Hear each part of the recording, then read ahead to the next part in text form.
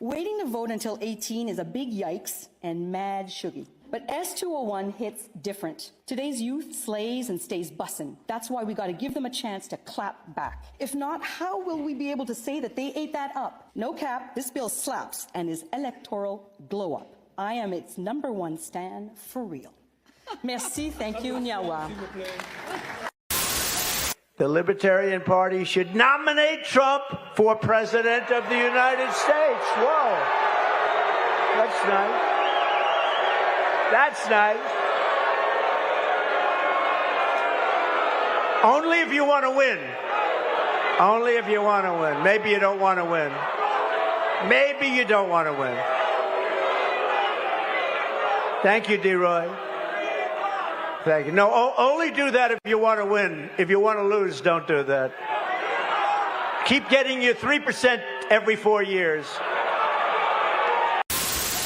I can't be the only person on the planet that didn't know that you can just pick a piece of fruit off of a tree and eat it. I had a friend come over a few weeks ago and she was like, Carly, why do you have a bag of lemons in your fridge? And I said, oh, well, I use lemons in my cooking a lot and sometimes I put them in my sparkling water. And she was just like, no, but why do you have a bag of lemons from the store? And I said, oh, well, sometimes I cook with them and I also put them in. And she said, no, you have a lemon tree outside. And I said, okay. And she said, so why do you buy lemons?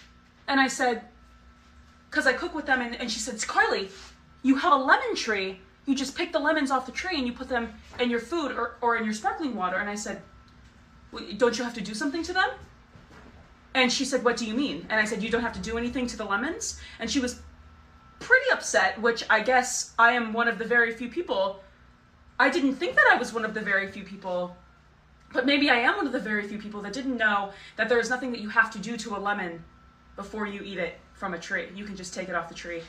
Am I the only person? I'm 28 for reference. Am I the only person? Say no.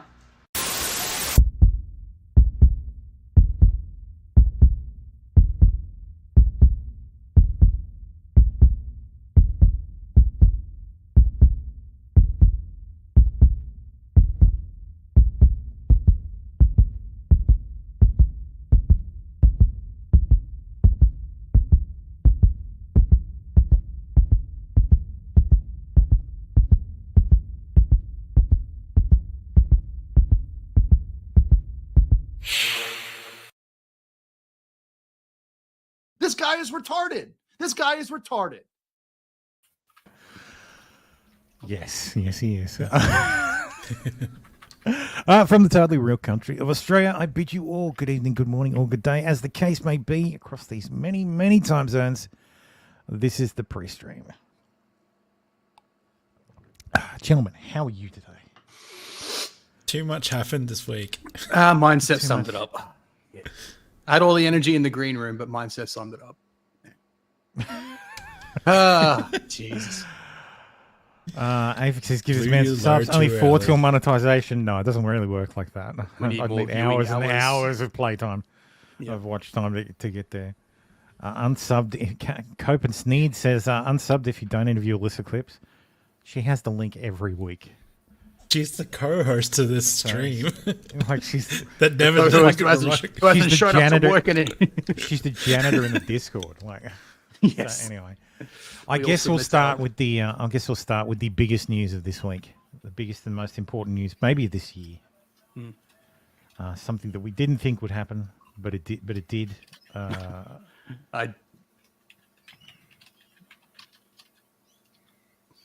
It's Trump was found guilty on all counts. I wouldn't say we didn't think it wasn't going to happen. Yeah, I guess we knew it was. Of course, it was basically fait accompli. Like, yeah. By a conflicted judge who was corrupt. Yep. It's a rigged trial, a disgrace. Yep. They wouldn't give us a. Is this his lawyer or is this Secret Service? Because I hope he's Secret Service because he looks angry as fuck. I don't see an earpiece, though.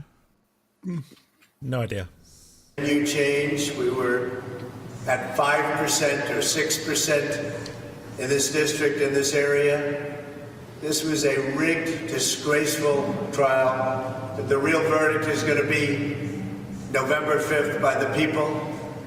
And they know what happened here, and everybody knows what happened here. You have a Soros-backed DA and the whole thing. We didn't do a thing wrong. I'm a very innocent man, and it's okay. I'm fighting for our country. I'm fighting for our Constitution. Our whole country is being rigged right now. This was done by the Biden administration in order to wound or hurt an opponent, a political opponent.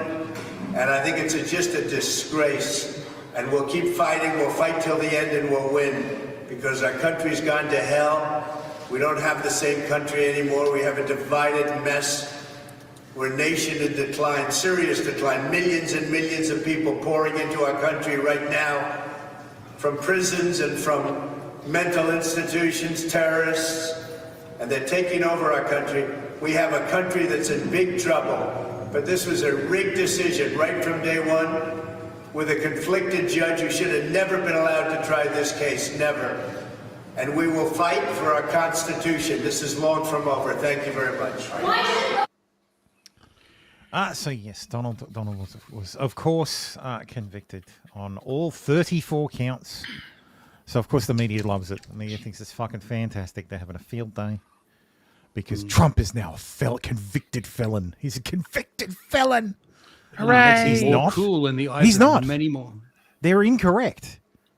So until he's actually, even once he's until he's sentenced, he's not a convicted anything. Until his appeals are processed, like in New York, he's not a felon until that's done. Like until the appeals are exhausted, then he's a felon. And it's like fucking hell. Yeah. Well, anyway, this is the retarded scenes we saw outside prior to the. I think this was when while they were deliberating, or before the day of. Under Trump, this kind of government will perish from the earth. Good. I don't mean to scare you. No, You're not wait. scaring me. I You're do making mean me to scare horny, you. Robbie. Shut up. If Trump returns Stop to the it. White House, you can kiss Don't these threaten me with a good freedoms time. goodbye that we all take for granted. And elections, forget about it. That's over. Is that That's The done. Rock's cousin standing behind him? I think so. That's the boulder. Yeah. The boulders from Avatar. No, that's an insult. You know That's what I the love? This is utterly hyperbolic. How is Trump going to do this? If Trump's president, how is he going to do this? How is he going to abolish elections? Why didn't he do it last time? Well, how is he going to do this? By force of fucking will? He's just going to say he's going to he's work just with gonna Russia say again that- to steal our votes. And The only again, way he could have how? done it is if there was a pandemic happening and done it for that's what health reasons. That's what I mean. Meaning, How he is should have done gonna it last time. This elections, they're gone. How are they going to be gone? The federal government doesn't even run the elections. The elections are run by the states. So California's not going to host any elections anymore. They're not. California's no elections. Like all the states are just going to fall into line. Like it's so fucking just objectively stupid. Like I want someone to explain to me how it is possible that if Trump were re-elected, any of this could happen. Like, what process It's because do you it's take? projection. Steve, they want to to have no elections. They just want to have their own guys. Yeah, these people would in rather power. have the entire country vote Democrat forever. It's Or just remove elections because the people are not voting Democrats. just taking the Canada route, going to follow after Castro's son. But see, you can do that in a parliamentary system. That's the danger of a parliamentary system, because the head of the government is also the leader of the majority party. So by definition, in a Sean, yeah, I'll do that next week. Sean says, Thermo, you know what would really spice up these streams? Ketamine. Ooh, okay. Or maybe a big rail here and then.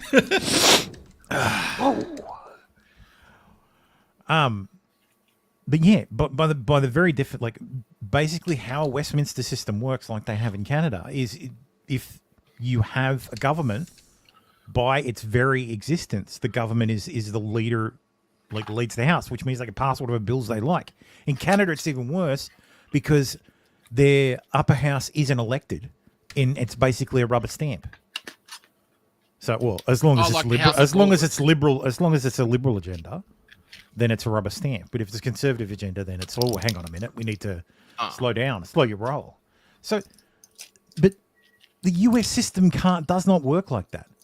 Like, do they expect him to win and get a supermajority in both houses of, in both Congress and the Senate? Like, in the House and the Senate, and then suddenly he's going to pass all these laws? Like, what? And not have them challenge. He's going to send out his goons. And I'm pretty sure that Supreme Court would have a problem with no more elections. Mm-hmm.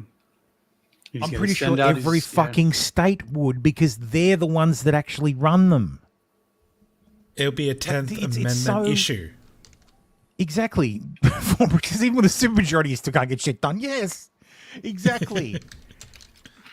Look at Obama. Obama had a fucking veto-proof majority and couldn't and didn't do fucking healthcare.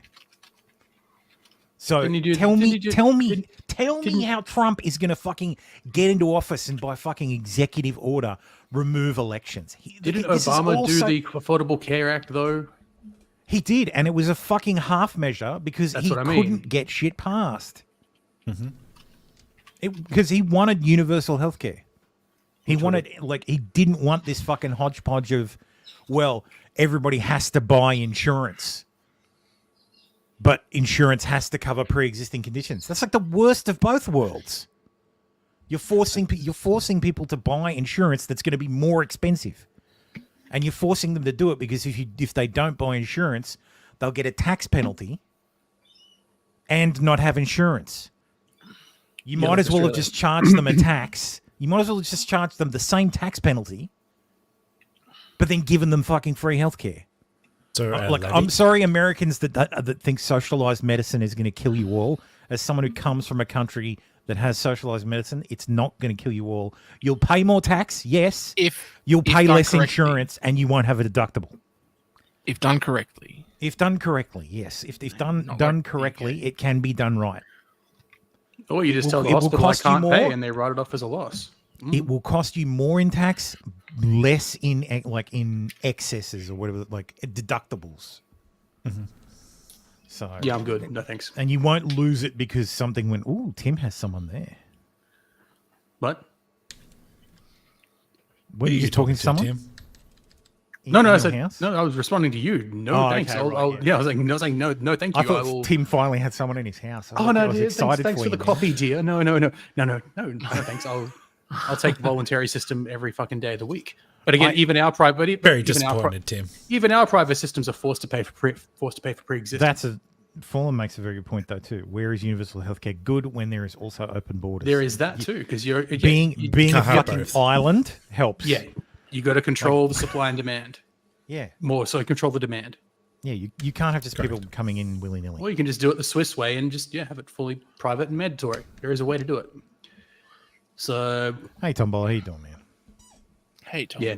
Anyway, I did notice just now. I watched this before, but I did just notice this is that fucking douchebag Michael Fanone. Yeah, from Fanone, whatever you pronounce it. Whatever the fuck his name is. The Fed. The Capitol Police guy who was crying. Like, yeah, him. If he gets in, faggot. I can tell you right now, he will never leave. He will never leave. You said this last time. He left last time. You said that last time. He's not going to leave. If he loses, he's not going to leave. He's not president. What happened? He clearly left. What happened? He's going to change the law and give himself unlimited terms. which is what they said last time. He's going to seek all the power and take all the power for himself. He can seek all the power he likes. Exactly. But this idea that he's going to fucking, at the stroke of a pen, become a dictator. No. Like, there is dictatorial shit he can do. But there are checks and balances in place to prevent that stuff. Like, I guess if if the Supreme Court said he couldn't do something, he could just go ahead and do it anyway. That would make that would make him a dictator, I guess. But then that's exactly what Biden has done with fucking loan forgiveness. SCOTUS said, oh, no, you can't do that. That's unconstitutional. And he just turned around and went, all right, well, we'll do it a different way. And SCOTUS went, all right, Biden's all thing. right then. So are you worried he's going to be able to find like fancy ways to fuck with you? I hope he does.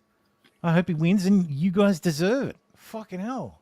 And it's going to be better ways than Biden's doing it, which is just forcibly pushing through these measures. Yeah.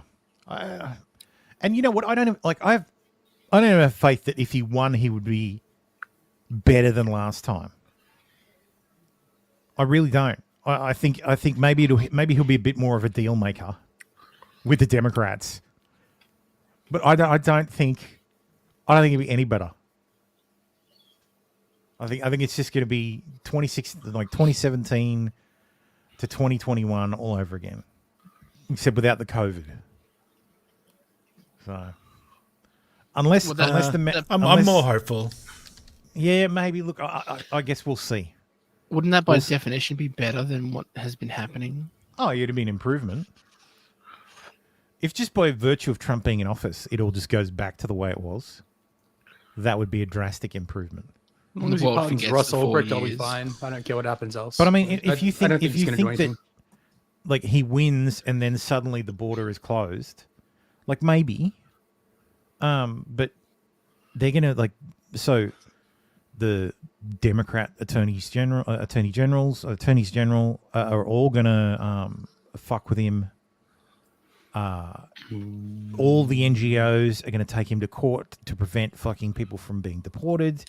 Like, he is going to be frustrated at every step. Every fucking single stage, he is going to be frustrated, and they're going to make it as hard as possible for him to do anything he wants to do. Which Democrat attorney generals? California, obviously. But New Mexico, Arizona. I thought most of the Arizona AG is there's only four. There's only four: Texas, Arizona, New Mexico, and California. Yeah. So you got two. Okay. Arizona, New Mexico, and California, all Democrats.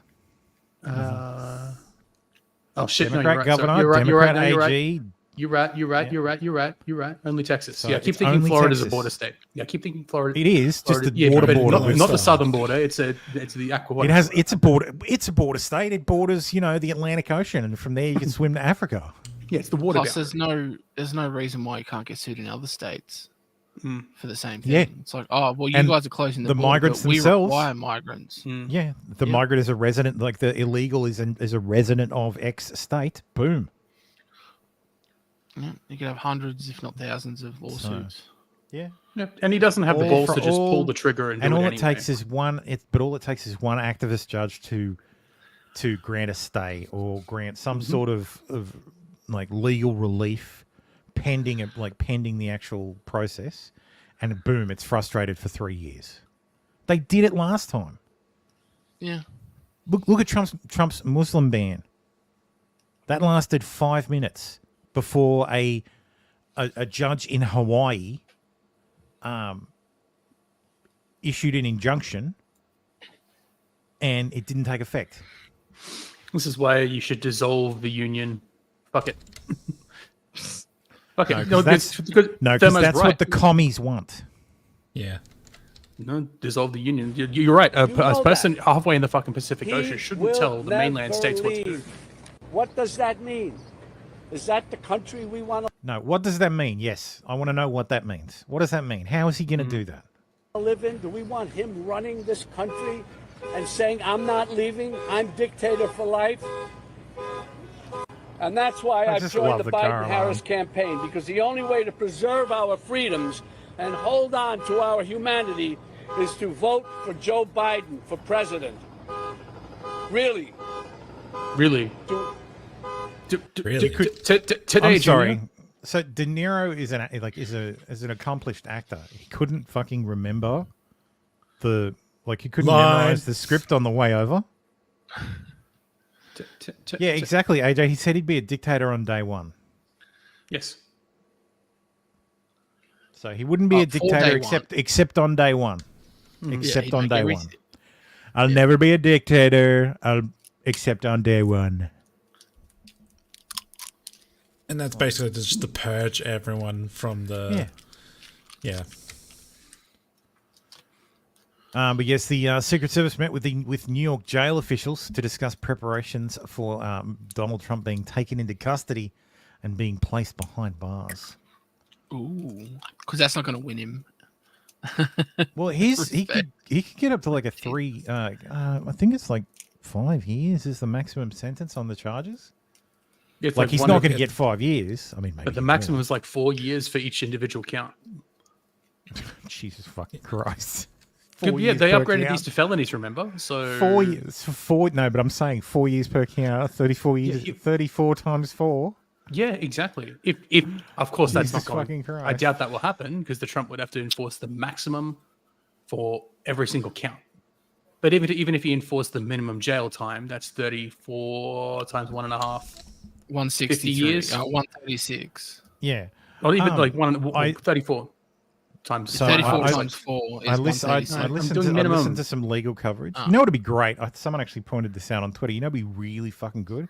It'd be really good for some lawyer to have a YouTube channel and discuss this particular ruling with other lawyers. No, You I've know, got to give go a to nice, coke and interesting rail my perspective on mistress. it. Yeah, exactly.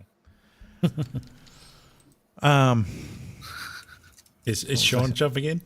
No, that wasn't it. And here comes Sean. No, Out of nowhere. play his music. No, so I've heard a number of people discuss potential sentences, and I've heard some people say, "Oh, look, it can be non-custodial, it could be probation, given it's first time offence, person who's never really been involved with the law, it's a minor crime." Can you imagine they suspend it for his presidency, and then after his presidency, he walks straight into jail? That'd be hilarious. That might be what will happen. That'd be interesting. Well, the interesting thing is, if it's a custodial sentence, they can actually go to the appellate court immediately, and the appellate court can issue a stay on the sentence, even if it's 3 days. Which I thought was interesting. Hey, Cool Frog, how you doing, man? They can. So if it's custodial, they can go to the New York appellate court, and they can pick any judge out of the 21 judges. They get to pick a judge on the appellate bench. Oh, so nice. they get to go to the judge of their choosing, and ask for a stay. And if the judge agrees, they can issue a stay on the execution of the actual sentence pending an appeal. And then it goes to the appellate court, which will probably uphold it, and then it'll go to the state appeals court, which may reverse. Because the appellate court, they're all elected, but the appeals court, they're all appointed. But granted, they've all been appointed by Democrat judges, Democrat governors. But let's not forget that the New York Court of Appeals is the same court that overturned Weinstein's conviction. So they're not in circumstances where there is injustice or legal chicanery, as Viva might put it. They're not squeamish about reversing. So even when it's unpopular. But if you're think about it, if you're a New York judge, like an appellate judge who has to run for election or be reappointed, you're the one who fucking gets Trump off, then yeah, you're gonna have a bad time, because it's not like New York's gonna go red anytime soon. I mean, maybe. You never know. There's hope. It almost did. Lee Zeldin almost fucking was the governor of New York. So let's not forget It's Lee not Zeldin. the first time that there's been a Republican almost won. governor. Yeah, no, but this man. decade. So, But yes, happening now. President Donald Trump receives a massive wave of support after he's found guilty in the New York City trial, crashing his donations page. Sequoia Capital's Sean Maguire has donated $300,000 to Trump's campaign. Lee Zeldin secured a $800,000 donation for Trump's joint fundraising committee. Tim Pool says, I have just donated the maximum to Donald Trump. Tucker Carlson says, import the third world, become the third world. That's what we just saw. This won't stop Trump. He'll win the election if he's not killed first. Megan Kelly says, guilty on all counts. This country is a disgrace. Alvin Bragg should be disbarred. They will rue the day they unleash this lawfare on to corrupt a presidential election. No, they won't, because Republicans won't do shit. Scott Adams says, I just donated to Trump. The donation page crashed from traffic. This is the hill to die on. Supporters on X donating amounts $3,300 to $1,000. I just donated. Yeah, there you go, Sean Maguire. Donated $300,000. Also, Google searches for donate to Trump briefly surpassed searches for boobs today. So, and if you surpass searches for boobs, then wow, that's something big. Imagine if you surpassed the big boobs. Oh no. Pedro, this guy says Trump's got 3 baby mamas, a mugshot, and 34 felonies for paying off his side piece. This man's blacker than Barack Obama. There we go. The first black president. Yep, there we go. This is the third black president. The first real black president. But yes, the jury instructions were full of fuckery. So Yeah, Bragg's I think one of the main issues was that Crystal Clear says, did anyone think he didn't do it though? That he's innocent. Seems like most people there think there's no doubt. The argument is no. I think you go. Actually, Crystal, I do think he's innocent. Because there's no underlying crime. So what's the crime? The problem is the felony forgery of business records. In order for it to be charged as a felony, it needs to be in furtherance of an underlying crime. Mm-hmm. And their argument during the trial was that it was the hush money payment to Stormy Daniels and the fact that Trump marked a reimbursement to his lawyer as legal fees. I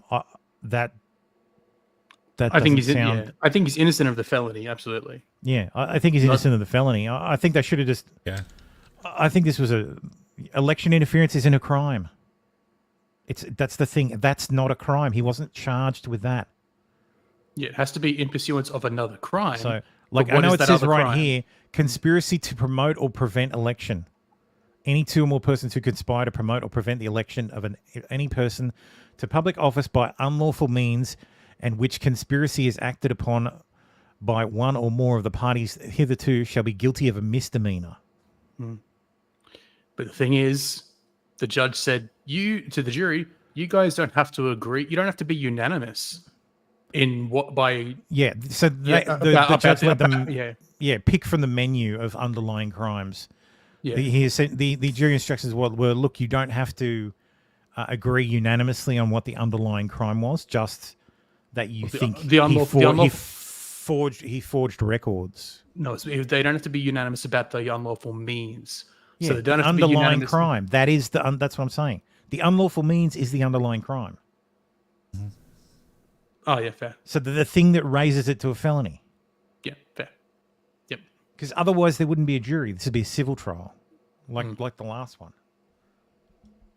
Yeah. So did he do it to violate election law? Did he do it to violate tax law? Whatever. They don't have to agree.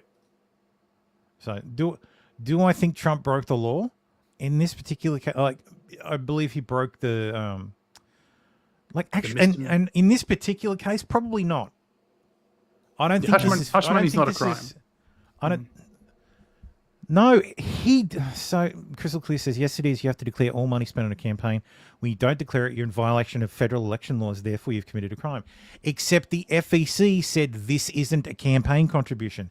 The federal body that decides and prosecutes federal election laws at the time said, okay, that's fine. This isn't a campaign spend, because the laws, the federal election,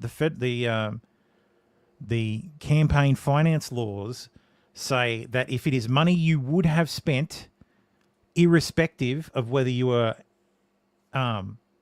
running for office or not, it is not a campaign. It is not a campaign expense. So, if you buy a suit, if someone buys you a suit, and they like, if your mum gives you a suit or knits you a sweater, and you're running for office, that's not a campaign contribution because she would have done that anyway. So it doesn't need to be declared. So if Trump has paid hush money in the past and will pay hush money in the future, and I'm pretty sure he has paid hush money considering he has a fixer, which is Michael Cohen. So he has paid people off before to shut the fuck up. He continued to do that so that removes the federal election charge. Do you understand? So also the Trump campaign tried to get a former head of the FEC to actually testify that the campaign finance violation wasn't a violation, like it wasn't illegal, like the hush money payment was perfectly legal and wasn't a campaign expense. So basically, wouldn't have been treated, to basically expunge the idea that this was a campaign expense. This is why this should have been declared. But the judge wouldn't allow it. The judge was only allow him to testify on a very specific target. Yep. It wasn't a crime. That's what I'm saying, Crystal. Do you know what Michael Cohen went to jail for? Because I had to explain this to my wife. My wife thought Michael Cohen went to jail for a campaign finance crime. He didn't. He went to jail for lying on a loan document. So he lied on a loan document, and so he got a loan for some reason. He mortgaged his house, like he got a second mortgage, lied on the form, and used that money to pay Stormy Daniels. And then Trump reimbursed him. So Trump never asked him to do that. Trump would have given him the money directly to pay it. But for some reason, Michael Cohen decided to do it that way. And I think what the reason was, because there's other during his testimony, he admitted that he defrauded Trump to the tune of, I think, $80,000, something around that, by overcharging. So he paid for something for the campaign and got a reimbursement, or not for the campaign, it was polling, it was private polling. He paid for that, and when he went to Trump, he submitted the amount he submitted for repayment was twice the amount. And his argument was, I deserved the money. Like, I thought of it as a bonus. So he literally defrauded Trump and admitted it on the stand. But yeah, Cohen didn't go to jail for like campaign finance crimes. He went to jail for lying on a loan document. So and therein lies the problem. This entire thing. He was sentenced for was unlawful contribution. No, that was unlawful corporate contribution in breach of the Federal Election Campaign Act.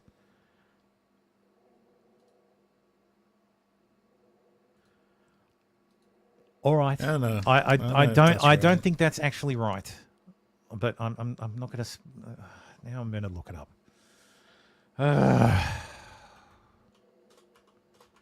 Look, this dude's a shady guy. Like his actions, he was eventually going to end up like getting caught and investigation, getting arrested.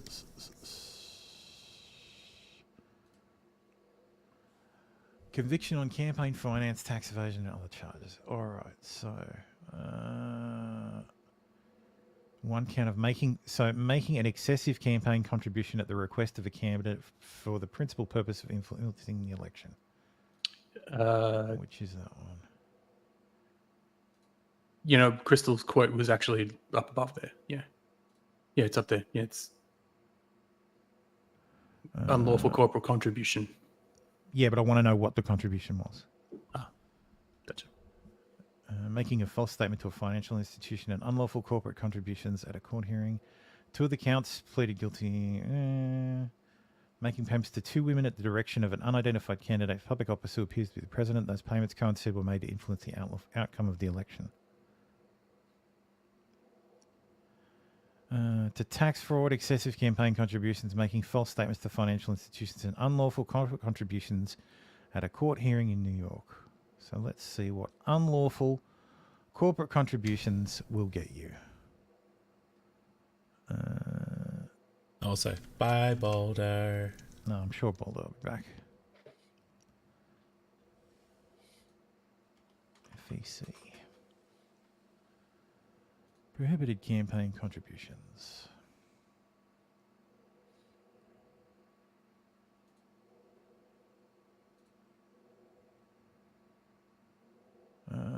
Accordingly, reimbursement contributions or contributions in the name of another is prohibited. Knowingly and willfully reimbursing contributions exceeding $10,000 in the aggregate are prosecutable as felonies.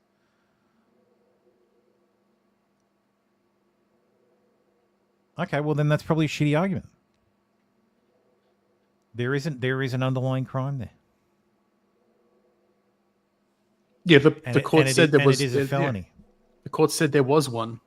Like the judge said, you don't have to agree upon how he violated the crime, how he violated the law. So, but here's 3 underlying crimes, right? Like, yeah, whatever. The jury instructions is definitely going to get this case thrown out. Oh well, I guess we'll see. I don't think it's going to get thrown out at all. I think Trump's going to have to live with it because it's New York. I don't know about that. I don't think appeals courts are based off the law itself. It doesn't matter about the whole thing. They just focus on the law itself. Mm.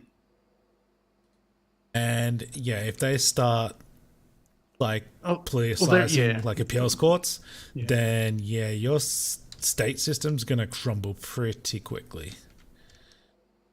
Mm. Either way, I don't think it'll keep him from the White House. That's really the important thing. How's he going to, assuming he gets convicted in some way, how is he going to govern if he wins?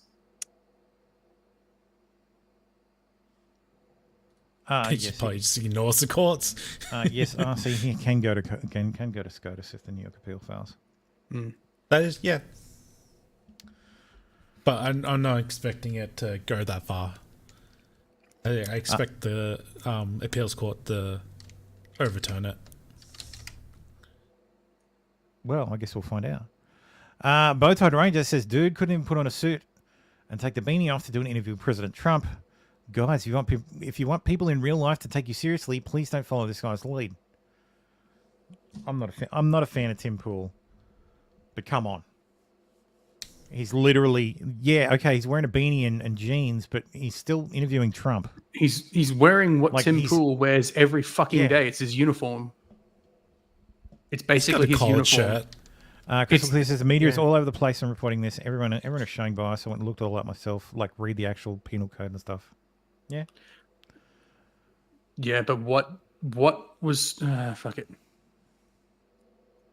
We know Michael Cohen violated the law and all that kind of shit, but what crime was Trump trying to commit? Cohen wasn't convicted. He took a plea. Just looked at his convictions. Oh my God. No, but I mean, you can be convicted of something, but he took a plea. He wasn't found guilty of anything. He took a plea. They gave him a deal. Yeah. They said, you are guilty of these things. We will give you this in exchange for your guilty plea, so we don't have to go to trial. Mm-hmm. Yeah. But either way, what was the underlying crime that Trump was committing that allowed these charges to be bumped up to felonies? That's like Crystal says, the crime was the FEC. Well, I guess it depends on which jury you talk to. the FEC thing that never happened. So the jurors could have out of their selection. They could have chosen the Therein lies FEC, my point. We don't know for a fact. The FEC violation that Michael Cohen pled guilty to. So, just based off therein lies my point. We don't actually know of everything. We don't know what was actually the second crime that caused these to be bumped up, because no one can agree on it. Nobody seems to be able to agree on it. That's the point. It's either way, what's done is done, and I don't think he's gonna get. I don't think he'll get it overturned on appeal. Crossy says if Tim Pool was wearing a suit, I still wouldn't take him seriously. Yes, I'd take him less seriously because we know what he looks better with it. He looks better with the beanie, unfortunately. We all know what's underneath the beanie. We've all seen it. We met at Mar-a-Lago a couple weeks ago. I remember. Yeah. Yeah, I'm sure he remembers that, Tim, when you were sitting in the media gallery. Thanks for sitting down. I really do appreciate it. So I know you don't have a lot of time, so I'll just we'll jump right in. Okay, good. We had a couple polls we went over on our show, IRL. Young people, surprisingly, immigration is a top issue for them now. I was talking to a young guy, he's 26. He says he's watching what's going on in New York. Well, yeah, of course it'll be a topic for them. Like if housing is getting more expensive because there's more and more people being brought in, then of course there's an issue for them. If they can't make ends meet because they can't get a job because immigrant labor is undercutting their wages, then yeah, it's a problem for them. Yep. York. He owns a business. He can't afford to buy his own house. He struggles to be able to support a family. And I know that you've said that there's going to be the largest deportation effort in your next term. How do we do it? So millions and millions of people are coming into our country, and it's not necessarily exactly what we want or had in mind. They have open borders where people just flow in, and many of those people are coming from prisons. Many of those people, frankly, are murderers and they're drug dealers, and they're coming from mental institutions, and they're coming from mental institutions. It's not a nice way to talk about Mexico. coming from places that are not going to work very well. It's not going to be very good for our country. So we're going to start with that, and we have to get them out. No country can sustain what we're going through.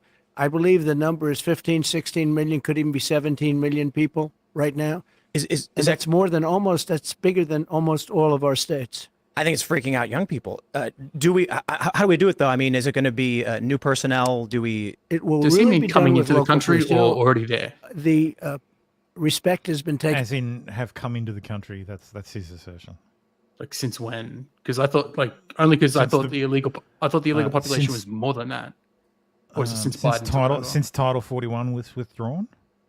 So just a few months into Biden's. Yeah, sounds about right. Taken away, the honor has been taken away from our police forces. They're not allowed to do anything, and whether it's seriously, you didn't have someone about Trump's size, stand in and frame it before. Like, come on. Libertarian or not libertarian, people have to have law and order. You can't have 500 people walking into a department store and just walking out with everything they have. And we have to give honor and respect back, and I believe immunity, because you're right. So often should be allowed to shoot those people. A police person does their job, they end up with no pension, they end up with no house, they end up with no family. Everything's taken away from them. They have to get their own lawyer. So we're going to give them back their dignity. Tombolo says it's not just Mexico. Many countries have had their travel funded to invade the USA, and are saving a fortune on their institutional facilities. Well, I know, Venezuela emptied their jails and sent a whole bunch of people north. Emptied some people from their jails. Like, obviously not everybody, but yeah. In their strength, the local police know the criminals that we're talking about. They know their first name, their middle name, and their last name. They know everything about them. And we're going to have to let them do that, and they will bring them in. We have no choice. And these are, in many cases, and this is from all over the world, not just South America, which is big enough, but they're coming in from the Congo. They're coming in from all parts of Africa. They're coming in from all parts of Asia, and it's an invasion into our country, and no country can handle this. So we're going to have them taken out. The local police, we're going to work very closely with the local police, and it's been done before.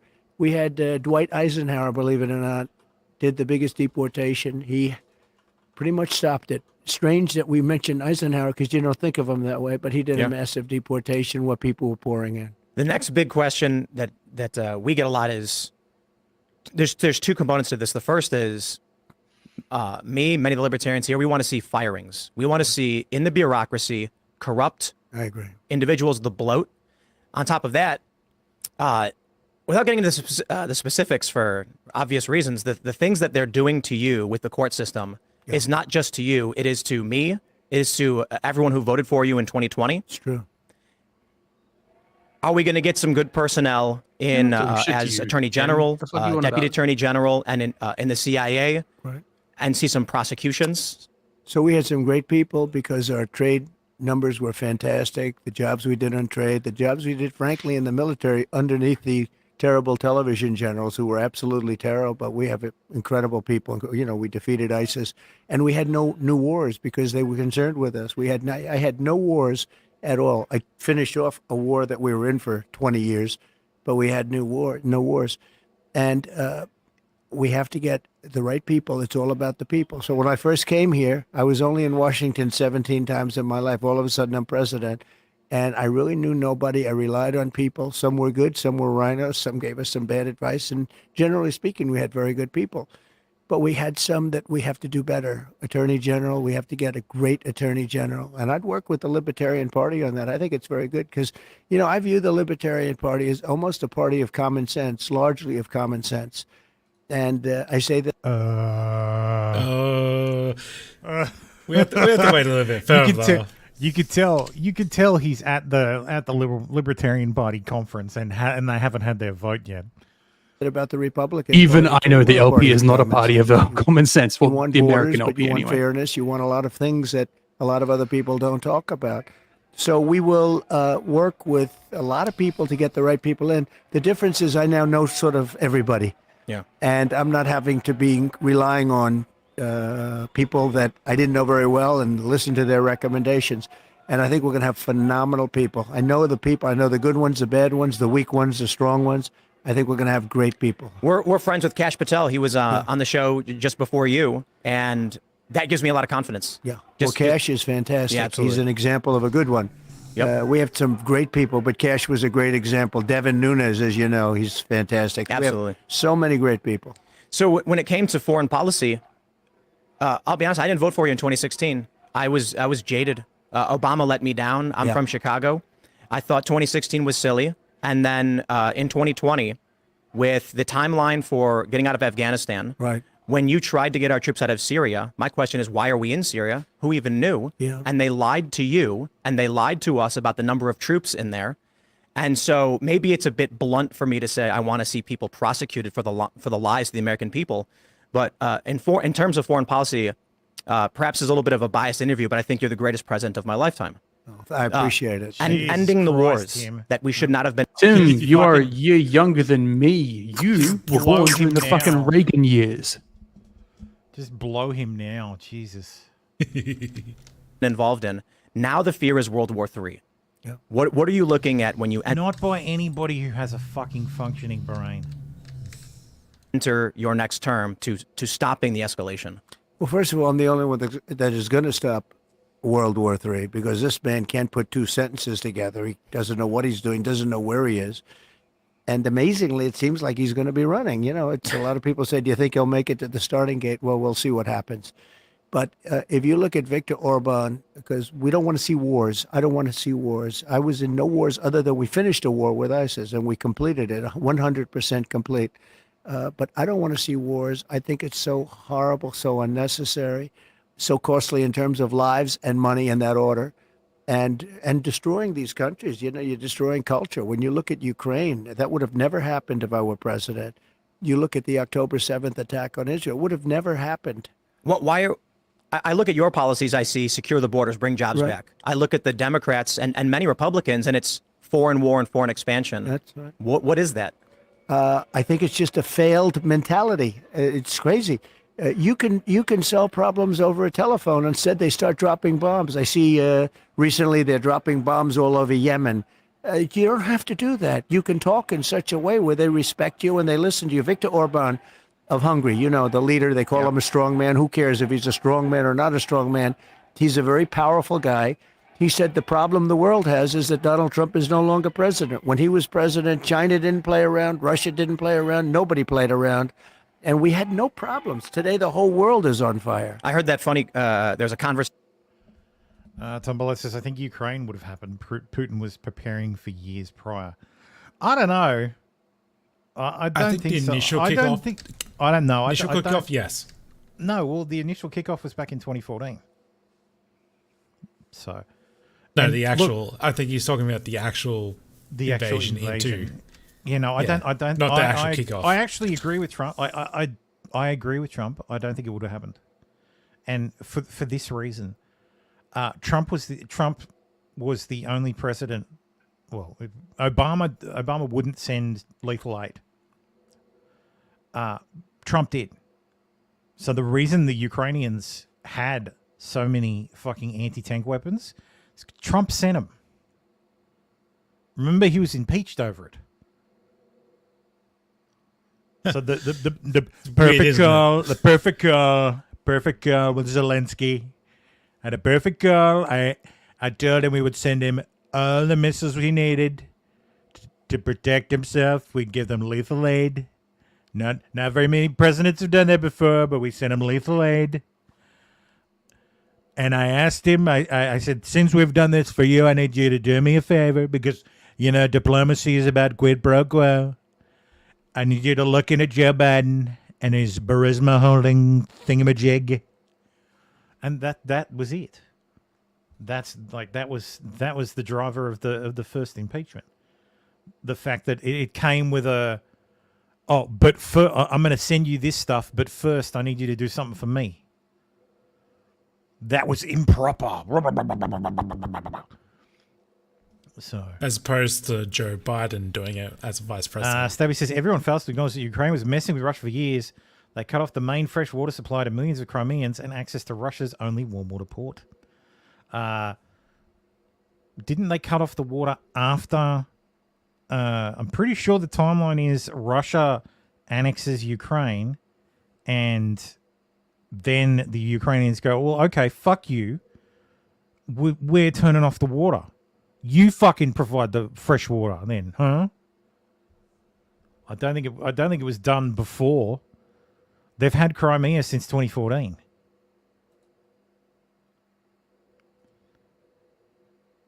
Yeah, it's been a while. Tombola says Trump would have made Putin a bit more nervous about doing it. Yeah.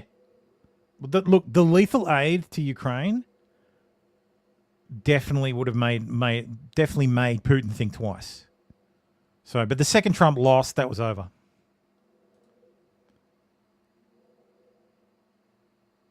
Yeah, Crimea voted to annex. Voted to join Russia. Yeah, voted. Oh, that's how voting works. Because elections are legitimate when they're in Eastern Europe, but not when they're in the US.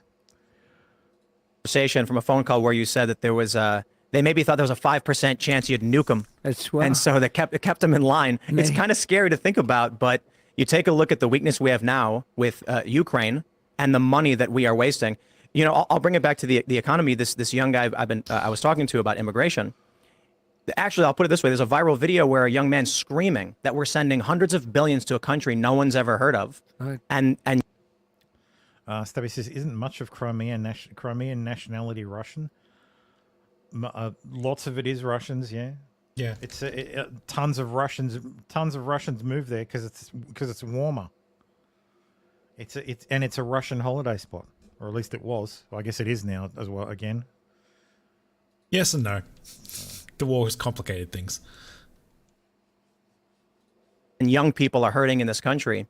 Do you see any direct economic policy that is on your list for 2025? Direct economic, but also direct in terms of warfare. We're spending hundreds of billions of dollars all around the world. But when you look at Ukraine, we're giving all of this money. Europe, which is much more affected by that war than us, is spending just a tiny fraction of what we're spending. And you say, does anybody at least get involved in this? But more importantly, I will end that war. I'll get it ended. Putin respects me. Zelensky respects me. I know all the players, and I want to get that war ended. It's a horrible war. It's a terrible, there's no good war, but that's a horrible war. And to think it would have never started. It would have never started. If the election turned out like it should have turned out, that war would have never started. I mean, and you know, the number of lives we're talking about is far greater than the numbers that you hear. When they blow up a town, or when they blow up these buildings, these massive buildings, surprisingly, I mean, these are big, that was my business. These are big, powerful buildings. And they come tumbling down to the ground and they say nobody was injured.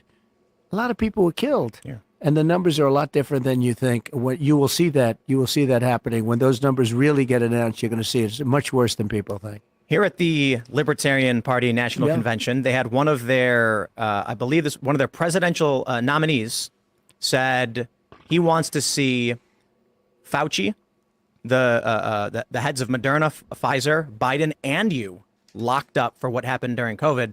I don't agree with them, but there is a big sentiment. Elon Musk tweeted, prosecute Fauci. Fauci lied to Congress about the gain-of-function research that was going on. Multiple times. And now we have testimony. Well, I'm the one that stopped the funding, and this was funding from before me. I'm the one that stopped the funding. Fauci wasn't a big player in my administration like he was after I left. I mean, Biden made him the king of everything. And if you take a look at that, Fauci was not the big player with me that he was. And in fact, I did things that... I mean, come on, Donald. Mate. Come on. Mate. Like, we were there. Come on, Don. We were there. It was fucking almost 4 years ago, but we were there. We saw him every day. We saw him at the podium with you. Come on. Yeah, Stabby, it's because Trump doesn't know what the fuck he's talking about.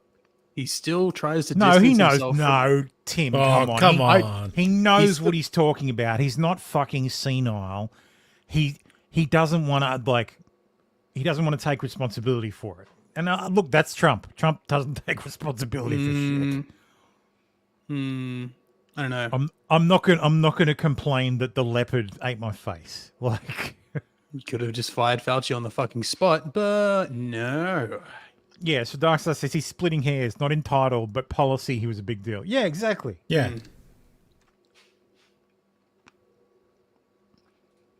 That's right too, Tombolo.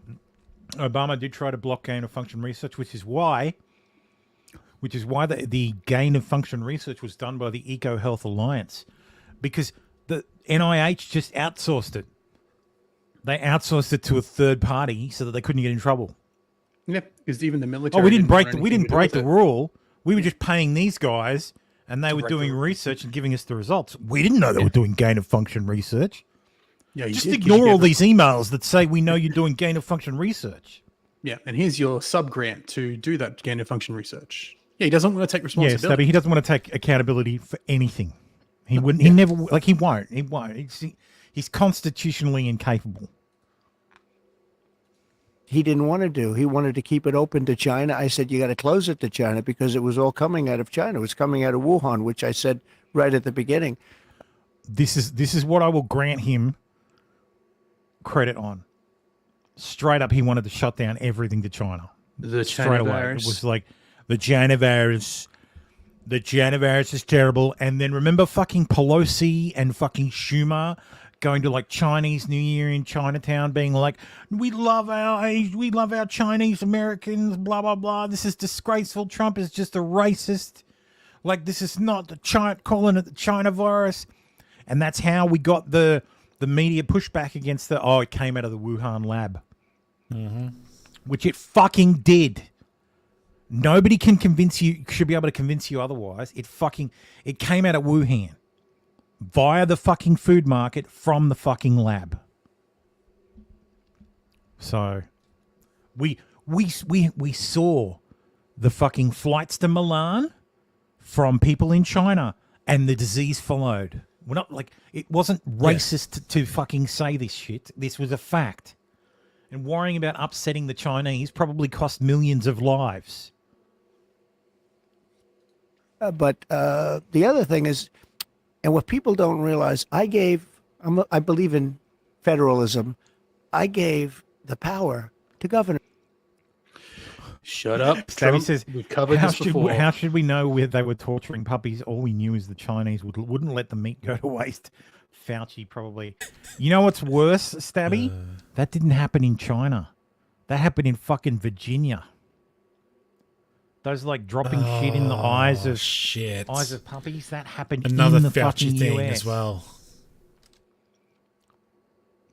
Like fucking hell. Oh, that was just. Yes, Italy had a hug a Chinese thing. Yes, fucking. Oh god. It was what? The world lost its fucking mind. Like seriously.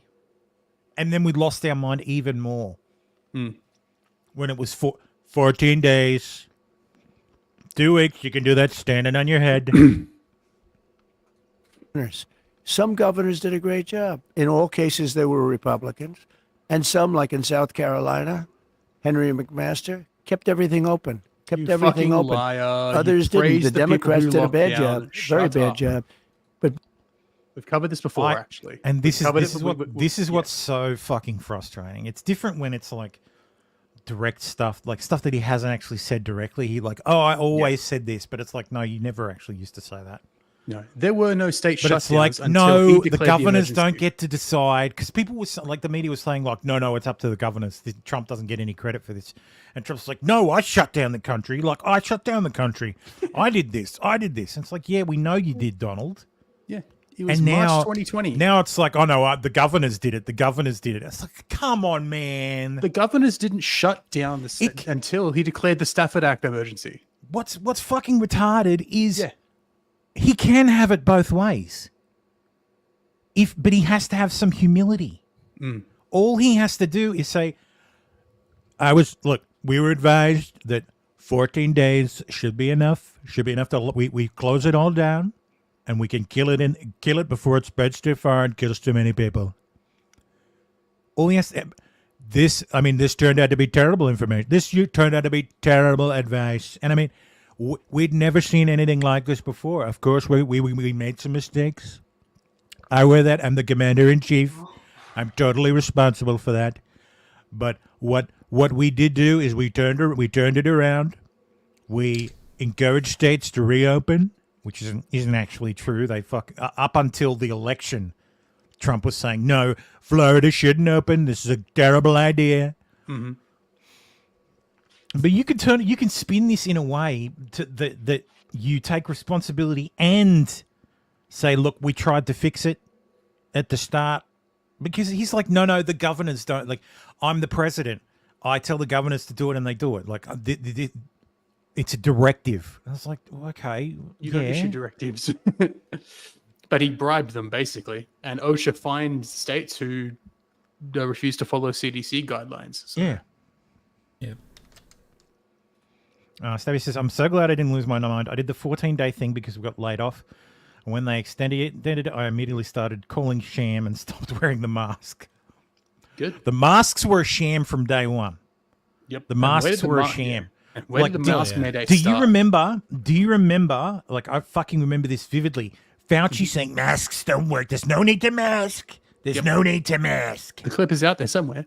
There's a clip of Fauci saying the masks. You don't need to wear a mask. It won't do anything. These masks don't work against this. These masks don't work against the virus. And then he came out and said, well, I actually said that because we had a shortage.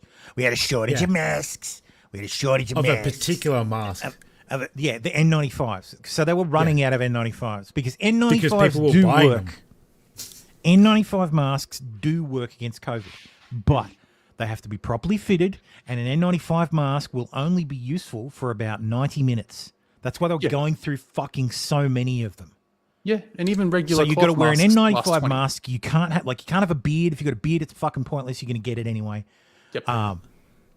But all these people and we watched YouTube videos at the time of people wearing fucking layer and layer and layer of surgical masks, and then in a cold, I remember in PewDiePie the winter, just buying a whole just bunch breathing of out of it. masks. And it's like, dude, this is, of course, it comes out the sides. Like, A surgical mask is to stop the surgeon from accidentally spitting in you. It's not to fucking stop. Yeah, exactly. Fucking exactly, Tombolo. Funnily enough, China had bought all the N95 masks in Western supply and shipped them to China.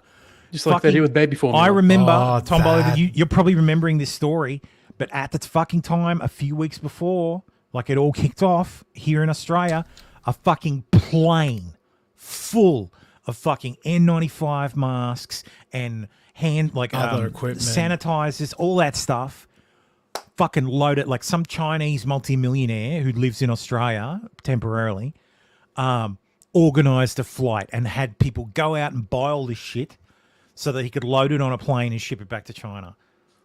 Yeah. You know what the funny thing is? What China provided to the Western countries didn't actually work. Stabby says, I've always watched Medic streams, and he's one of the first reporting on this stuff. I thought it was literally going to decimate the population, like 10% at least, if only. I quickly realized that wasn't going to be the case, and I was like, oh my fucking God, this is BS. But yeah. Hey, I was right there with you, Stabby.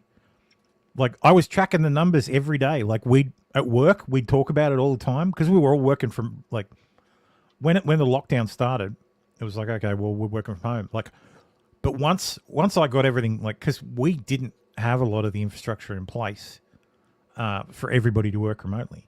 Like, we've only just rolled out like laptops to everybody in the company. So it was just serendipitous that we were just almost there. Like, we just rolled out Zoom to everybody, and then the coronavirus hit, and the lockdown started, and it was like, holy shit, that was good timing. So, but once that was done, like once everybody was working from home, I had nothing to do. Like all projects were stopped. Like I was just sitting at home with like other people at work on Zoom calls, discussing like the latest news about COVID. Like we tracked the numbers daily. Like it was just crazy. Like it was obsessive. Oh yeah, like the March and April work for me just disappeared. I was very lucky. Like we had, I think it was like March 2020, when they instituted, hey, 2 weeks, stay home for 2 weeks. We all went home and didn't come back. Like, yeah, everyone already had laptops. We already had the ability to work remotely to an extent, and yeah, we went home and never came back. And then I remember specifically going in to the office once or twice just for like firmware updates or to get some hardware from the office. Yeah. And all the shit on everybody's desks was still there. Some women had even left their purses there. Their coats and everything was still left there because they just went home and never went back to the office. It was so fucking weird. Like I had to go into the office during the first lockdown. Because my boss was like, our boss at the time was like, you know, I need to shoot a video, but I want to do it in the kitchen. And it's like, dude, can't we just do it at your house? Yeah. Like we can take the kid there. Like it's fine. No, I want to do it in the office from the kitchen. It's like, oh, for fuck's sake. So I ended up having to go into the office to shoot this video of my boss. And it's like, I was on the train by myself. Like on the train to Sydney by myself, walking to work, there was no one. Nothing was open. It was like a fucking ghost town. Like just insane. Like this is, I sincerely hope that this is a once in a generation thing, like once in 100-year thing, because it was so fucking weird, and we didn't need to do it. Like, well, yeah, exactly. That's my issue. Like 28 days later, yeah. Our reaction is a once of 100-year virus, but it might not have been that severe. Well, you know what I worry about is like COVID's I think COVID's fatality rate is in the elderly it's like 1%, but in everybody else it's like if you're healthy and young, the fatality rate is something like 0.05. So basically like, non-existent. Yeah, it's like one in every 5,000 or something, one every 50,000 or something. It's really low if you're a healthy individual. I worry that because of our overreaction to COVID, if there is another virus that is like, well, if something like bird flu jumps to humans and we react. Sorry, Fallen, I keep moving my head around. If we overreact the same way, because of the overreaction with COVID, people won't take the next one seriously. If the next one has like a fatality rate of 5%, or like or 10, or bird flus, which is 30%, then we are fucked. Think about all the people who won't mask, who will just go, no, I don't believe the government. They're lying. They're trying to steal another election. Well, if the masks don't work, I'm not fucking wearing them. Well, yeah, but if masks, exactly. if an N95 mask works, nobody's going to fucking wear them. N95 masks worked against COVID, and I still didn't wear them, even though I could get them. No, but COVID's not. I'm saying if this is a virus, nobody's going to believe anybody. Nobody's going to believe shit. Why would I? Why would anybody believe a government saying, "Oh, well, look, this is going to blah blah blah blah blah"? This is why we tell the story of the boy who cried wolf. Yeah. Stabby says, I used to keep track of the numbers way better, but there were less kids that died from COOF in the first 2 years than gun violence in just 1 year, and I'm not advocating for ending the Second Amendment. Yeah, almost no. Almost. It was very clear. Statistically, almost no children died from COVID. Of course, some kids did. Yeah. Some kids did, but nowhere near as many as people made it out to be. Not enough to lock down. It affected the extremes way more than the flu did. Like it was much safer for kids than the flu is, but it was much deadlier to the elderly than the flu is. Like it was actually, you took the opposite poles of the flu and stretched them out even further. That's COVID. And what did we do? We punished the children. Yeah. So MSM Silent Eyes Court holds PCR COVID tests 97% inaccurate. Oh, thank God I never did those tests. I have never done a PCR. I've never had COVID. I had to. I've never had to. So anyway, back to Trump. Basically, I gave that power over the states. I gave it to the governor. I gave it back to the states. And I think it's something which, when people realize that, it's something that they respect. Will there be accountability for the lying to Congress? Fallen Preacher says the other big problem with people who died with COVID-19, they were called killed by COVID-19. Yes. I remember really early on in the pandemic, that shit was fucking happening. I believe it was, it was Italy who first said it. Yeah, we're just there was reporting out of the US. Yeah, that too. That said these numbers aren't right because we are literally we have car crash victims who are getting tested for fucking COVID. George Floyd had COVID. And yeah, well, he sure as shit wasn't fucking classified as killed by COVID, unless COVID is what's his name's nickname? Yeah, Chauvin-19. But I'll show myself out. Yeah. But yeah, like there were literal legitimate reporting, not my dad on Facebook or my uncle's brother's sister. On Facebook said that this guy died of a car accident, was put down as COVID. No, there were people who were, he got hit by a car. What cause of death? COVID-19. And it was because there was funding. Funding was immediately made available for every COVID patient. Well, we give them full ride. There were perverse economic incentives for that shit, and that I think that screwed a lot of the figures early on too. Stabby says the treatment's worse than the illness for kids. It takes decades to really fully see the repercussions of taking so many kids out of school during important development learning periods of life. Yes. Oh, yes, absolutely. Don't be like my dad and just no. Say, there is already a lag. There's already. Yeah, of course. Oh, yeah. I see what you're saying. You're playing. Yeah, you being your dad. There's kids like already. I think reading age is down 2 years. Yeah. Like across the cohort, it's insane. Like the fucking damage we have done, we will be paying for through our children being behind and our economy being absolutely fucked. Yeah. Because of the ridiculous amount of money we printed, the ensuing fucking supply chain issues that were caused by fucking turning off the global economy for, between 4 and how long was Victoria locked down for? Too long. Fucking almost 19 a year weeks in a row, I think was your record or something ridiculous. And almost a year in total if you add up all the days. Yeah, a year of total lockdowns. Like you can't do that. So, Stabby says, I'm no fan of the public school system either, but it's literally made future generations dumber because we cucked for a virus. Yeah. Yeah. For not just we cucked for a virus, we cucked for a virus with a fatality rate that is incredibly low.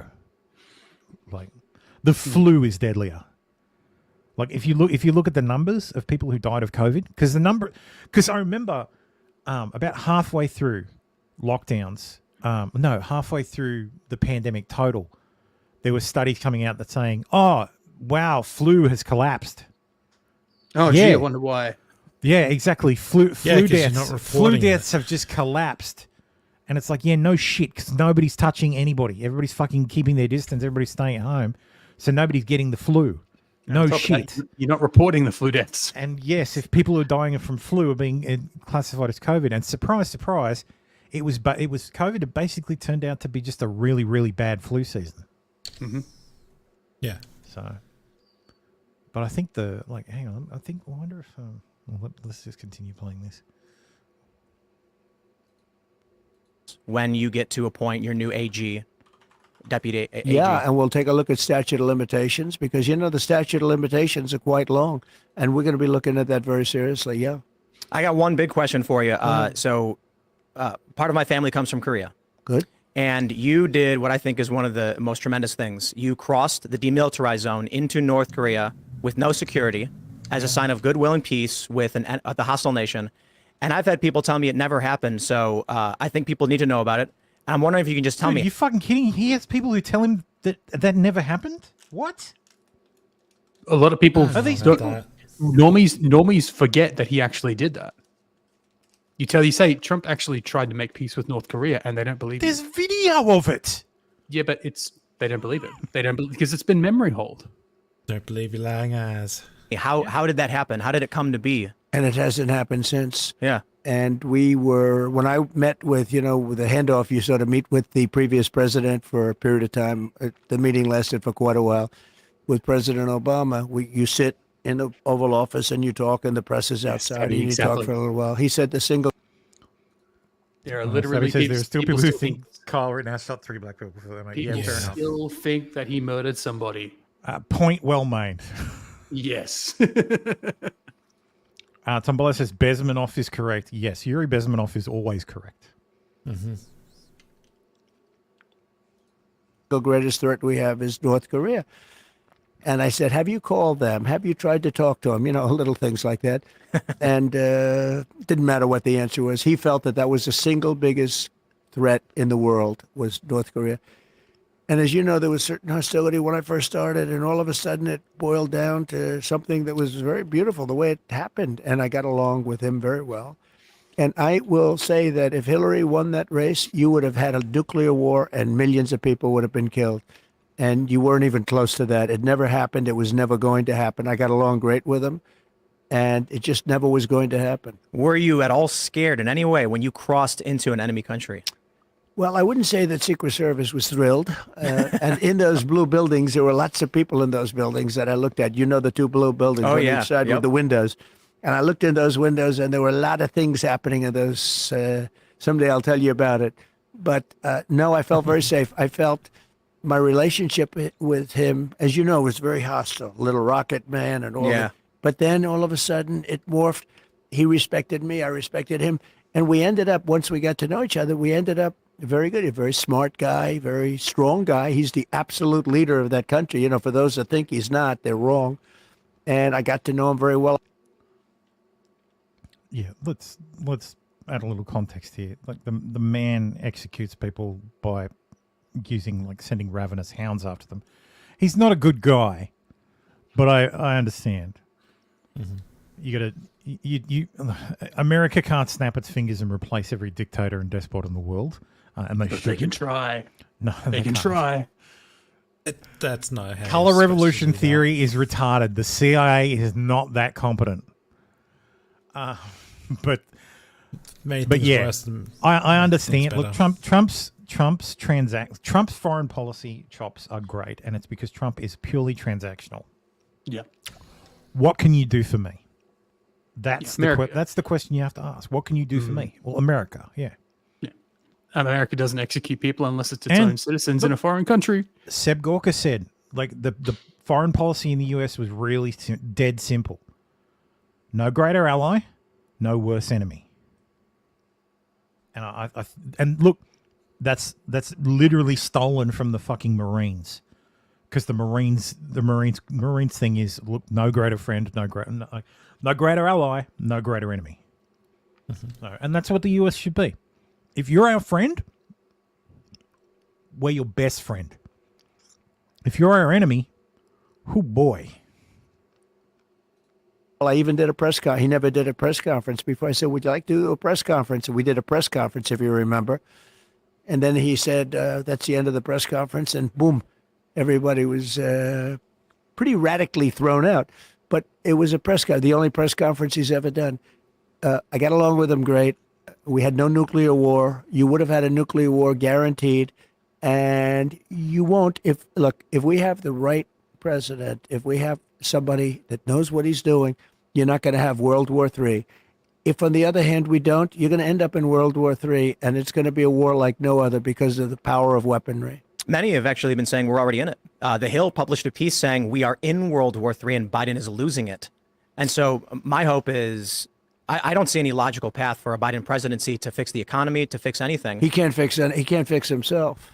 Yeah. Can't fix anything. He had a new one the other day, Pack-a-lack-a. I don't know if you saw that. He was muttering on TV, something like that. Now, crypto. You know, by the way, I just so you know, I know all the leaders. They're at the top of their game. They're sharp. They're tough. They're smart. They love their country, or they do whatever they have to for their country at a minimum. And when they see this guy come in, I think they can't believe it. I know they can't believe it. It's not the right person. So we'll do a couple quick ones. We don't have much time. You announced you're taking cryptocurrency. What we're doing is we're backing it as a form of, as a field, and we have to, because otherwise somebody else is going to be doing it from another country. And as you know, they're already trying, and it's going to happen, and we're going to help it happen. And it's something that can be very good. I think it can be very good. No central bank digital currencies. No digital, no central bank. And one more big one. Will you pardon Julian? Libertarians, rejoice. You can just clip out the bit where Trump says no central bank, and he's your candidate now. There's a couple of other things. Well, I'm going to get talk about that today, and we're going to give it very serious consideration. And we're going to have a couple of other things to say in the speech that I think you're going to love. I've heard some rumors. And you've gotten so much out of me, I should leave a little bit for the speech, don't you think? Mr. President, it is an honor and a privilege. I really do appreciate you sitting down with me. And you're very respected, I have to say, when I did a little research. Yeah. And some of my guys said, and I met you before, but they said just a very respected guy. It's my honor. Even though we're keeping that big crowd, that's the biggest crowd they've ever had. We're keeping them waiting just for this interview, so congratulations. Thank you so much. Shall we? Thank you, my friend. Thank you. Appreciate it very much. Really appreciate it. Great. Thanks. That was highlight of Tim's life. Huh? His life. His life, yeah, not your life. Yeah, I wanted to clarify. just wanted to fucking clarify. Yes, the two people that I don't really like. Yes, I'll highlight them. Yeah, unlike Nick Fuentes. Yes. I mean, I don't dislike Trump. Okay, I'll take that back. I don't like Tim Pool though. But yeah, there's the titles. So yeah.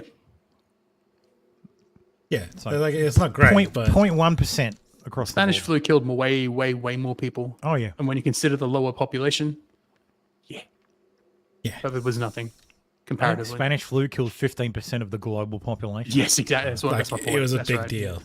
Yeah, 7 million it was people. kind of a big deal. Yeah, 7 million people out of 7 billion. Yeah, it's literally 1 in a million. Yes.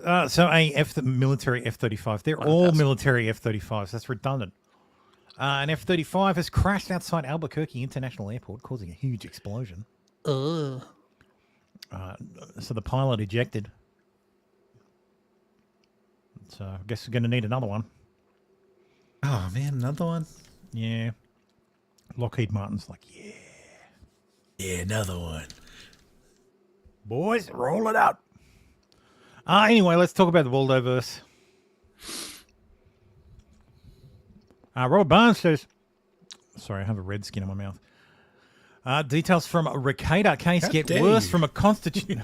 They're people. Sorry, a red ripper. They're people now, Thermo. A red ripper, sorry. Details from Ricada case get worse from a constitutional perspective. Basically, 4 church members who were mad at Ricada walked out of sermons, got the pastor to make fun. Got the pastor Ricada made fun of to make a complaint of child neglect and possible drug use. That's not the Fourth Amendment compliant probable cause.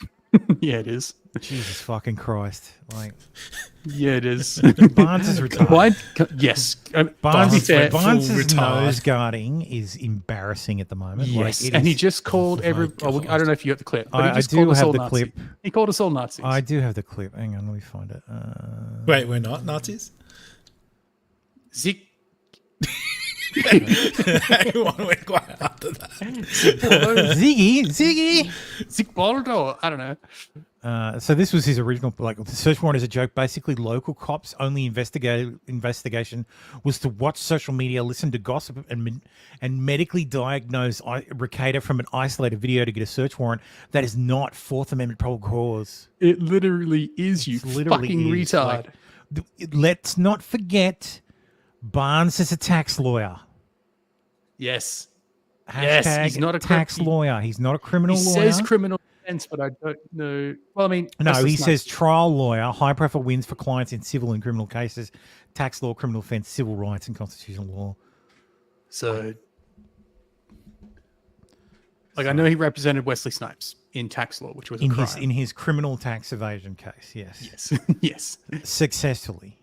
Yes. He's been dining out on that, and I mean dining out.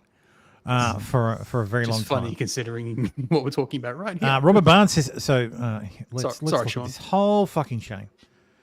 So this Sean Ritter says, Lawtube Sean, Ricada Law, Barnes Law, the following program. Sounds like the children's welfare was used as a pretext to search for contraband to me.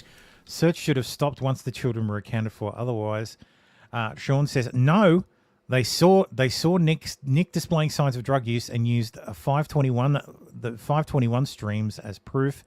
Nick fucked himself. So Robert Barnes says you're a grifting joke. Stick to analyzing anime. Obviously confusing Sean with Andrew. Yes. Robert Barnes retweeted Sean saying, never hire this grifter for your defense lawyer. Only reason Guy's got a channel is because of Ricada, whom he is now grifting off, attacking. Only a constitutionally illiterate idiot would say you can get a search warrant of someone's home based on interpreting a podcast. To which Sean has replied, yep, he helped me, and then I made my own way. Let me know when you expose the conspiracy to take down Nick. I'm sure the halls of power in Minnesota tremble at Nick's alcoholism. I'm sure you'll have the governor's scalp in no time flat. Because, of course, Barnes thinks it's all some fucking criminal conspiracy to get Ricada. Because apparently Nick is, like, gonna take down the deep state. Like, they've all got fucking Trump brain, I swear. Like, they've all got the right-wing equivalent of TDS. Unhinged Barnes Law says his big loyalty to the Bible, the Constitution, and to people. Barnes compares Lawtubers who broke ranks to criticize Nick Ricada abusing his children, drug abuse, and adultery to Nazis and lynch mobs. That shit is ironic. 2 holy books to me: the Holy Bible and the Constitution of the United States. Oh, fuck off! That's what I'm loyal to. Well, it's great, Barnes. You can go and buy the fucking Trump Bible because it's got both. The second thing I'm loyal to. I do want to point out he's wearing the hat he is wearing is the what are they called? It's that Greek guy and the British barrister who was disbarred, who basically do Russian shilling now. Who are they? They're the something or other. They do geopolitical analysis. The Duran, yes, thank you, Costi. The Duran. The Duran. That's that. Why do I know their- that name? And That's their not- merchandise. Not the band. They're on- Why do I they're know on- the Duran? They're on Viva. Like Viva did an interview with them, and like they appear on. Okay. They grift on right wing channels, pushing. Yeah. It rang Putin a is bell. great. Putin is winning everything. Putin's not going to do this. He's not going to do that. These were the guys who were literally saying up until the day Ukraine was invaded that Putin wasn't going to invade. Like they aren't serious people. So. Yeah.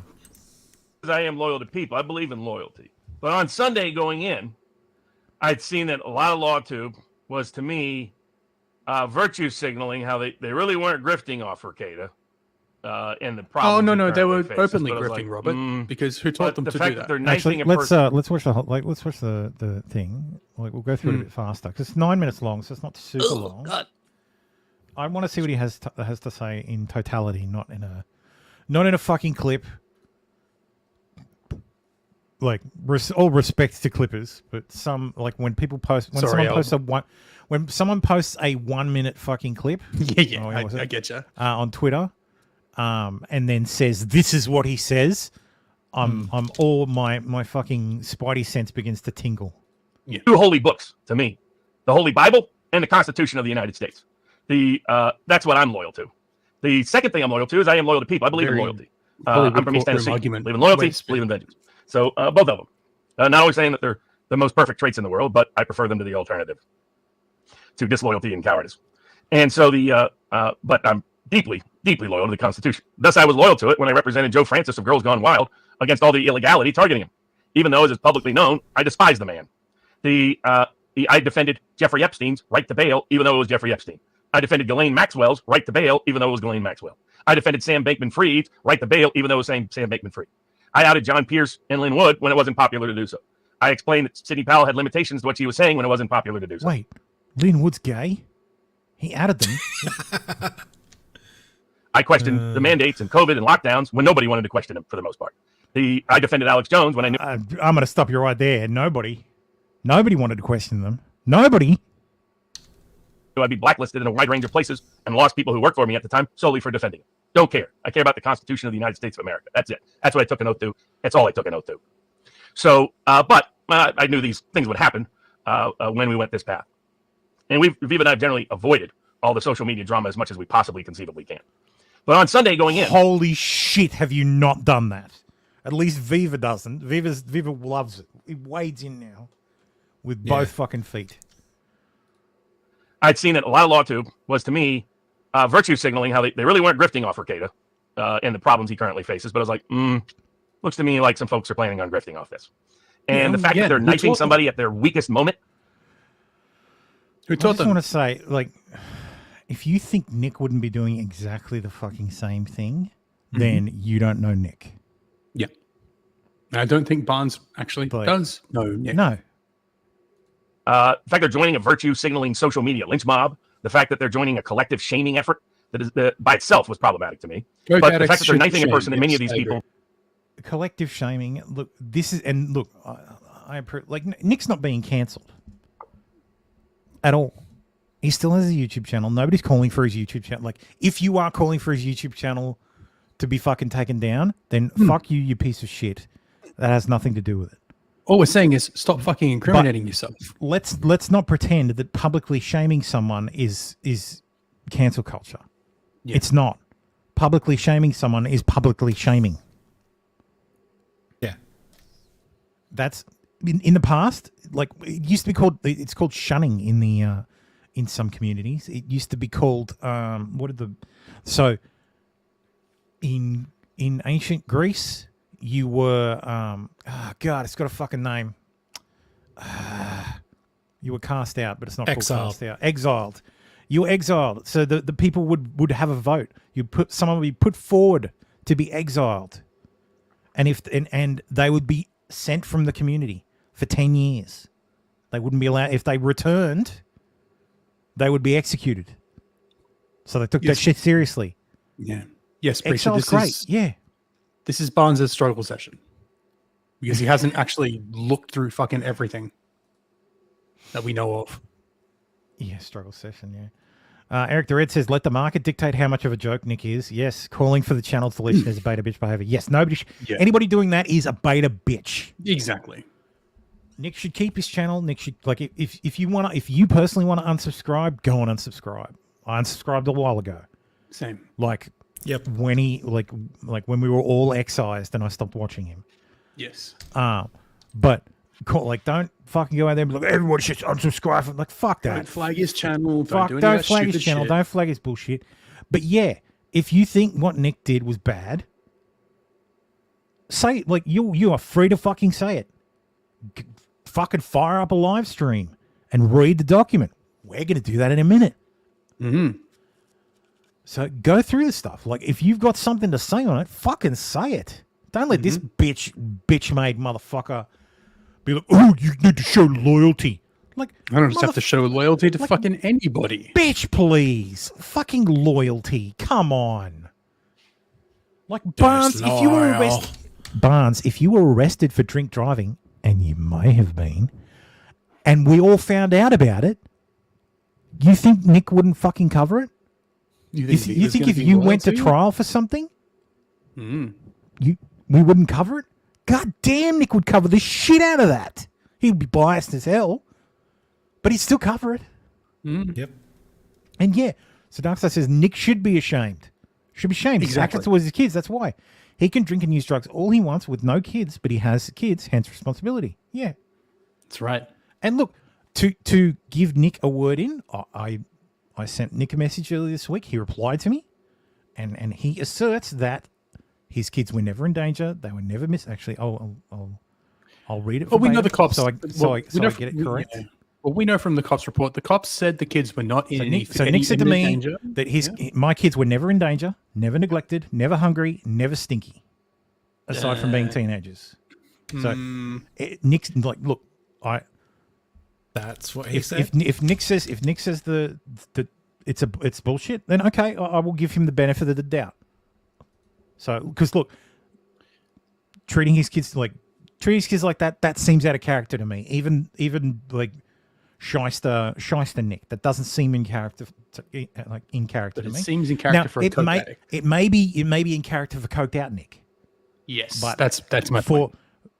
For the meantime, I'm gonna give someone I know the benefit of the doubt that no, this is the idea that the kids were malnourished and whatever, blah blah blah, that they were endangered. That's all overblown. That's the police just doing their thing, doing their cop thing. He's not charged with remember, he's not charged with child neglect. He's not being charged for neglect. No, he's is. child endangerment. Well, child endangerment, yeah. But that's not neglect. I think that's more having coke and. Well, yeah, maybe. That's Kayla's charge. Is it?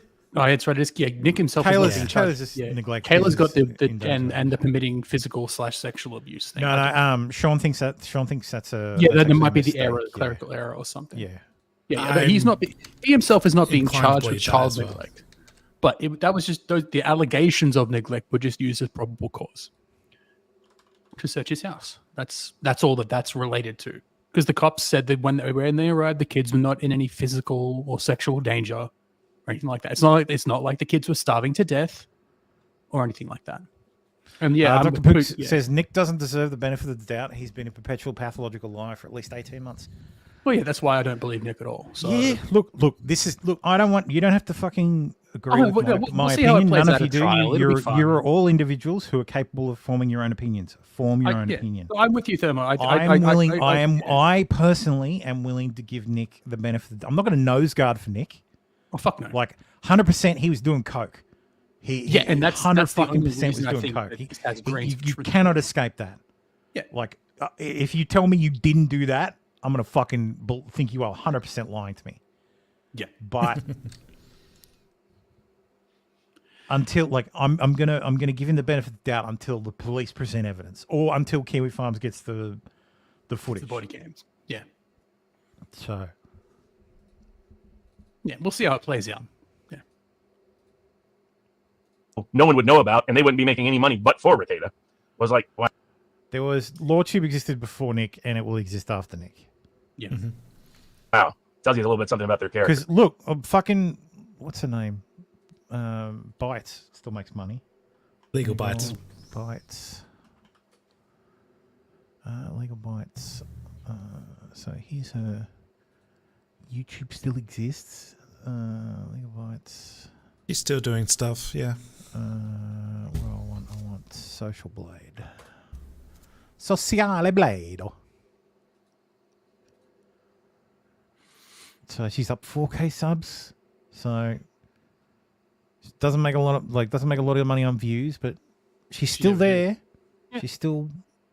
There you go. She gained 20 million views. Like, oh no, that was 2 years ago. During debt. Yeah. So, you don't make much money off views anymore. Yeah. So I don't know if she does live streams, but whatever. She still does her thing. She exists without Nick. So. I just don't respect this loyalty. I just don't. I respect loyalty even when I think it's misplaced to the wrong people or party. Because I think there's virtue in loyalty. Look, I understand respecting loyalty and disrespecting disloyalty. Like, it's perfectly reasonable to be loyal to someone. But when you are denying reality or making up retarded conspiracy theories, like, don't trust the police. 100%. But when Nick openly talked to the cops twice. Eric Durrett says, come on, Thermo. He wasn't on coke. He was on a real strict diet, you guys. Yeah, he was on the... starvation diet. No, see, what he was doing is when he was leaving... The one Dorito diet. He was going and getting his shot of Ozempic. Yeah. And then coming back. By itself, not the sole virtue, not the whole virtue, but I believe there's virtue in it. If you study communities and survivability over time, loyalty is actually an essential trait for such survivability and continuity. So I was like, all right, I'm going to challenge Lawtube and say, you're supposed to be about legal education. Your content creation and your excuse for existing is in terms of the social media world, is to use high profile cases as an opportunity to educate people about their rights, about their remedies, about the legal system, to improve the quality of the legal system, to improve self-education, which can in turn be self-empowerment of ordinary and everyday people and when they have to deal with and interact with the legal system. And so here it would become apparent that there were going to be considerable constitutional questions about the Ricada case. So they weren't just in it for grifting.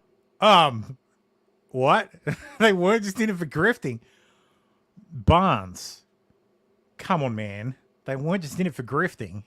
What constitutional questions? Well, no, but the idea that, like, oh, this was just to educate the public. They were just doing a public service. Come on.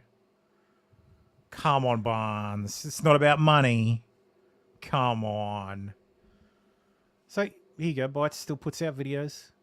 Looks like she lives in a hotel room now. So, she's covering the Karen Reid trial. Getting 20,000 views on videos. So that's, like, she's still doing her thing. Without being part of Lawtube, I guess. And by Lawtube, really just you know what? She's a Protestant. She doesn't believe in the law pope. She's like a Lawtube Protestant. Based. So she's an apostate. Based. She needs to return to the one true church. Of coke addicts? We need to have a ceremony. Like, we need to get the we need to have a ceremony to involving some sort of white smoke to anoint Sean as the new law pope. No, the person. I know he doesn't want it. No, I know he doesn't want it. That's why he should be it. Yeah. But the person who actually won out of everyone is Emily T. Baker. Yes. Yeah. She got massive. She's now huge and above this whole law YouTube stuff. Yeah. She's in another tier now. Also a blue-haired feminist, but... Oh, that's fucking great. Eric Durrett says Legal Bites is the Wish version of Emily Baker. That's rough, man. That's rough. Damn. What does that mean, Danny on? Legal Bites' husband is Special Forces. Yep. So, because she was in Oman, in Jordan, for ages. So, that's why she was on a different time zone. Like, her time zone was she was always Jordan. moving around the world with her husband. So, because the US has forces in bases Jordan. all over the world. Well, one of the SOCOM, or one of the special forces bases is in Jordan for the Middle East. So yeah, Dark Star. Everyone was in They shock, weren't just but a certain couple of people refused to see reality, namely Barnes and Viva. Like even Kurt came around. Even Kurt eventually started out. Yeah, Kurt's been trying to rationalize it away for a while. And even Kurt came around and realized, hey, there might be something to this. Yeah. Right. In it for affirmation and validation. They weren't just in it to join a social media lynch mob. They weren't just in it to put money in their pockets. Then they could actually do what they say they're doing, which is care about the law, care about the Constitution, educate people on it. You can come to different conclusions on that. That's fair game, unless all those conclusions seem to be self-serving ones of a certain kind. But I figured the response would be that the grift would come unmasked, that who these people really are. That they're there in the 1930s. They're turning you in if you're the Jewish neighbor in Germany. Oh, come on. Yeah, he just called us brown shirts. Really? Yes, he just called us brown shirts. He just called everybody who's been criticizing Nick brown shirts. Like, worse than brown shirts, collaborators.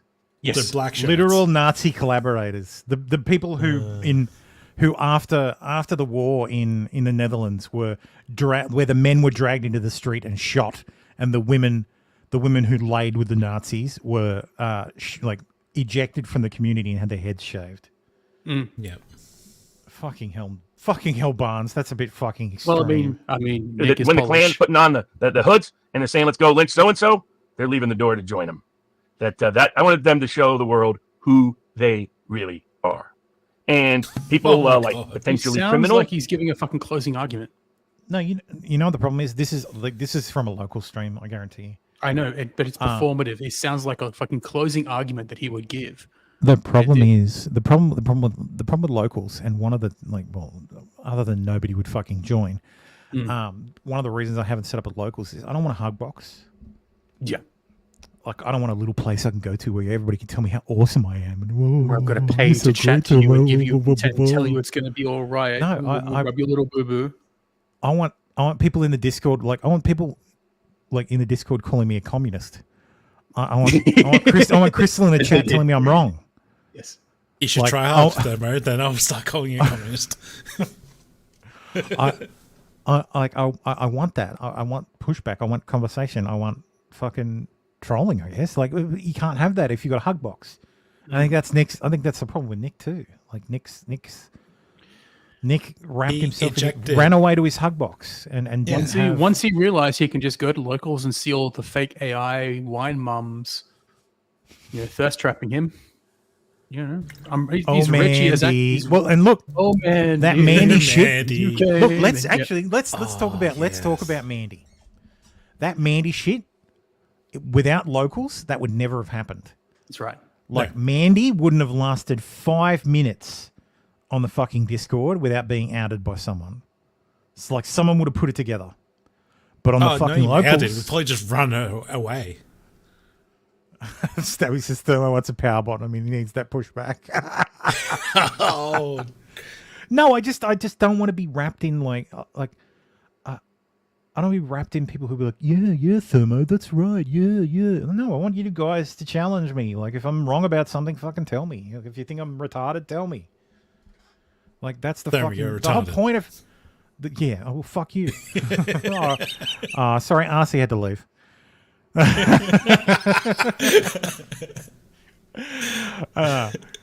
No, but seriously, like, that's what makes this entertaining. Like, you people were like, oh, you live stream, do you? And what's your channel? Oh no, I can't tell you my channel. Like, why do you do that? I'm like, it's fun. Oh, so people just send you chats during the show. Thanks, Tao. People just send you chats during the show. I'm like, yeah. It's fun. You engage with the chat. We discuss stuff. We cover the week's news. People have their opinions on it. We fucking laugh about it. We get angry about it. We get upset about it. Like, yeah, that's just fucking. This is enjoyable. Like, this is fun for me. So more so now, like, and the more people who join the chat, the funner it is. Like, the different perspectives, different retards, different spurgouts. Like, yeah. So people like Legal Mindset, people like Nate the Lawyer, happily and eagerly did precisely that. So, and I'm not surprised people like sort of Nate. Yes, Lyle! Like, he's starting to sound like fucking Ralph. Like, this Lyle! Pretty much. The Lawyer. He's got the build for it. Am I gonna be redirecting Rage Piggy to to Barnes's locals, or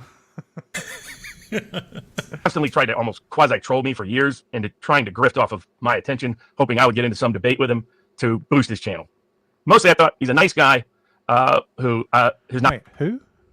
Mindset. He's talking about mindset. So, and I'm not surprised. Mindset, People like sort of Nate the lawyer has constantly tried to almost quasi-troll me for years into trying to grift off of my attention, hoping I would get into some debate with him to boost his channel. Oh, sorry, his name. Mostly I thought he's a nice guy who's not very smart. And so I just wasn't going to pay much attention. But is it because he's black? Yes. Yes. Tom Mullis says legal mindset. Literally because he's literally... Legal mindset and Nate were great and went into legal analysis. Barnes is so wrong. Nate is not so smart. I mean, the guy who, unlike you, Barnes, was a cop and it was a prosecutor and defense attorney, and so actually knows how to fill out a search warrant application. Yeah. Like, no, but Barnes is doing the same thing he does about everyone he dislikes. He's not very smart. No, he's not a very smart judge. He's not a very smart lawyer.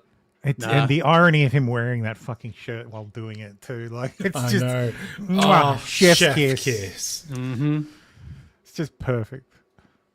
it was clear he was getting more into grifter territory of late. The legal mindset I had long suspected was of a grifter mindset. This guy is retarded. This guy is retarded. Yep. And the and that potentially criminal guy always struck me as he's the Jabba the Hutt looking dude. He struck me as not. Look in the mirror, motherfucker. Oh, sure. Look in the motherfucking mirror. It's not true. It's not true. Fucking hell. Better call Saul without the IQ. And they were all eager to attack me. But the escalation because you're is fucking because retarded. because in the Ricada world, the Ricada haters You made assumptions is where you're going to get all the live everything chats, is came where you're going out. to get all the comments, is where you're going to get all the likes, shares, subscribes, is where you're going to get the monetization, is where you're going to get the views, is where you're going to get the super chats. So the validation and the money comes with being on that side. If they were sincere about their constitutional analysis, you would see a constitutional analysis. Yeah, exactly. The man shills fucking nonstop. VivaBarnesLaw.locals.com if you didn't hear it the first time. Look, you want me to diagnose Barnes straight away? Narcissistic personality disorder. No, he's never. He has a So his problem is he didn't go to an Ivy League school. He didn't? So he went to Yale for 2 years. No, he didn't graduate Yale. He didn't graduate. He didn't graduate from Ivy League. He went to UT. Oh, sorry, University of Tennessee, not University of Texas. And his law school was University of Wisconsin. So, actually, is Yale University isn't the law school, is it? I think, I'm pretty sure Yale. Yeah, he does didn't go to law. law school at Yale. He just went to Yale for 2 years. So, Tom Bolo says, call out on a Barnes rant. Sean, call out on a Barnes rant. Pity Viva has gone way deep on conspiracy train since COVID. Well, yeah. Oh, yeah. Everything's since Trump. Like, since Trump's loss, Viva went. Viva does the worst thing. Yeah, Viva does the worst thing. He hangs on to one sentence of whatever someone says, and he just doesn't let go. Yeah, he doesn't let go. And then, look, one of that probably makes him a good commercial lawyer. So, Dr. Pook says Sean is a Kiwi at heart, but most of his content is elbow grease coverage of more obscure trials and reading legal documents. Yeah. Oh, he's a one farmer. of us. One of us. He's one of us. He's an admitted farmer. Like, yeah. Christ's sake. Did we just admit that we're Kiwi farmers as well? One of us. One of Kiwi farms. One of us. All right. Hey, Elb has a verified account on the farms. I know. I think that's fucking great. Yeah, Tom Bowler. That's exactly right. That's I've never even posted. That's pretty much. It's almost all of what Barnes does. Is it's all ad hominem fallacies. Yeah. It's everything. That's everything that he contributes. Even on. It makes sense. He's a trial lawyer. Yeah, it's. So that's if you it's go all watch about. Viva It's all Barnes, about go watch the convincing show. people. It's all about convincing people. That's what trial law's about. Might come in different directions, but you would say, okay, that sounds pretty impartial to me. That sounds like good, sound legal reasoning. Instead, you didn't. And the reason why that's the case is because of that trolling and social media sickness that I was describing. Ricada has a bunch of trolls. Some hate him because of Rittenhouse. Some hate him going back to that Vic guy that he defended in anime. Some hate him because of Johnny Depp. Some hate him because of his own choices and decisions over the last 6 months. People feel betrayed or whatnot. Well, Some hate him because of social media drama he himself got himself embroiled in. I don't hate him. Well, I hate that he is a coke addict. I hate what's happened to him. Yeah, that's more accurate. But if the allegations, I hate what he's done to himself. Yes, and if the allegations what I guess about him what are he would true, say then circumstances done to him, because Yes, exactly. he's struggling with stuff. That's right. Driving 5 kids around is hard. And look, to be fair, 3 is hard. I was gonna say 5 is a factor harder. So, but I mean, it's obvious that, I mean, I can reveal some stuff later, but it's obvious he wasn't wanting for money. Like he had a roof over his head. He had a job. At the very, like, even before this, he had a job. So then he was doing the YouTube thing full time. It's not like one of those people who, their wife works, they chuck in their job so that they can earn $50 a week on YouTube. That's not doing YouTube as a job. Well, allegedly, and this is apparent. Allegedly, he super chatted to Camelot very recently. Apparently he said that he's posted bond for both himself and Lady Rackets, which is $100,000. Well, he's alleging that. I think he. He went to a bail bondsman. He's just posted bond to the bail bondsman. But no, that's he's he's allegedly super chatted Camelot saying, "quote Oh, both Lady R and I are on unconditional bond. The government literally fucked up. It should be rectified on Monday. Shockingly, I have the receipt." So, who's wrong? Who's right or wrong in this instance? Well, he only has to put it. Well, we know Rackets. He's only got to do 10. He only has to do 10%. Yeah, he's got a bondsman. He only has to do 10%. So $10,000 total. Yes, look, if you've got the money to pay the entirety of the bond, you would have done. You put the entirety of the bond up, because you get that back. Because if he has to go to a bondsman for $10,000, is he struggling, or maybe he's saving that for legal fees? But that's the thing; he didn't need to. Both were both when they were initially released were released with conditions. Yes, but then they put up the conditions was stay away from alcohol and drugs. Yeah, and register with the parole body or whatever it is. I mean that costs money if they make you wear an anklet or whatever. Yeah, you got to check in. You got to can't leave the state and all that stuff. Yeah. So, but posting the bond means you don't have to do any of that. So yeah. Yep. You still can't leave the state, though. You still have to get the court's permission. Yeah, but either way, it was clear the intensity was on the hate side. That usually is, right? When they're lighting the torches and they got the rope, there isn't like a bunch of public intensity on the hey, let's not lynch somebody today. So I mean, Nick is black, got you lynch mobs, which I have. I can understand that. Kind of like the French Revolution, and when they eat their own, it's a dangerous social phenomenon and a true sickness, in my opinion. But that's how you got people saying, "Oh, Viva and Barnes have a contract with Rumble, and they're conflicted from saying anything bad concerning Nick." Mindset's being and that must be really why stupid here. they have the. And look, it's not mindset. So mindset was answering a super chat that was positive.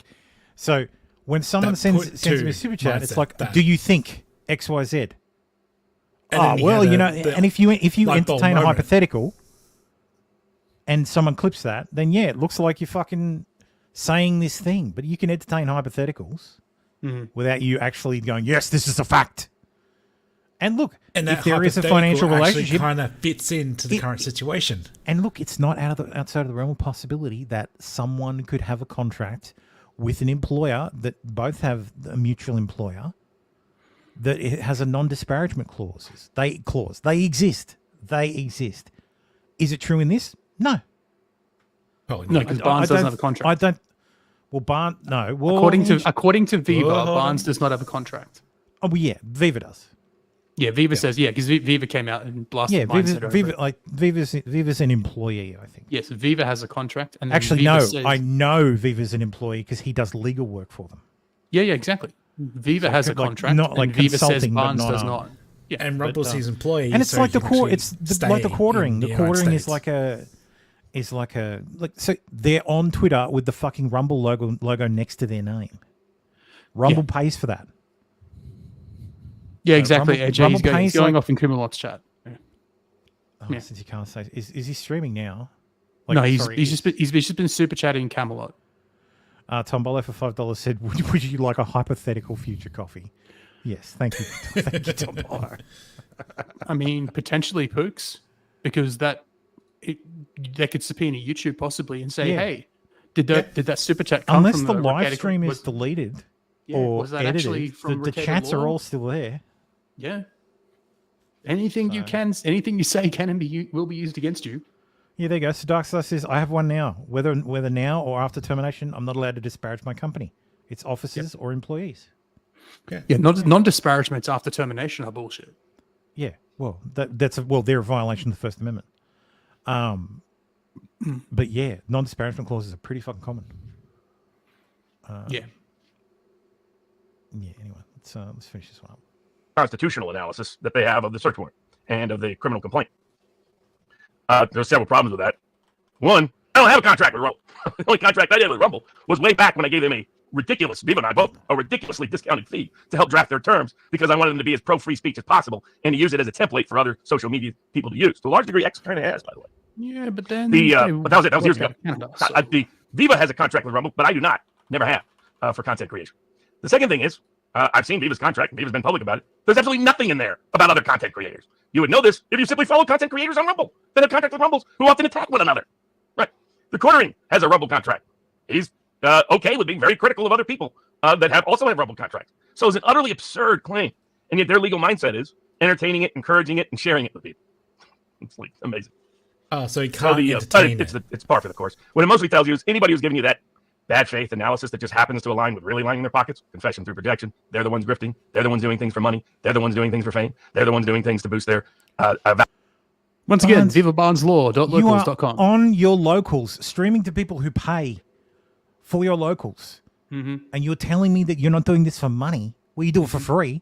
Yeah. Barnes, I'm going to set up a locals. Can you come and stream for free on my locals and I'll collect the money? You blithering idiot.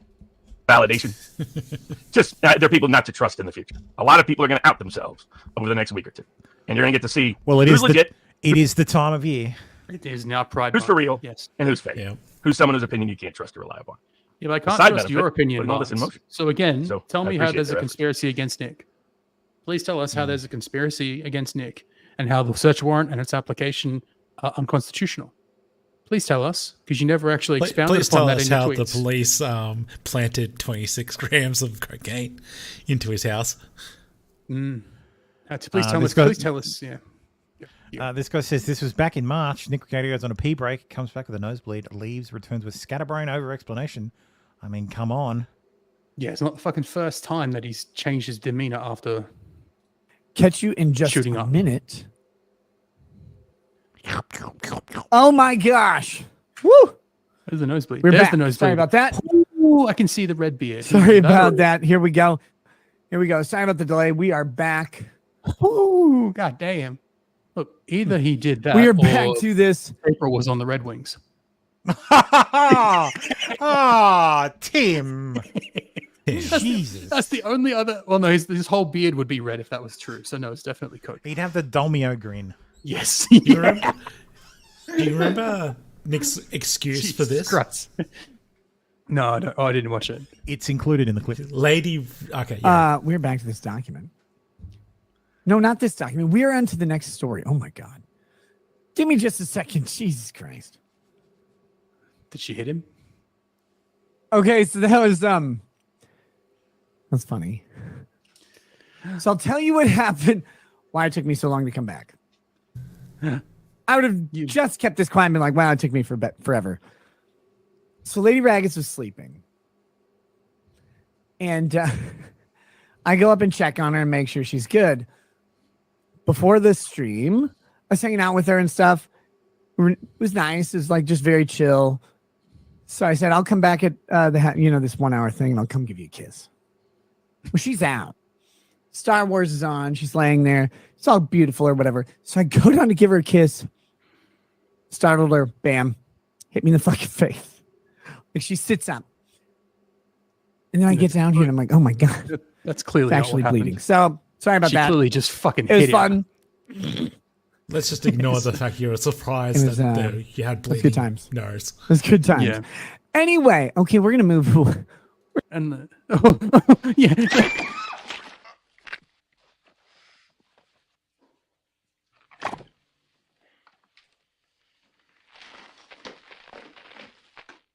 Cocainum.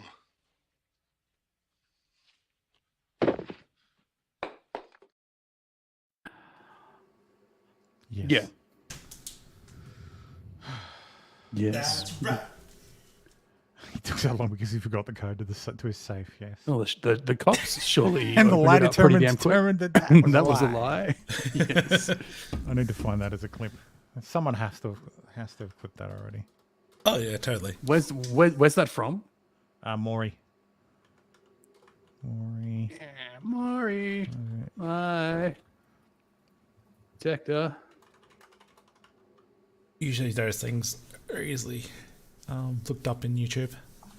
Someone's probably clipped it. The question is, what's quality? All I see are fucking compilations.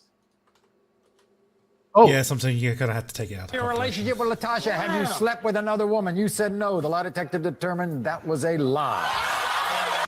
That's a different one. But either way, There's thousands of them. Yeah. I found a short one, but either way, you got it. So, Yep. But yeah, anybody watching last week's episode would have seen the footage at the church, where Kayla and Nick look incredibly skinny. Mm-hmm. Like ghouls. Let's go back in time to this at Anime Matsuri, I think last year. Like Kayla was not. Look at that Kayla was black ball fine in the background. Kayla was fine, like not fat, not skinny, like not super skinny. Fine. Like So you got the squish. The difference is staggering. Like in a like probably less than a year. I mean, I could dig through their Instagram and find. And even Nick, you can see he's got a little bit of chubby fat, belly fat. But now, Tom Bola says, I reckon Nick didn't want to give police the code at the door because he uses the same code for the gun safe or his phone. So the problem is the gun safe is his studio. So the door's open. yeah, he literally streams from a giant gun safe.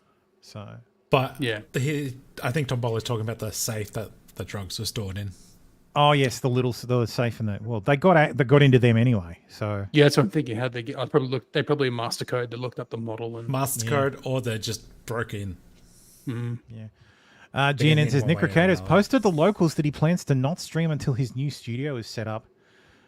Nick Ricardo posted. Oh, that doesn't matter. But yes. So Nick says working on a new studio for revitalizing show. Here's a new chat. When the show comes back, there will be a new look and a slightly different. Fucking hell, Nick. Slightly different feel. I think you'll like it. I know most people won't, but it will become comfy over time. Planning the kickoff show and getting in a very good place to speak about the world without speaking about my case should be very soon. My guy, Nick, every single fucking super chat is going to be about your case. Yep. And God bless, because you'll make a shit ton of money over it.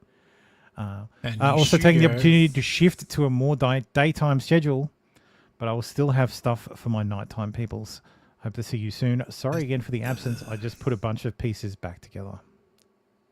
Man, just drop the night shows. You should just drop the night shows. Yeah. So the farms got some leaked DMs. So this is from group chat. So Nick says, cool. I'm literally talking about bullshit neglect report from a specifically vindictive person that is quite literally the opposite of truth. I'm not talking about anything else. I'm not saying anything else in here. Talk to me in DMs. Oh, and no guns were ever discharged in this home. I don't even own a 22. I haven't fired any of my guns since moving from my other home to here. Been about 5 years. And all of them were locked. Handguns in a safe. AR had a lock through the receiver. My dad was helping with the driving the other day for our kids' education and extracurricular activities. He tallied it up, 80 miles a day on average. I don't care what people think about almost anything. The kids' shit is bullshit. I'm pretty sure I know who's reporting that, and they have specific animus towards me. The first activity I missed for my kids was the day I was in jail. Shockingly, not pulled over, not cited for DUI ever. Never even questioned for DUI ever. Anyway, whatever issues exist for me, and I'm not admitting to shit during my case. Obviously, I figured that a friend of mine would maybe realize that my children have never been neglected or in danger, but I guess that small courtesy is too much. No, you fucking idiot. No one sees me drive. The unidentified individual says, I know it's hard to see someone when they're driving 88 miles per hour 4 hours after a bender. Nick replies, again, what the fuck are you talking about? Are you referring to a speeding ticket? No. That was the yellow blob. No, this is the end of what Yellow Blob was saying. This is Nick. That's how it breaks up. Fuck, I hate this fucking format. Yeah. A reminder that Nick received a speeding misdemeanor last year. Yeah.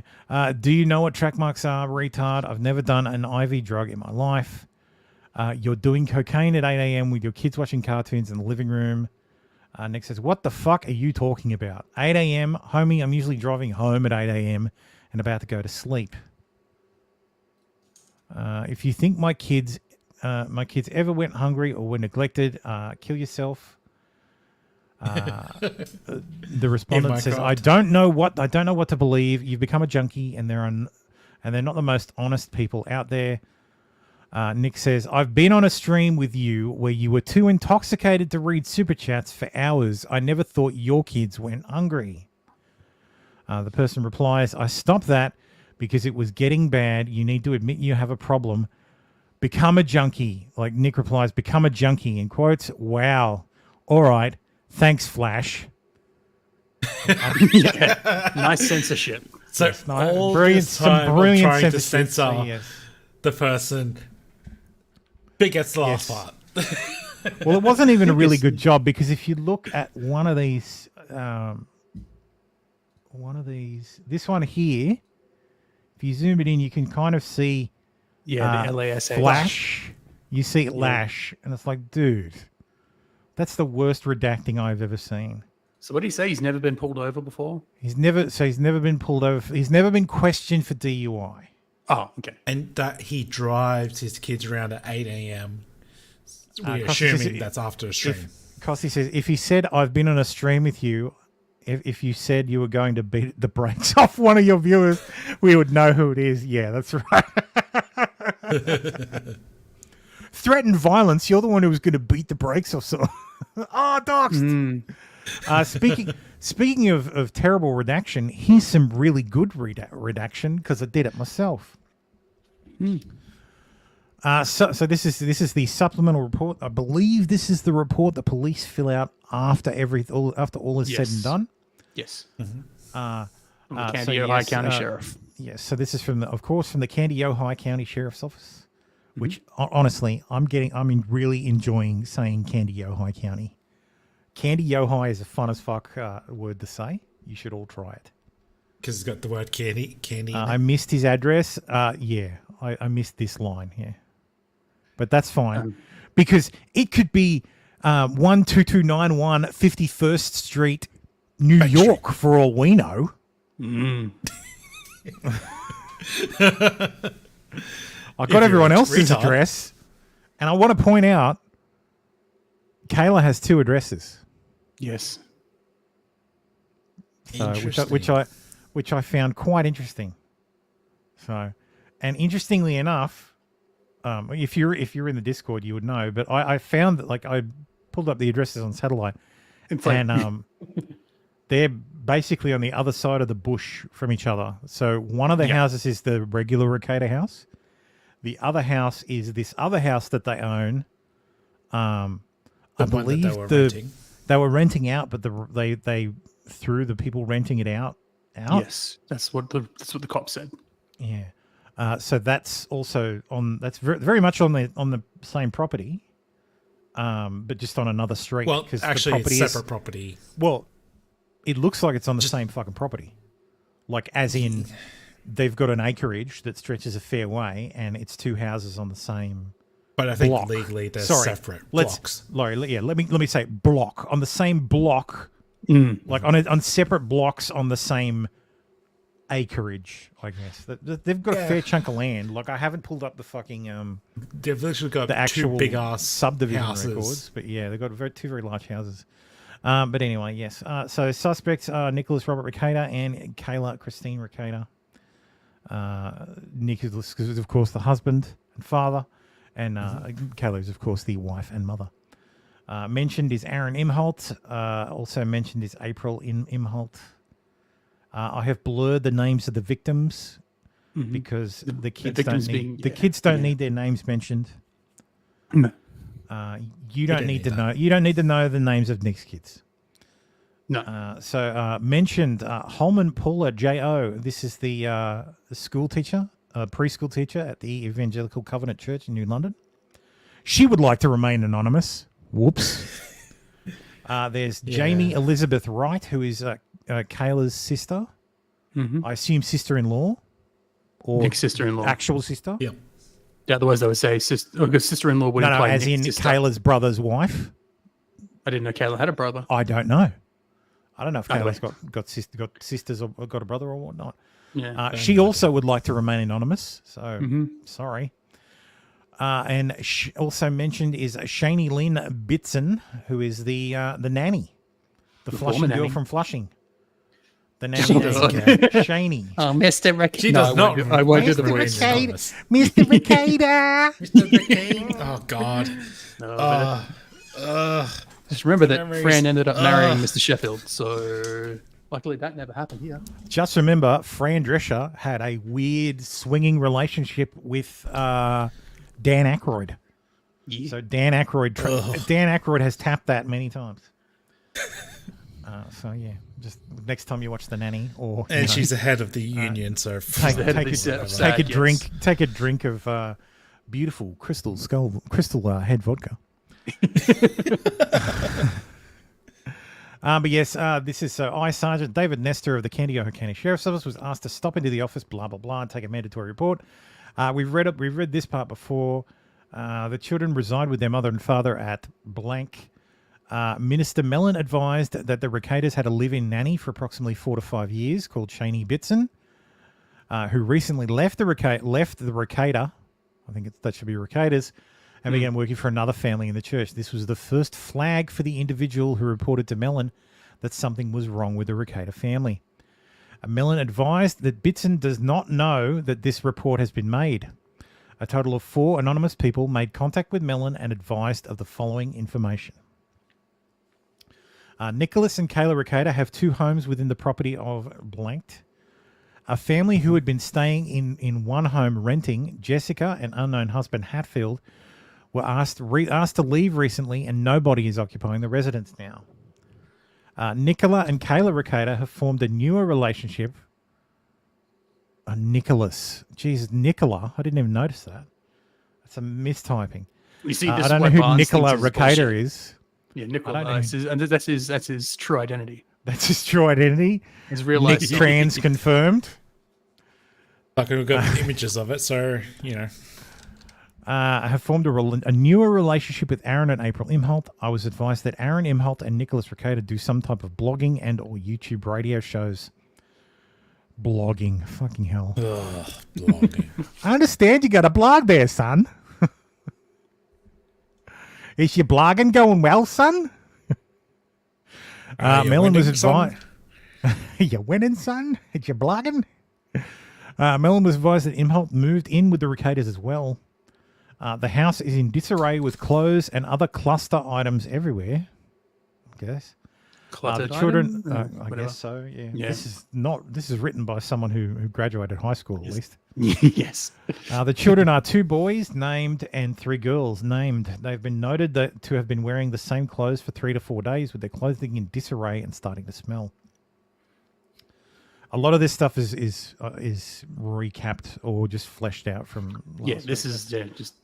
The preschool director at the school, the church that is a child, one of the kids used one. Yeah, I forgot to attend. Is Paula Holman? Holman advised Melanie that the younger children have advised her that they are hungry, not being fed, and also made comment about the clothing. One anonymous party advised that they do not believe the children born in 2012 and 2015 are being homeschooled. While older boys, Christian and Avery, do attend. You missed it again. Yeah, I know, I missed it again. Yeah, It's because I didn't read every fucking word. I do apologize for that. I should have. We've all seen the real names, but we'll try to. I zipped through looking for like the names. Look, we try. Yeah. Unlike the police here. Yeah. No. Well, so all information. Well, this was never meant to be public. This is it was leaked. To someone, it was completely. Yeah, it was all leaked, unredacted. Yeah. All information that is regarding the church to the Recator family has gone to Christian, as the response is not attainable from Nicholas and Kayla. An anonymous person advised Mellon that they observed Nicholas being lethargic and appearing to be high or drugged, driving a car around. Another anonymous person advised that Nicholas will walk out randomly during sermons. Anonymous individuals have advised Mellon that they have noticed behavior changes in both Nicholas and Kayla, with Kayla almost appearing now to be anorexic and Nicholas to have lost a substantial amount of weight recently. Anonymous individuals have advised that that what they have seen was being described as injection or track marks on Nicholas's arms. That's not right. Anonymous individuals advised Mellon that they believe the Imholts are possibly assisting with some type of drug use with Nicholas and Kayla Recator. Nicholas's blogging and views and or subscribers are down, possibly resulting in financial issues. Blogging. An anonymous person advised Mellon that at one point Nicholas and Kayla Recator left with the Imholts to go to a casino, leaving the children alone, putting the oldest son, who was born in 2007, in charge. Mellon was unsure if that was suitable or not. Mellon advised them that nobody told him anything other than possible neglect or drug use. There was 0 reports of any physical or sexual abuse, and that the kids were not in any immediate danger at the time of this report. And there, of course, is the mentioning. It's just the evidence again. This is another declaration from one of the deputies who was at the premises. Yeah, this is the arrest report. This is all boilerplate at the top. When we arrived on scene, we started knocking on the door on the south side of the residence, and we were able to gain a response from a young female juvenile from within the residence, who advised us that her dad advised her not to open the door for strangers. Good advice. We knocked for several moments, indicating that we were law enforcement and trying to speak with the juvenile to come and open the door for us. Criminals can say they're the law. They're law. Don't open the door, kids. Dr. Pook says, interesting. Damn it. It's funny. When I go to click a message, sometimes it'll like scroll up halfway. It's really annoying. Yeah, it's fucking annoying. Interesting about Nick evicting his family, friends, tenants recently. They moved around in COVID, and he's complaining about wanting to do it for years. Yeah, I do recall him complaining about that. Costis has renamed the show the Thermo Blog Stream. You motherfucker. We knocked for several. So we noted that there was a keypad on the door and attempted to make radio contact with either Chief Deputy Baum or Sergeant Nestor. When I overheard radio communication from Sergeant Nestor advising that Nicholas wasn't going to give us the code to open the door. This was after several moments and an appropriate time for an adult to make it to the door, at which time Detective Nick Ardoff, utilizing a ram, opened the door, causing minimal damage to the door. Making entry into the residence, I observed Sergeant Swanson was standing in the kitchen and making commands for someone to walk towards him. I was holding onto the stairway to the downstairs and observed 2 females came from the hallway on the northern part of the residence towards Sergeant Swanson.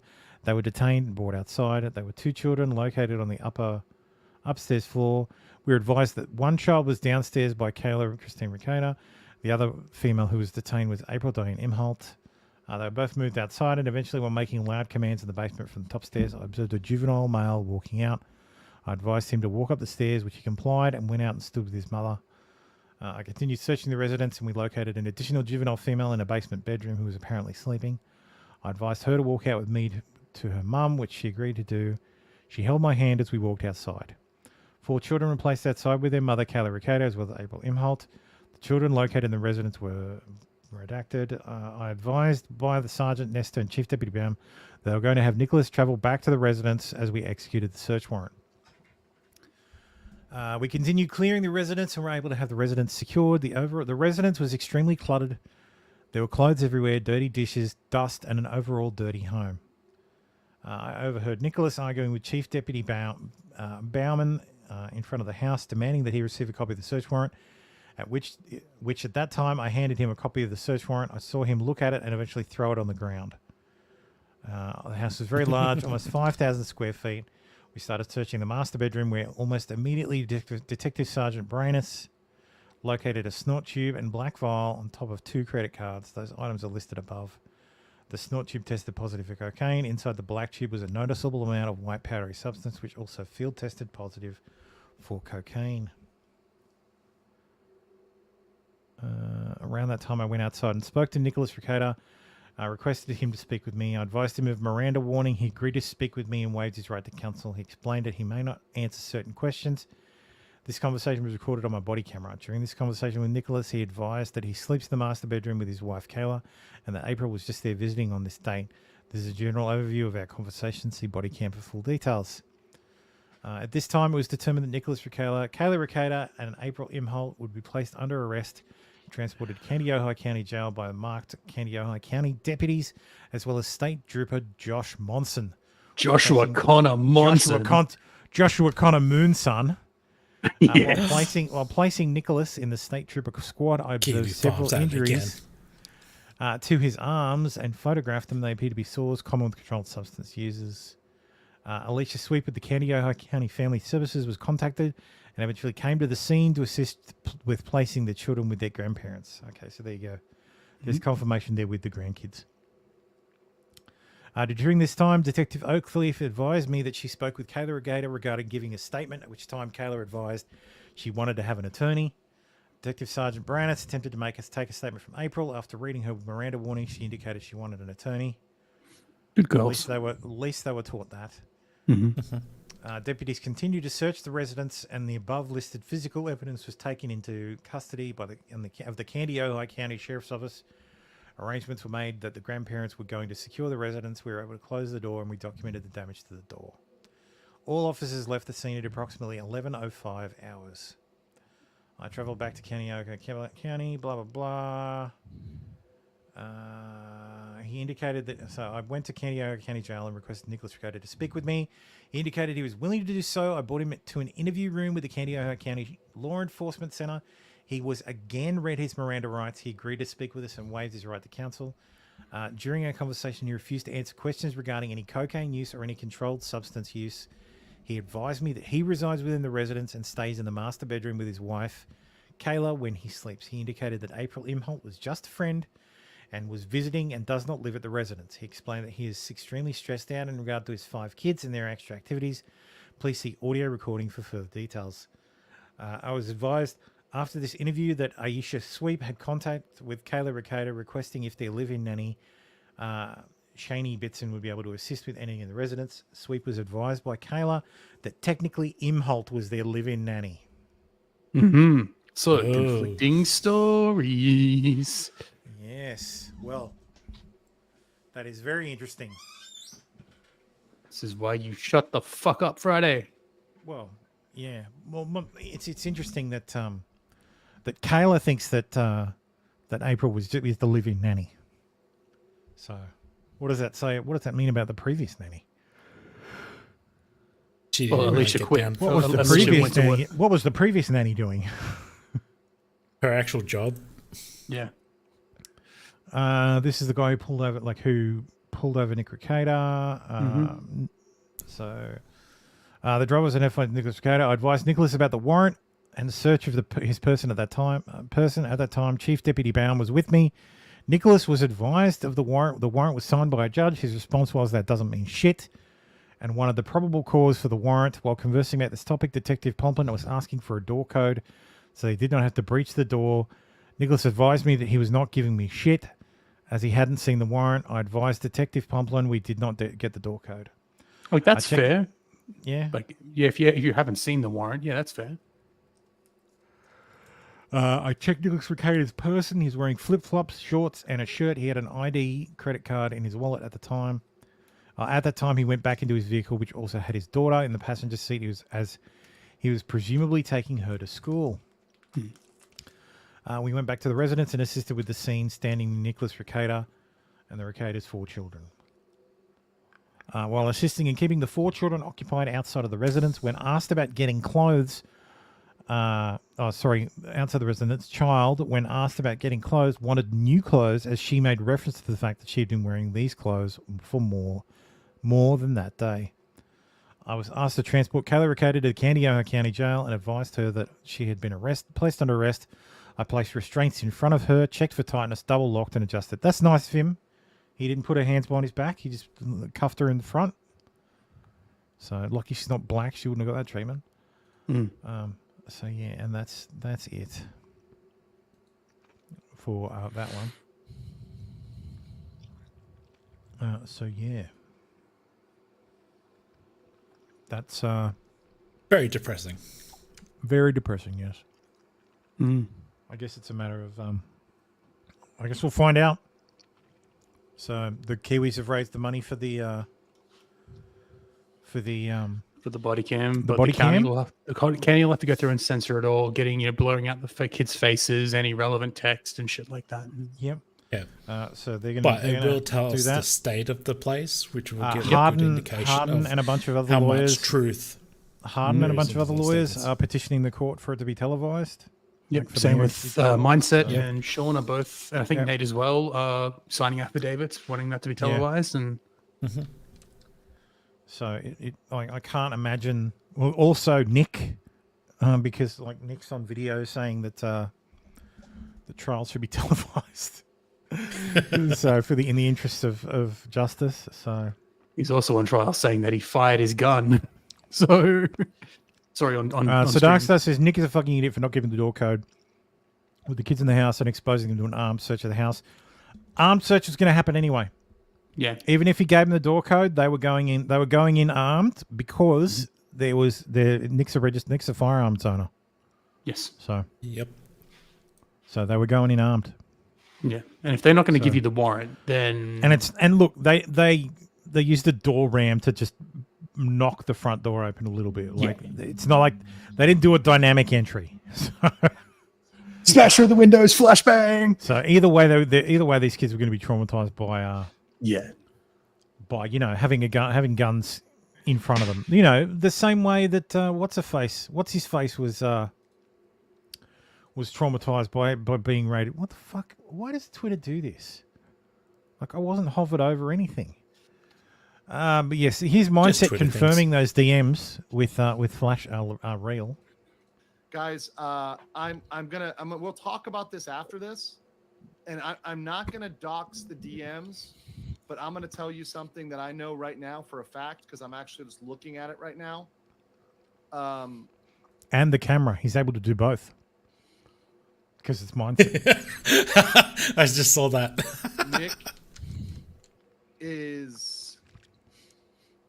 Nick is flipping out right now in private. And he is, I'm watching some DMs right now. He's going fucking nuts. Nick is going nuts. Has Mindset ever, has Andrew ever talked about his eye, like his lazy eye? I never noticed it until people started mentioning it recently. He's had it the whole time. I never noticed. I knew a girl had a lazy eye. Like it's like she was like partially blind in that eye because of it. So I just didn't care. Yeah. And audio is so low. Yeah, it is. Sorry. I would expect that Nick. My bad. The DMs, but I'm going to tell you something that I know right now for a fact because I'm actually just looking at it right now. Nick is flipping out right now in private, and he is. I'm watching some DMs right now. He's going fucking nuts. Nick is going nuts, and I would expect that Nick may make some statements which you probably shouldn't make, and may go live. But he is. I'm watching him right now live as we're speaking. I'm poking my eye over. He's going fucking crazy, guys. We'll talk. So yeah, that the DMs he's talking about are the Flash ones. So because that's the group chat he's in. The Lawtube wars are gay, like incredibly gay. And now that it's Pride Month, like it's going to be even more gay. Mm-hmm. So Here's Josh confirming that that Nick has paid his bond, so Nick's bonded out. As you said before, that Nick's like, oh no, we both have. It's fine. It's a mistake. So, yeah, but we only got proof of one. Nick says Nick says he has the receipt for Kayla's bond, but we will see. Well, here's Kino pointing out something quite interesting. So he says, "Hey, it's a Gundam. How do you know Nick has been swinging for years?" Steeltoe's interview said Nick the Ricators sat down to confess it wasn't their first time, but every streamer except Gundam has denied knowing anything. I guess Gundam didn't get the memo too. Shit like that. I know Nick Ricators. Shit like that, and I know Nick Ricators was swinging for years. I think it's been like 4 years I've known. And I know, like, I remember Yellow Flash saying he wasn't that cool fit. I can't 100% remember if he said that. I'm in and out of these streams. Everybody's talking, and I'm over here, like, shit like that. And I know Nick. So there you go. It's a Gundam. Papa Gundam is snitching. Oh, no. Or he's just making shit up. This guy also, well, this I found most interesting because we were talking about someone did mention Farron the other day and asked about her. But yeah, does anybody remember these DMs from leaked from Nova? Oh yes. So this is one of the DMs Farron sent Nova, and she said, "You cannot tell anyone I told you this." Like no one. Nova replies, "Of course." The night that infamous drunk stream with him and I, we were up till 7 talking, and he admitted his wife wants to swing. They were at Swinger Island. And he's building a sex room and all this shit. I just laughed it off, but I never looked at him the same. Part of me thinks it's her, and he's trying to go along with it. She walked it back after it became public, but yeah, it kind of makes sense now. Some of the pieces fall into place. Like what was the date on this one? This was March last year. I was gonna say because her handle's different. Yeah, because now she's Farron Foster. She's Farron Foster. Leave. I was going to say, chat, leave Farron alone. She has left. She's left the internet. She distanced herself from all shit. She's cut ties with all that bullshit. She doesn't want anything to do with it. So just leave it be. Leave Brittany alone. Well, no, not like. Look, if you throw in your lot and want to play with the big boys. Expect this shit, but if you want to leave and walk away and do something else, okay, that's fine. Like we should respect that. Like we should totally respect someone who wants to just, I don't want anything to do with it.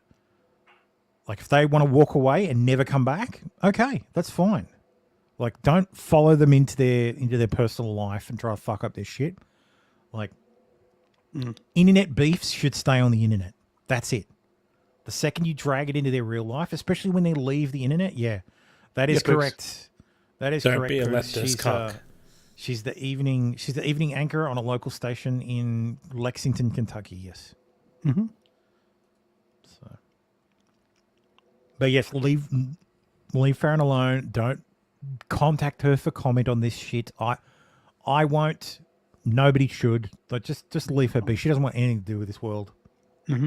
And congrats to her for it. I advised her to just walk away many times, and I'm glad she finally took the advice and moved on with her life.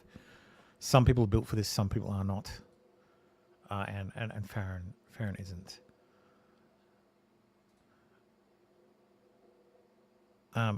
This is an interesting clip. We watched this before in the green room before. But yeah. But you know what? I'm on sertraline for my depression. I was on bupropion, which started giving me seizures. There's a lot of stuff that's been tested for that.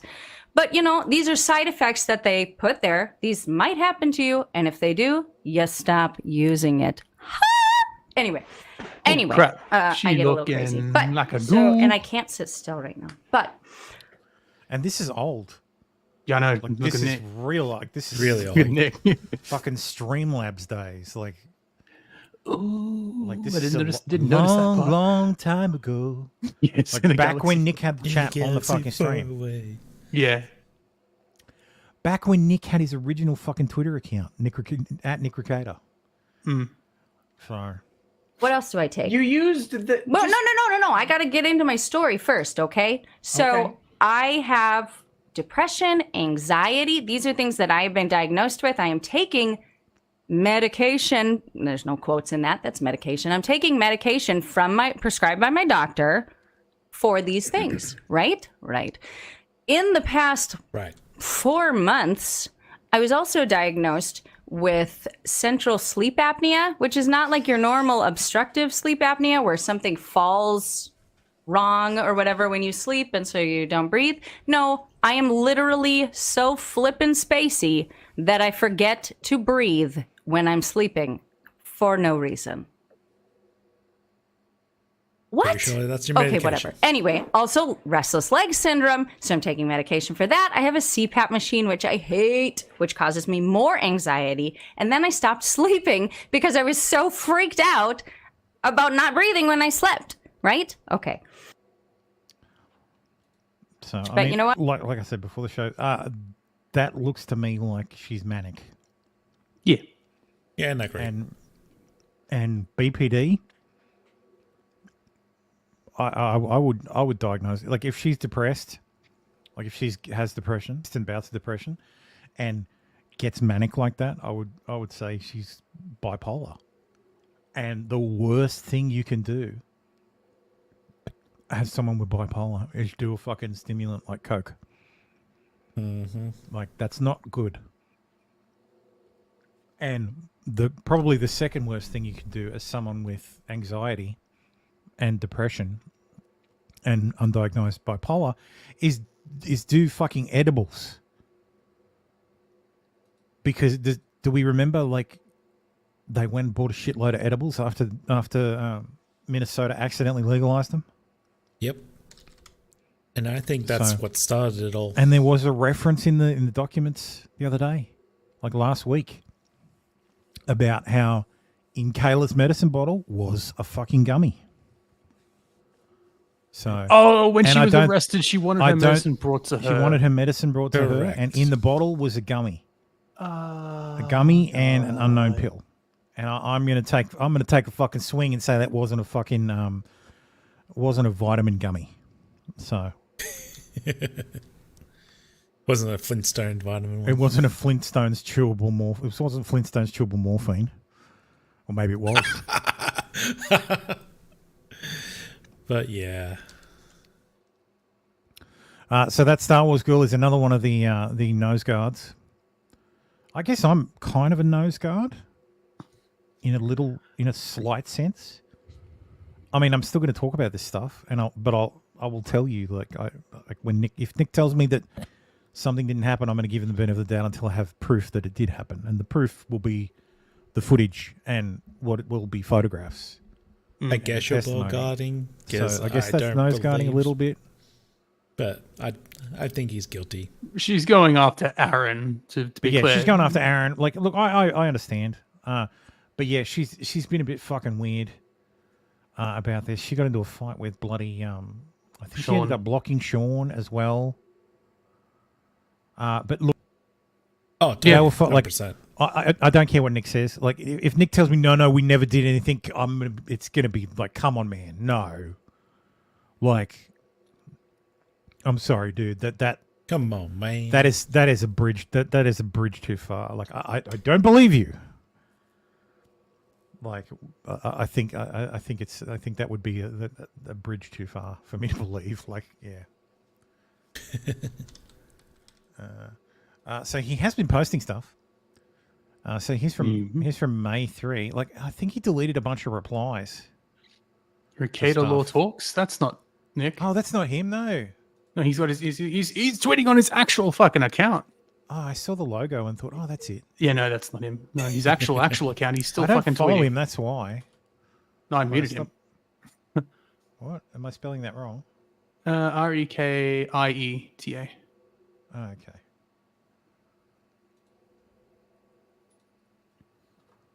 Oh, for fuck's sakes. What the fuck with dev tools? Didn't I put it in? Let me just bring up the tweet. Here he is. There Ricator. Mr. Recchietta. So here we go. That umbrella guy says, "Damn it, okay to stop." So this is obviously a screenshot from Locals. Yes. From the Locals chat, I think. Denny's cop, he ordered a grand slam with extra bacon. Also, this is what the local sheriff is calling the search of my house. This is a joke and not a legal statement. That's not going to help you. Tug says, "Damn it, okay to stop. Don't mock cops right now." Like, I disagree, Tug. Like, who gives a shit? Mindset says, "Everyone's been saying this for a week now and he hasn't listened. I can only imagine how the record will expand when he starts streaming again." Nick says, "Chill the fuck out chill out for fuck's sakes." There's more. I have to go back because it's fucking his replies. If you really want to come back better than ever, then start streaming the Karen Reid trial Monday. Just pick up midway through. Nick says, "Didn't know it was going. Legitimately a possibility. It's not going to happen." Sean has already covered that shit to the end. And then, Tug is right, because I'm in here. Yeah, if like, we reversed, actually, I've spoken about this before and the impracticalities of this decades-old legal advice in the age of social media, especially with influencers. The advice is anachronistic. So now he's using the big words. Tug says, "Ricada man, removing alcohol as a theme, getting daytime ready. Good changes, good news, brother. Any frustration voiced too. It's from a place of love and support. I know you and yours are being put through the ringer. It's got to be stressful, but no, many people are praying and rooting for you all. Tons of people are praying for him. You're not praying for him? No. You don't hope he fucking turns it around? Yeah, I'm not praying for him to do that. I hope he does, but I don't think he will. So, well, yeah. Hoping, praying, they're the same thing. They are. Hope and a prayer is the same thing. The only difference is you're directing your hope at someone. So maybe a prayer is a hope directed at God. Gosh, this is I hope he ends up in prison. Aww. Well, if the accusations are true, I hope he does, because it's what he deserves. If it's true, I'm aware and appreciative. What I'm not appreciative of are the fake friends, and this isn't new. They've always been this way, and they're bullshit faux sympathy and farcical concern for my family. You aren't that, Tug. I know, motherfucker. You're doing coke around your kids. Yeah, people are actually concerned about your fucking kids.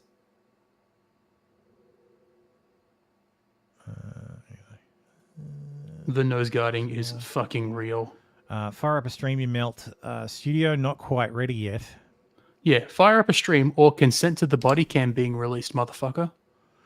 So weird how the lawyer is ignoring the advice of counsel not to incriminate themselves further. I guess ex-lawyer soon. People don't seem to understand the definition of the word incriminate. You mean like admitting that you live in the master bedroom, so all the shit that was found in there, it's yours, motherfucker? And Kayla's. I mean, it's his house. That's pretty indisputable. Yeah. So Tug says, "How are you doing today, man?" Nick says, "Oh man, just swell. Levity aside, I'm doing fine given the circumstances. Getting things organized, reorganizing my studio since I'm removing alcohol as a theme officially and trying to reset sleep schedule to be more daytime friendly." Bullshit. So look, if he does that, that'll be a good thing. It's a good, but I don't believe him is the problem. I don't believe this. I don't believe anything he's saying here. I work in addiction, so I think that's why I keep hoping he figures this out. Thanks for being such a stand-up guy through this mess, Andrew. Somebody had to be the adult in the room. I'm glad you stepped up. Nick says he's not a stand-up guy. Says the coke addict. So this is obviously about mindset. Yep. So mindset says everyone's been saying this for a week now. He hasn't listened. I can only imagine how the record will expand. Nick says your advice is worthless. Nick, get off the internet. I told him the same thing. Like, just fucking disconnect and go and relax. He had plenty of opportunities to prioritize his kids, but emotional control is unfortunately impossible for an addict, particularly one going through withdrawal. Yep. He's not a stand-up guy. So apparently Nick and Mindset no longer friends. And Sean. Nick friends with someone else now. Mm. Nick, now's not the time to be fucking around. I agree with Tug. No one is fucking around except a bunch of sensationalist cockbags, not Tug, pretending at legal advice out of genuine, quote-unquote, concern Their elementary advice is so legally blonde, I expect them to be giving Chris Klein the blowjob in the election. If you're going to throw out 24-year-old fucking movie references, Nick, just remember the storyline, because L1 at the end of that movie. Yeah. Fucking Nick, retard. Nick, you're proving me right when I've told everyone that you haven't hit rock bottom yet. I hate being right about 98% of my predictions. I absolutely hate being right. Prove me wrong. Thank you for saving my life with your tweet. Not a legal statement. This is a joke. He's allegedly representing himself in this matter. No, laughing my ass off. When this is all over, I'm going to become an English teacher and fix the US illiteracy problem. He has counsel now, but he only represented himself just to get the early stuff out of the way. Ricardo says, yeah, so he's retweeting Medica, who says, quote, Nick would who is quoting Aaron, who says Nick would trash Vic a lot. He'd trash his sexuality, said it wasn't his fault, it was Vic's fault. Ricardo says, yeah, right now this guy is a calculus equation as credibility approaches negative infinity. That's not even funny. Yeah. Oh, Jesus fucking Christ. He exposed Eric July. No, he didn't. Yeah, we covered that last week.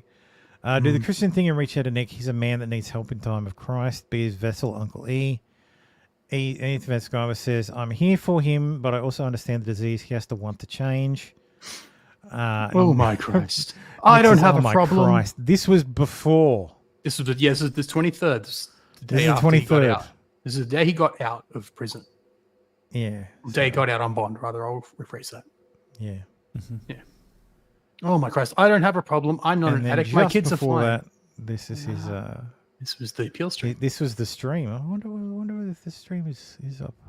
On YouTube, he's got a YouTube link. Second post. Oh, no. It's a video well, why? Why, Nick? Why is the video restricted? Private? Oh. Oh, no. It would be a shame if someone downloaded that stream. Yeah. But yes, he made the Daily Mail. Yeah. So... Yep. He's... He also made international news Kayla as well. looking thin. There we go. So yeah. I thought we'd look at the photos of his house. Doxing. No, well, this is I know. It's It's pictures, on man. Zillow. It's pictures. It's Zillow. I know. Honestly, his house has been doxed so many fucking times. I at this know. point, It's crazy. So, like, it's a nice property. I showed my wife this morning. And Oh, she's yeah. like, my mum in the 90s would have loved this place. Yeah. Oh, yeah. So, just remember his dad paid for that. Fallen Preacher says comfy, but then the color is 70s. Yeah. Wait till you get inside. It's very 90s inside. Yeah. Like, the gardens are done nicely. I would totally repaint that place, but yeah, that's just me. Yeah, I'd probably box over it even. Yeah, maybe. Color bond. There you go. So that's part of the property there. I don't know if this is Nick's stuff or if this is previous like the previous Previous owner. owners. It's hard to say. I'm assuming it's previous owner. Because Yeah, of the I don't think Nick's ever safe room. listed the property, so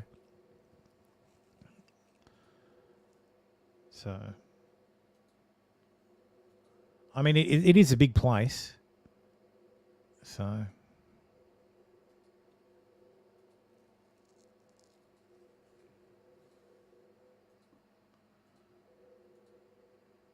I'm pretty sure. I think when we say boxing over it, I don't know if that's an American term. I don't know if they use it over there, but you have a brick house and you essentially paint over it, like you cover up the grout and everything. So, yeah. oh, you mean like rendering? Sorry, that's the term. Rendering. Thank you. My house. My is dad. rendered, My yeah. dad always said box over it. I don't know why. So my house is brick Rendering. and stuff. My house is brick and steel frame, Yeah. brick walls. Yeah. And the outside is rendered, and then the render is painted. It's basically they spray a layer of concrete over the house. Yeah, you and basically then they paint that layer. It's not Yeah, you vinyl basically- siding. It's No. it's literally a layer of concrete. Yeah, you literally I get a don't- trowel and just smear You it. you wouldn't You smear do your house that- like a bagel. So you wouldn't do that to this kind of house because it's wood. Yeah, yeah. you would just paint it. Yeah, just paint it. But yeah. Or get siding. Costi says, I thought koalas lived in trees. This one lives in a basement. So it's how I get my pallor, my lovely pallor. Like, oh my Jesus. God. I know, my wife immediately was like, oh. That looks like God. some cheap hotel in Southeast Asia. Even worse. It's like feature walls as far as the fucking eye. And Like, we've that's what's seen- so 90s. Like, it's so We've very seen 90s. these colors on stream. Yeah, he hasn't repainted, yeah. No, that's his wardrobe. Because I they've think done that's- wardrobe that's streams the and everything. Family wardrobe, yeah. Yeah. Or the master. Mm. Ugh, So terrible. this is where they found some of the terrible coke bathroom. and the crack and yeah. So I think over here is like the entrance to the. There it is. That's the vault. The So stream. there's like a sitting room, and there's a green room, and then there's a vault. So the vault is Yep. on the other side of the. There's the vault there. The garage with the guns and the hunting No, gear. that's the vault. That's the vault. That's the vault. This is the door into the vault. Oh, sorry, I wasn't paying attention. So this is the antechamber. Yes. This is the vault. So.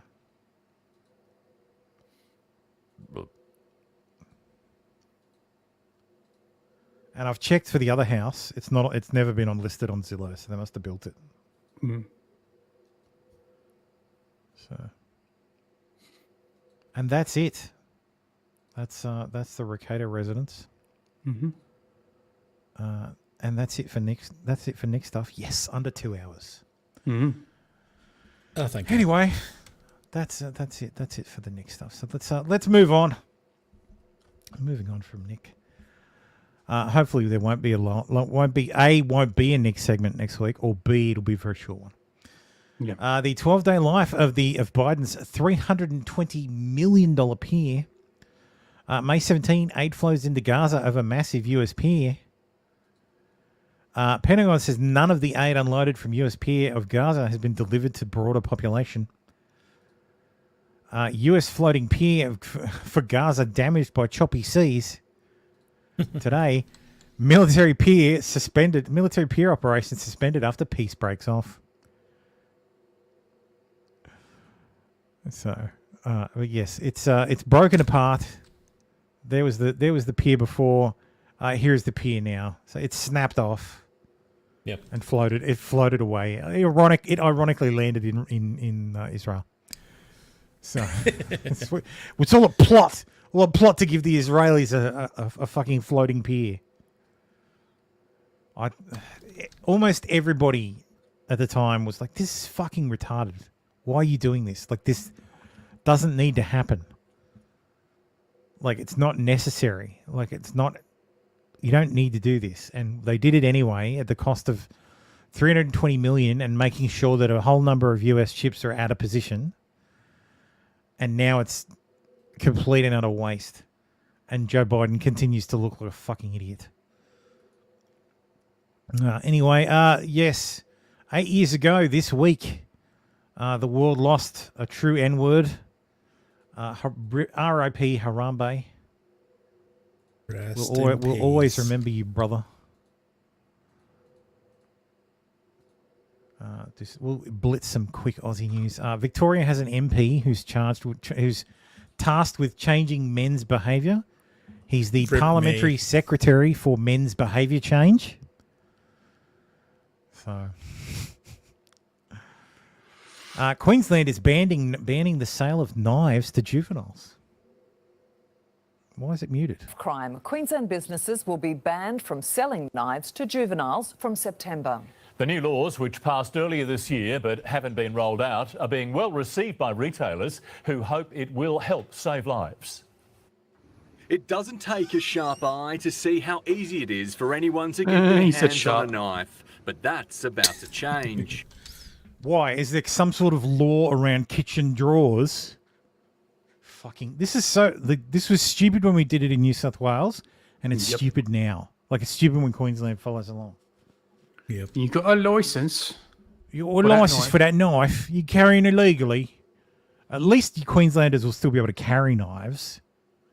Here in Only New South for- Wales, you get done for fucking carrying it Only without a for a reasonable specific excuse. purpose. I'm going to a picnic. Oh yeah, but where's your picnic basket? Oh, you got a reason for that? Oh, fuck. Reason for I that. eat.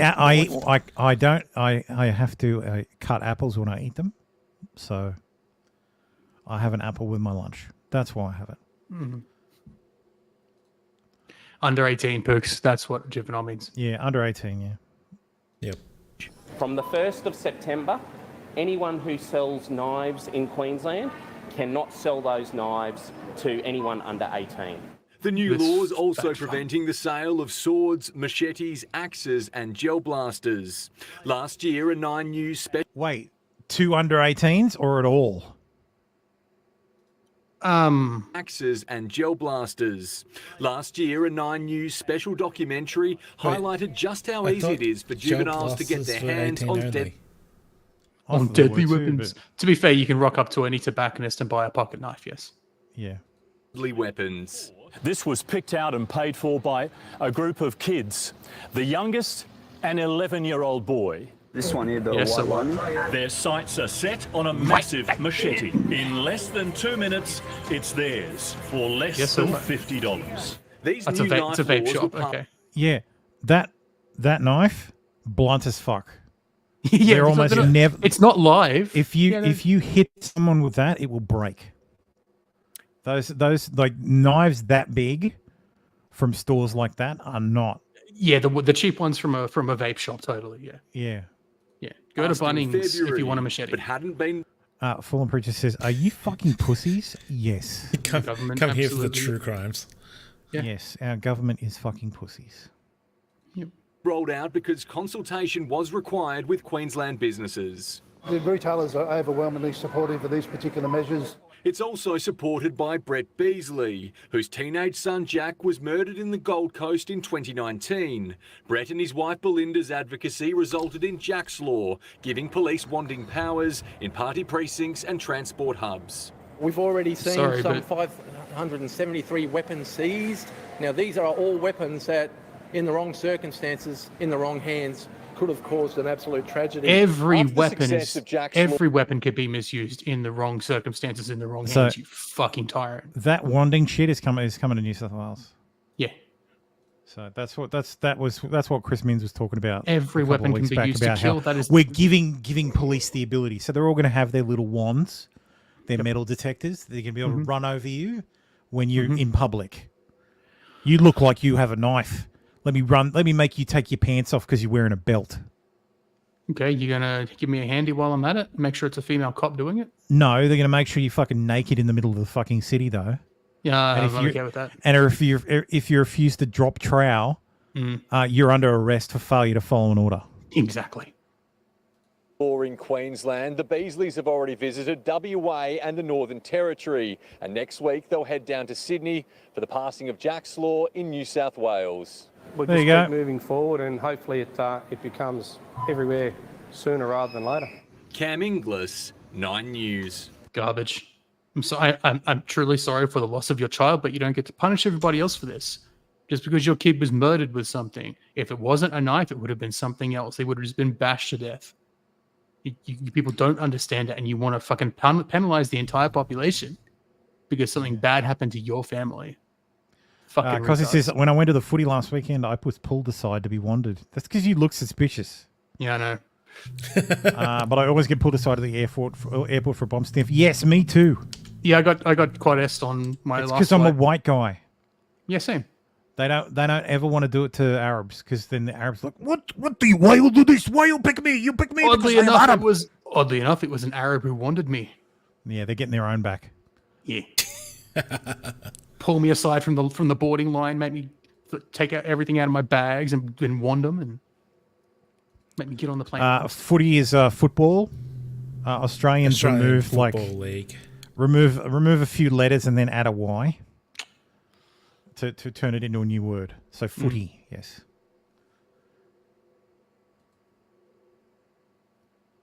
Yes, No, this wasn't soccer. I'd say it's Costy, so I'd say it was the Australian Football League, the AFL. Yeah, we call soccer in Australia.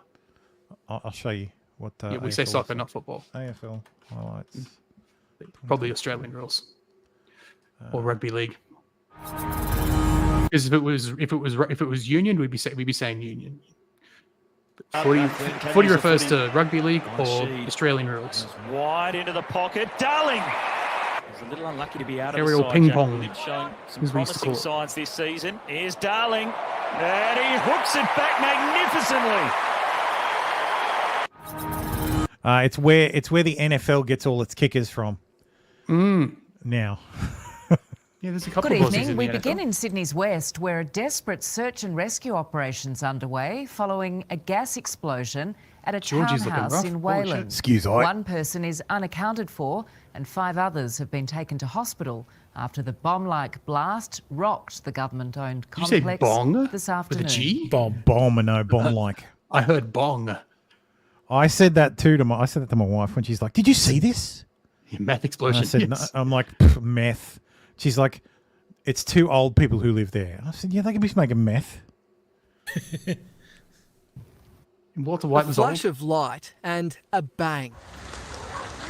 This townhouse on Waikanda Crescent in Wayland reduced to rubble in a blast that rang out across the suburb. Had a light, a bright light, the next minute, boom. My kitchen window blew out first, and then the ceilings collapsed.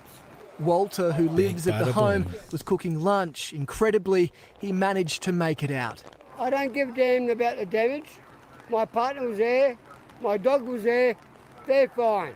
Leanne Ansell was laying on the couch 2 doors down. Glass everywhere. There's glass all over my veranda, my bedroom, 2 of my bedroom windows are smashed out, and my lounge room window is smashed as well. That's all right. How's the commission will come Brick and by fix it? brick, firefighters searched through the rubble looking for any sign of life. 5 residents were taken to hospital, including a woman in her 60s and a woman in her 70s in a wheelchair who had to be rescued. Another is still missing. Our fears are genuine for this person, that they may be located in that rubble. We have heard taps and noises, and that is generalised as being a good indicator that there's still life underneath there. Neighbours reported a strong smell of gas after the blast, making the rescue effort even more precarious. We know that it's the back side of the building where the most rubble has collapsed, and that is the generalised area where we're searching now. We're now 5 hours into this rescue operation, and brick by brick, crews are peeling back the rubble to try and reach this woman below. Many of these specialists have responded to earthquakes in Turkey and New Zealand. Right now, they're in Wayland in Western Sydney. Before and after images of the home are frightening. We thought it was lightning, but we came out, it was nothing. The explosion so intense, even homes over. I'm sorry, not to stereotype, but so this is next to Mount Druitt. Anybody from New South Wales will know that Mount Druitt's like the scummy area of Sydney. It's far western Sydney, out past Penrith, which is already a pretty bad area of Sydney. But this is Wayland, which is one of the newer suburbs. They split off a part of the bad areas, give it a new name to rehabilitate it. But this is government housing, so this is Housing Commission. So these people are all on disability or whatnot.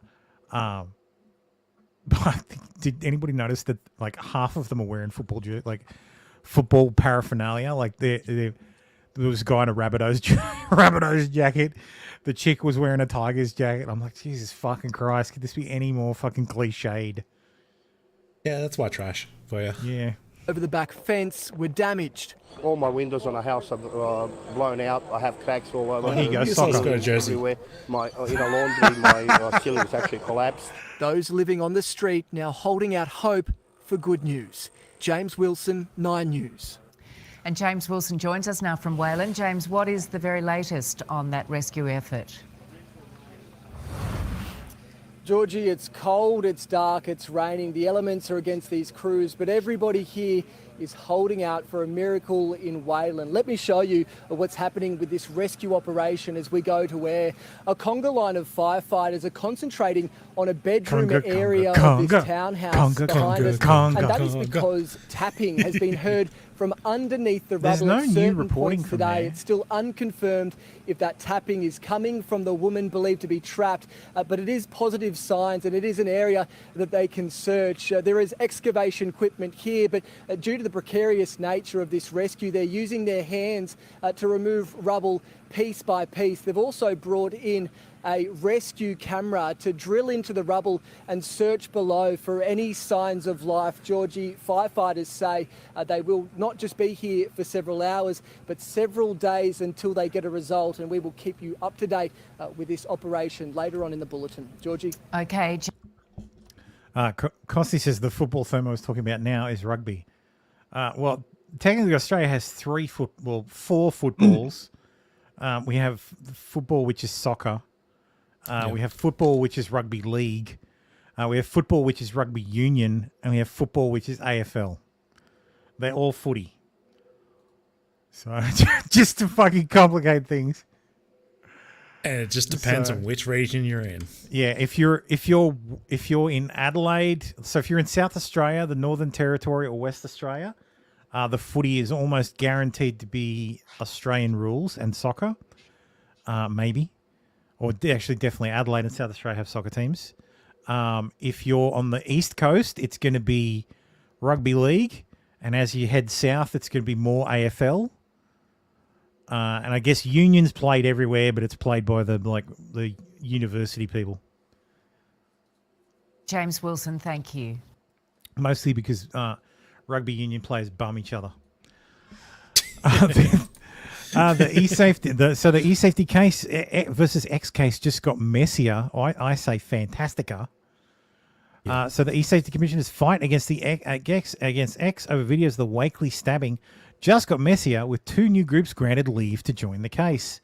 The Electronic Frontiers Foundation and the Foundation for Individual Rights and Expression have pulled off a rare legal maneuver, winning the right to participate in the federal court proceedings after they caught wind over in the United States. It's another knock to e-safety, which has been trying to force Elon Musk's company to remove or hide about 65 instances of footage showing a stabbing attack on Bishop Mari Emanuel since April. To recap briefly, X initially agreed to geo-block the posts, but refused the regulator's subsequent legal notice, which would have meant global removal. At that point, all hell promptly broke loose. Amid an international slanging match between Anthony Albanese and Elon Musk, the federal court granted a temporary injunction, which X ignored, ordering the social media platform to hide the material.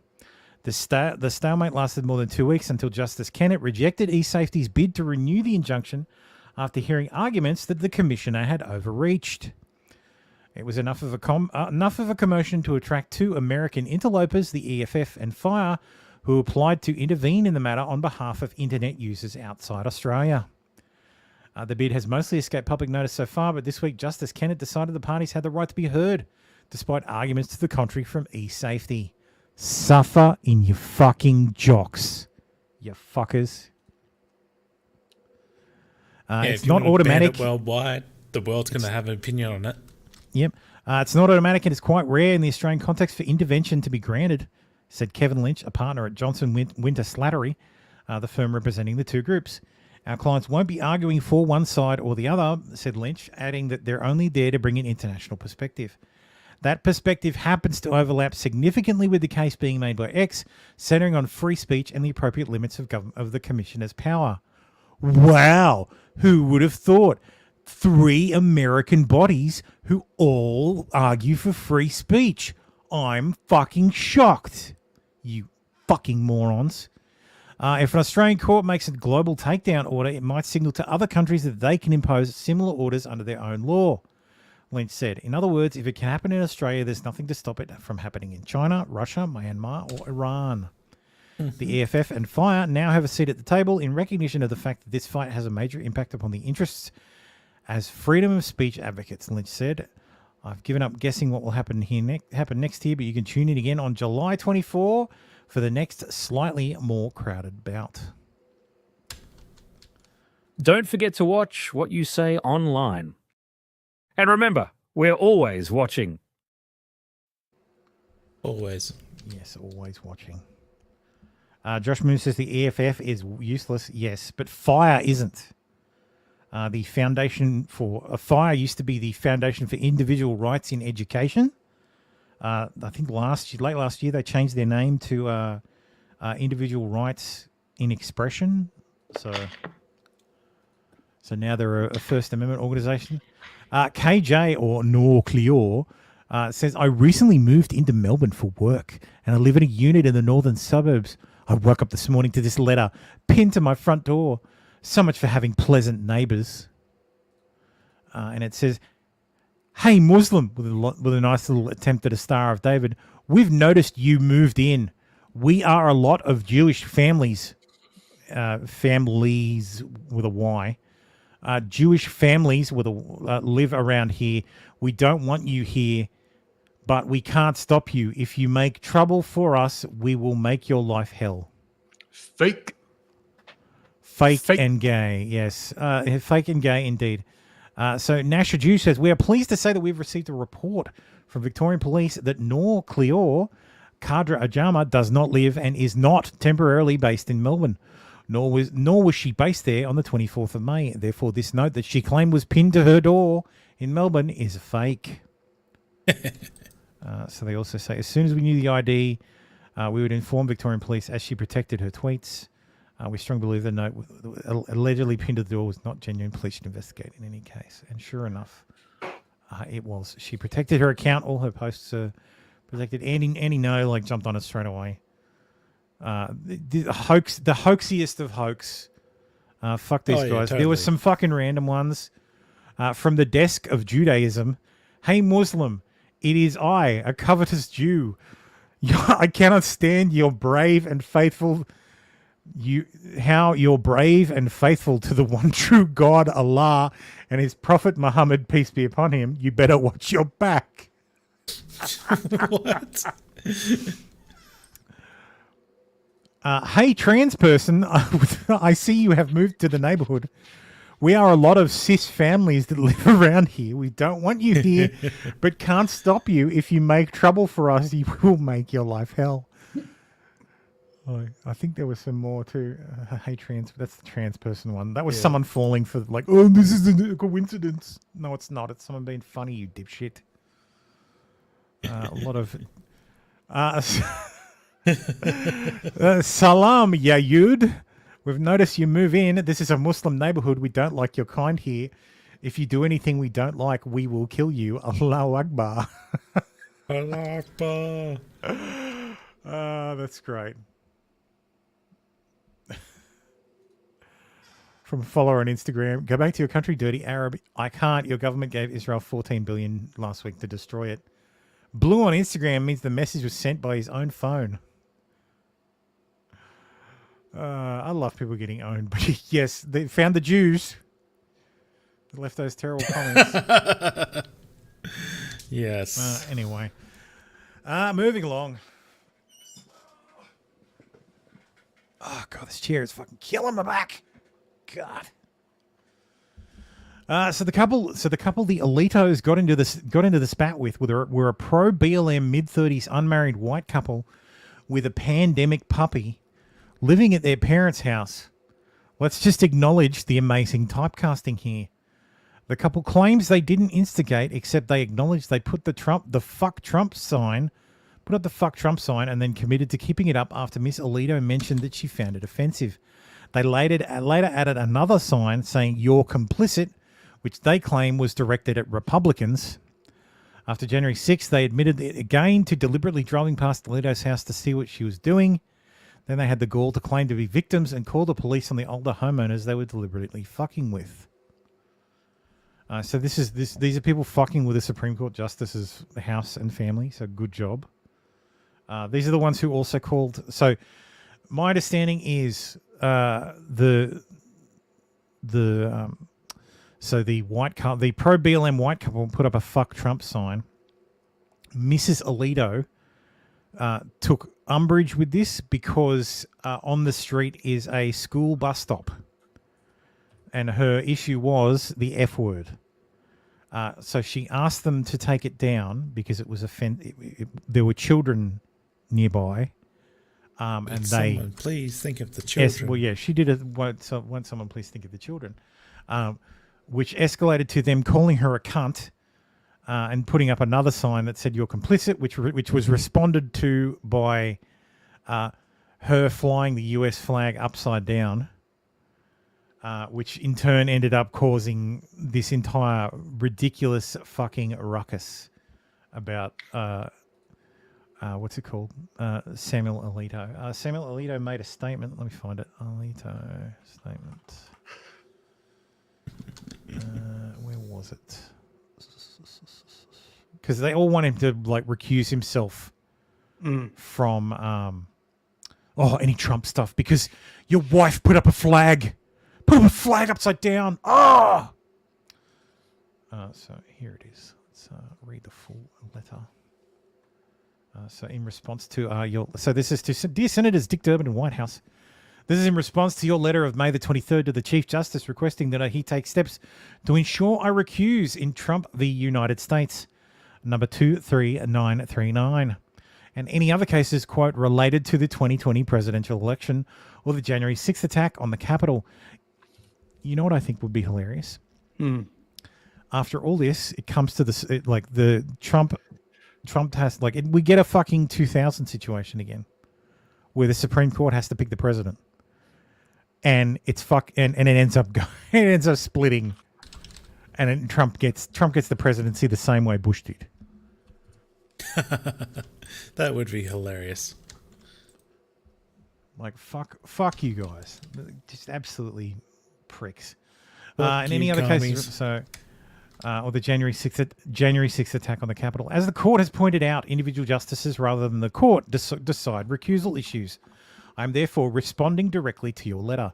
In it, you claim that 2 incidents involving the flying of flags created an appearance of impropriety that requires my recusal. The application provision of our Code of Conduct states as follows. B. Disqualification. Any judge is presumed impartial and has an obligation to sit unless disqualified. The reason they have an obligation to sit unless disqualified is because if you could conflict a Supreme Court justice out of a case, you could game the fucking system. You could organise that a judge who would be, you could find some way to conflict a SCOTUS judge out of a case, and maybe get precedent set on a case that's not fielded by the full court. 2, a justice should disqualify himself or herself in a proceeding in which the justice's impartiality might reasonably be questioned.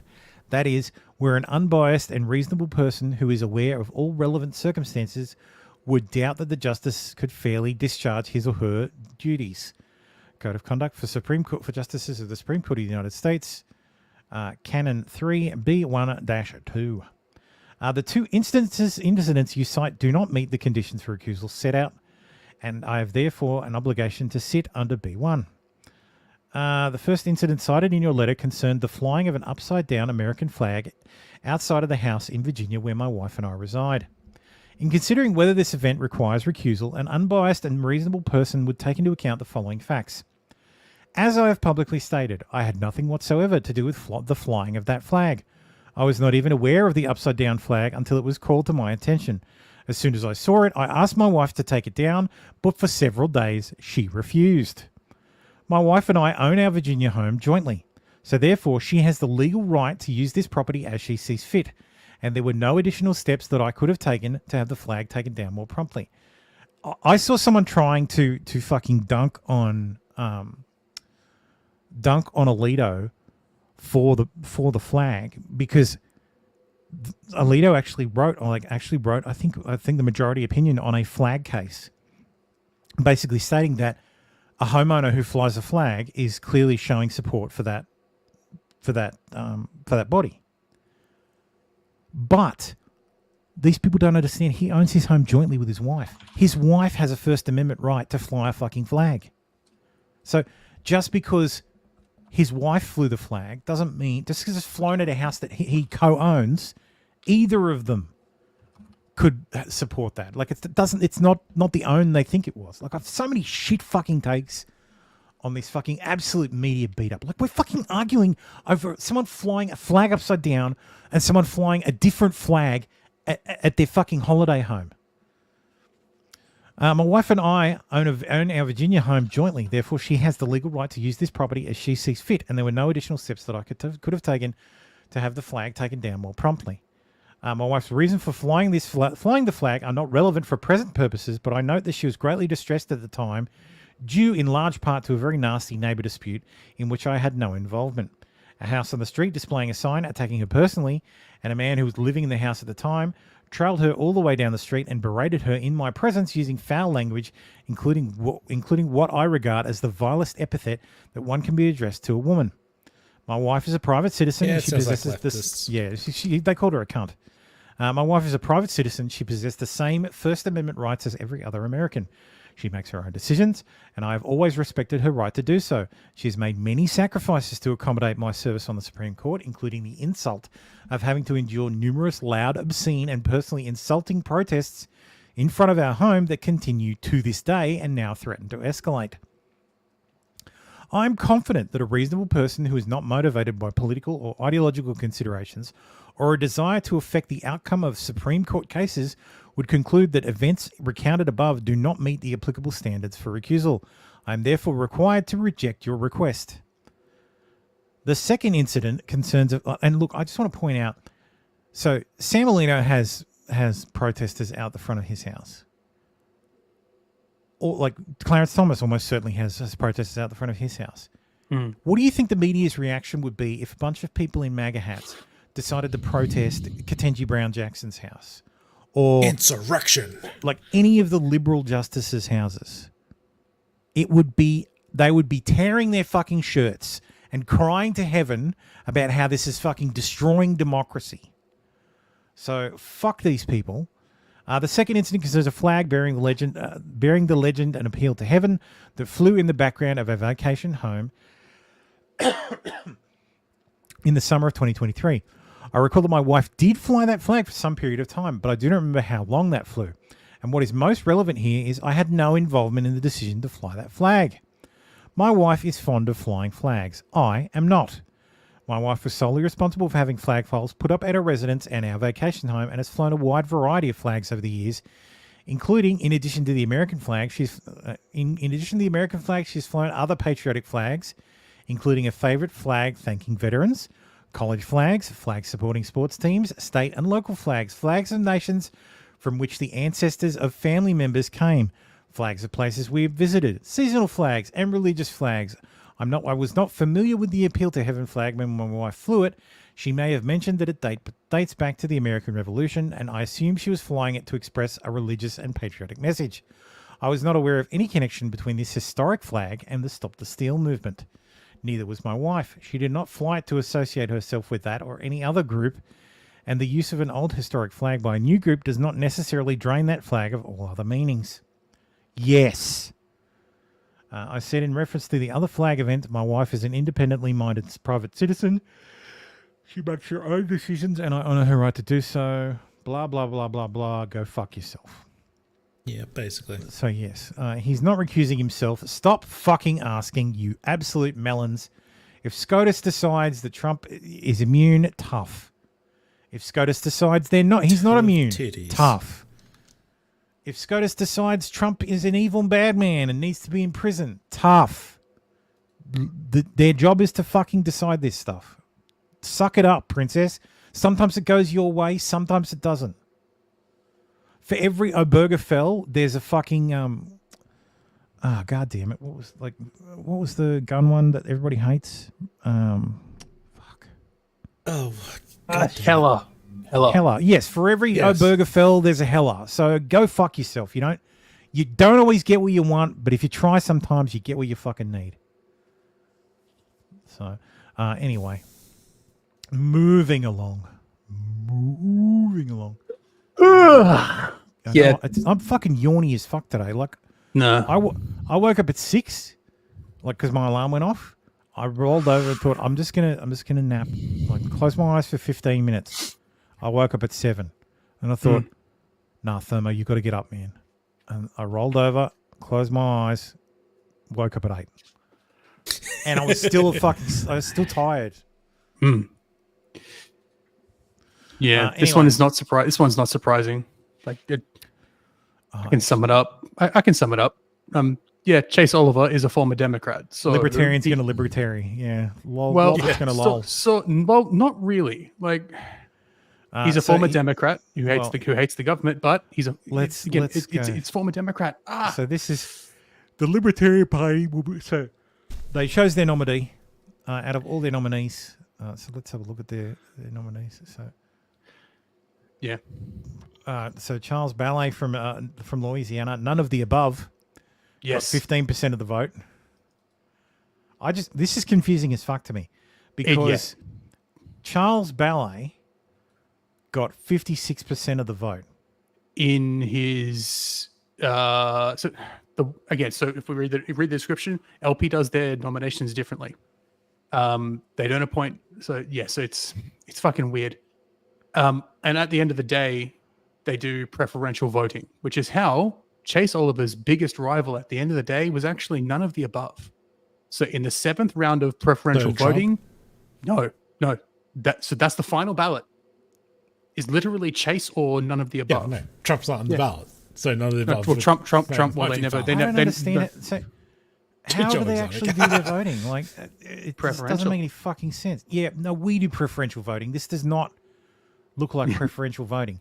If someone gets 50% of the vote, there is no preferential voting. Go back up to the top. It explains the way they do certain things. Eliminated at convention. There's a map with the. I don't understand. So they've got to win a few totals. So Chase got on the ballot. Okay, Chase got on it's the sum of all. Okay, right. Yeah. So it's the sum. So he got more votes than any other candidate because he ran in California and won 98.6% of the vote. Yep. And in Nebraska, he got 22% of the vote. Yeah, that's how they pick the. Okay, so they pick so the at that delegates point for they the go ballot. to the fucking convention. Yes, and then the convention picks the nominee based on voting rounds. That's right. Yes, and then by the 7th round, everyone else got knocked off. Now Michael Rectenwald was the next person who won the next highest amount of contacts. He is actually fucking based. He's like Ron Paul had a baby with Eeyore from Winnie the Pooh. That's his downfall. Is you listen to the guy boring, and he's fucking boring, but he's basically Ron Paul incarnate. And all these other guys I've never heard of. But Chase Oliver, you may remember author him. and scholar, economist, co-founder of the Friend Finder Network, Friend Finder Networks. Yeah. Vice chair. Okay. I thought I don't know who any of these other people are. I thought Smith, what's his name? Dave Smith was going to run. No, they've been wanting him to run, and he doesn't want to because he's got 2 young kids, and he's very much the voice of the movement at the moment. But he's not. Joe Exotic before the primary. Dave Smith is not a Chase Oliver kind of libertarian. Like, he endorsed Rectenwald. He's very much a Ron Paul. He's from the Mises Caucus. Yeah. Yes, and the Mises Caucus runs the party. Like, they have the head, they have the chair, they have all the positions in the party, but the delegates are still the big classical liberal caucus, capital L libertarians who believe in the open borders and the getting government out of all medicine kind of craziness. So that's how Chase Oliver won. And you might remember Chase Oliver from being the guy who supposedly stole the votes from Herschel Walker, and that's actually not true.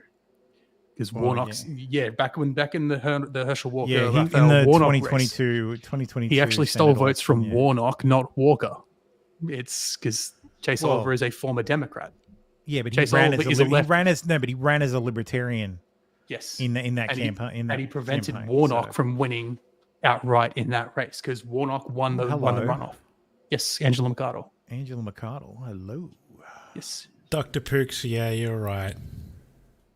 He was. I think Ricketta was approached. Oh, that would have been fucking hilarious. Yeah, Angela's great. Turned it down. Angela's great. Yeah, she looks great. Yeah, she's 41. Oh, yeah, she's older. She's day old. Yeah, she's older than older than me. Which I thought she was younger than me. She's actually a year older than me. That's not a good photo. No, it's not a good photo, but you see her and she's on streams and cameras and she looks good for her age. That's not Angela Mercado. She's on streams and camera and yeah, that's a pretty old photo. Not a good photo. It's pretty old. But yeah, she's in her 40s now. She looks good for her age. But yes, the Libertarians picked a gay former Democrat to be their presidential nominee. So they're going to lose. They're going to get less. What's the least amount of votes they've gotten in an election? Like I don't know, but this will be close to it. They can enjoy their 3%. No, it won't even be 3%. The party is not happy. Like because again, it's preferential. Chase Oliver didn't get the majority of the vote. He ended up getting in through preferences. I mean, he got in through preferences. That's irrelevant. That's he's still the preference. He's still preferred over the other guy. There was no other guy. That's the point. But there was no other guy because his main opponent was none of the above. No, but in that's what's on the 7th round of ballot. Him or none of the above. Yeah, I understand that part. But what I'm saying is he was on so it means none of the above beat the other guy in the ballot just before. Yes. Yeah. So he's the selection. He is the only selection. No. Yeah. That means he won it in the 6th round, and the 7th round was just a formality. Yes. Yeah. Yep. So he won. He's the one who was chosen. But he didn't. This is not the fucking round, like the actual fucking poll, like the actual bloody round. Because I'm almost certain it was. Who was it that said he didn't get the majority and had to get through on an alliance? Because he got through. He won the 7th round with his preferences. Because other people might have been because if there's only 2 people on the ballot, then you don't win with preferences. No, but other preferences would have gone to none of the above. No, but this is a staggered runoff. So this is you have rounds of voting, but like I'm pretty sure the Democrats do the same thing.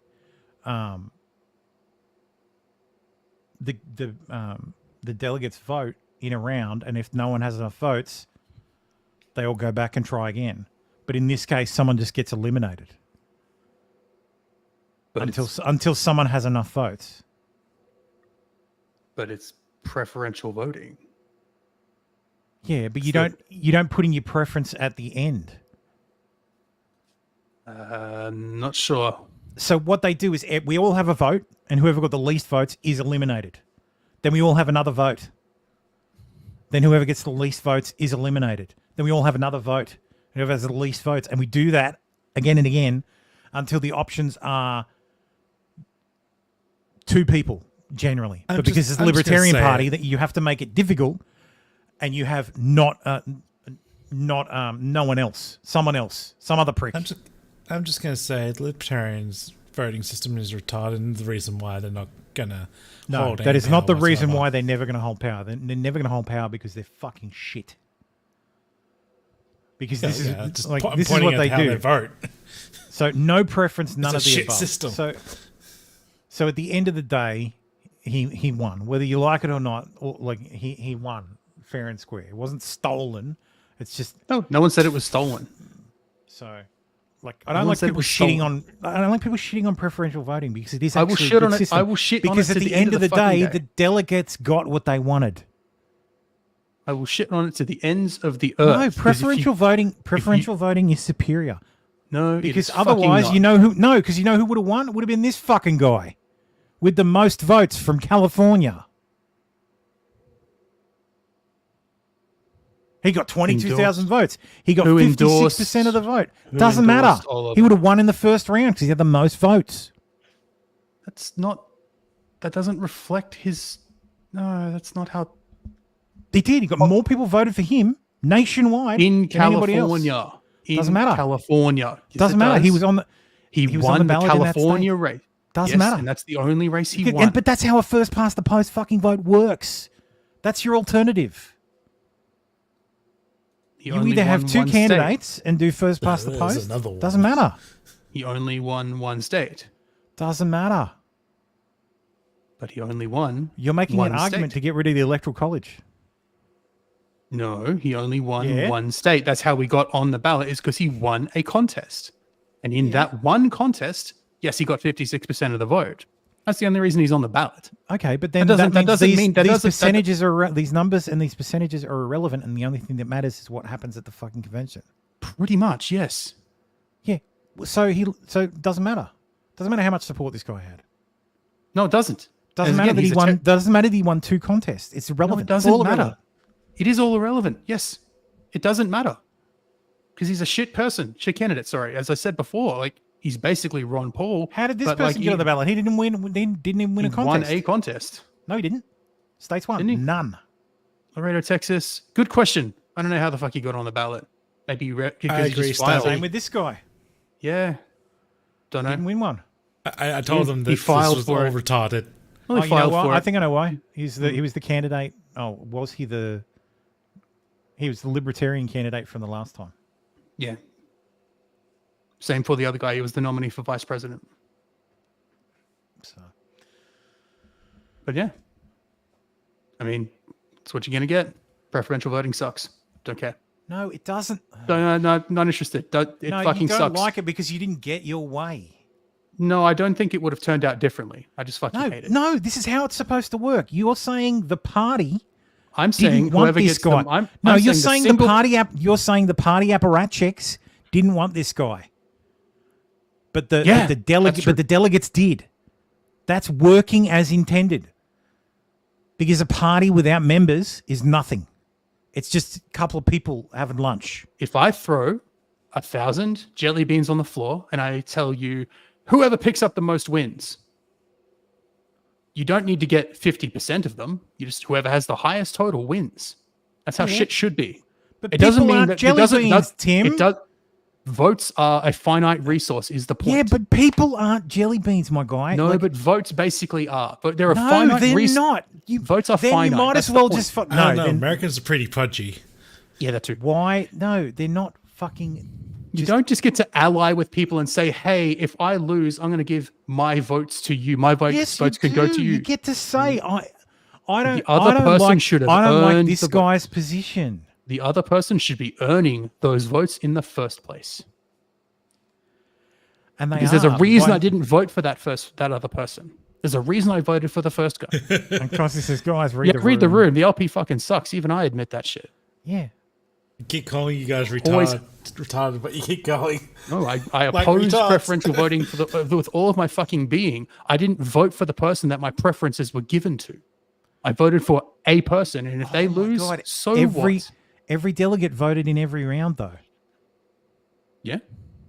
So, But I'm not at a the end of the day, no, but you're not a member of the Libertarian Party. No, thankfully. If I vote, I pick who I fucking vote for.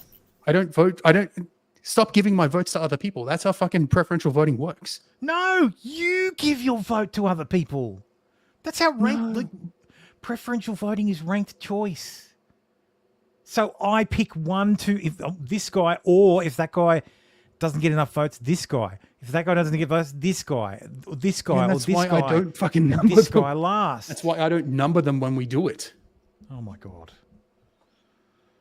So Tim is just telling everybody that he's never voted in a federal election. And my He's vote has never probably formally been voted. my vote has voted in probably been all a his votes is it's informal. probably been, yes, it's probably been a donkey vote the entire time. So just like you really are a libertarian. Yeah. Threw your vote in the garbage. Pretty much. So here's If y'all suck, I'm not voting here's for a you. bank exploding. Ugh, it's rough. It's not a federal bank, so Tim's upset. Oh, boo. So it was caused by a cut gas line that everybody thought was turned off. And the fucking Fed. How is that hard to understand? I mean, Stabby says, guys, message should- you're yeah. both gay, okay? the message should sell itself. Speaking of which, corporations paint rainbows on doorposts so woke gangs will pass them by. Yes, it is that time of year again. Mm-hmm. It's time. Yeah. It's time for time to bring out your gays.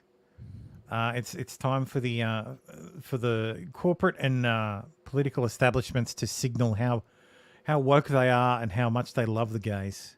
Time for the corporation to jerk himself off. He's, of course, the Department of Defense. Call of Duty has added a gift pack. In Modern Warfare 3 and Warzone. Didn't this already exist in was that last? Yeah, but I think if you didn't claim it, you can't claim it outside a year. Excuse me. So yeah, you can claim all these as free right now on COD. Strangely enough, it also colors your bullets. Ooh, that's ominous. That's ominous. So you can either hunt cis people or hunt trannies, I guess. Yeah, I'm going to paint the bullets, and this one's for you. No. The Episcopal Church has removed the St. George's Cross and replaced it with the Pride colours. God damn it. So yeah, that's a good thing, because I mean, you wouldn't want the Anglican Church, like the church founded by English royalty, to represent English royalty. This person has some problems. I think that I would like validation for my gender identity. There are some pictures of me. My pronouns are it and they. My gender is none. I enjoy dressing in a more feminine, I guess, way. But I don't want to be associated with gender. I enjoy looking like a clown. I kind of view myself as a doll. I don't abide by gender. I'm fucking built different. No, you're not. You're a woman. Can you fix it, Tim? Nope. Tim can. Sorry. Can you fix them? Tim can fix them. So it will be a month straight of this. So yeah. Fallen. That's great. 41% chance of hitting the mark. Yeah, 41% accuracy. Oh, yeah. Yep. You are not special, sugar tits. Yes. Costy's down for that, Clossy. Man charged with driving on a suspended license calls into court while driving on a suspended license. Mr. Harris, are you driving? Actually, I'm pulling into my doctor's office, actually. So just give me 1 second. I'm parking right now. Hey.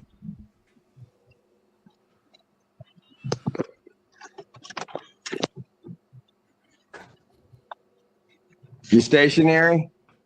I'm pulling in right now at this second. Yes, I am. All right. What are we doing? Your Honor, we are respectfully requesting an adjournment in this matter, up possibly 2 to 4 weeks if the court would allow. Hold up. Something ain't right. Okay. So maybe I don't understand something. This is a driving while license suspended? That is correct, Your Honor. And he was just driving. And the prosecutor's like, he didn't have a license.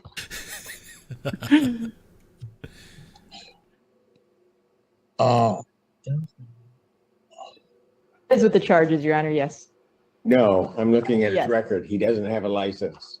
He's suspended and he's just driving. That is correct, Your Honor. Public defender's smiling. She's like, yep. Got him.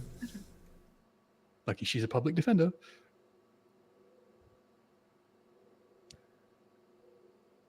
Yes, Snappy literally shocked to get your face.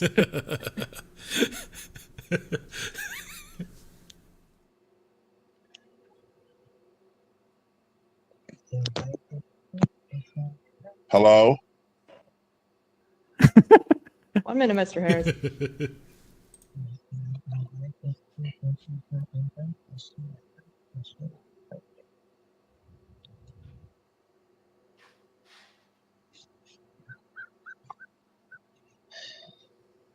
I don't even know why he would do that.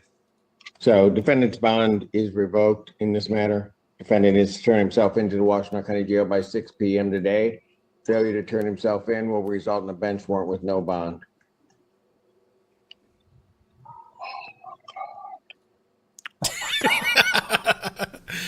Thank you. Mr. Harris, I love that. But then, He's like, fuck. I think this is actually like I know Josh was saying, Josh covered this on the show. I'm pretty sure he got fucked because his license was suspended because the DMV fucked up, and they were like he was trying to sort it out. So yeah, don't do that. Like if your license is suspended, just don't drive. So we're saying he didn't know. Don't live stream yourself driving.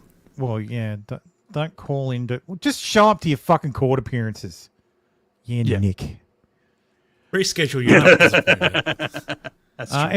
Everyone's favorite strongman, Bukele, says, you're deeply disturbed because we moved our painting a couple of meters to a nicer place in our airport. We are a sovereign nation and we will display our artwork wherever we see fit. You're overstepping your bounds. Shouldn't be looking after your own people in Massachusetts.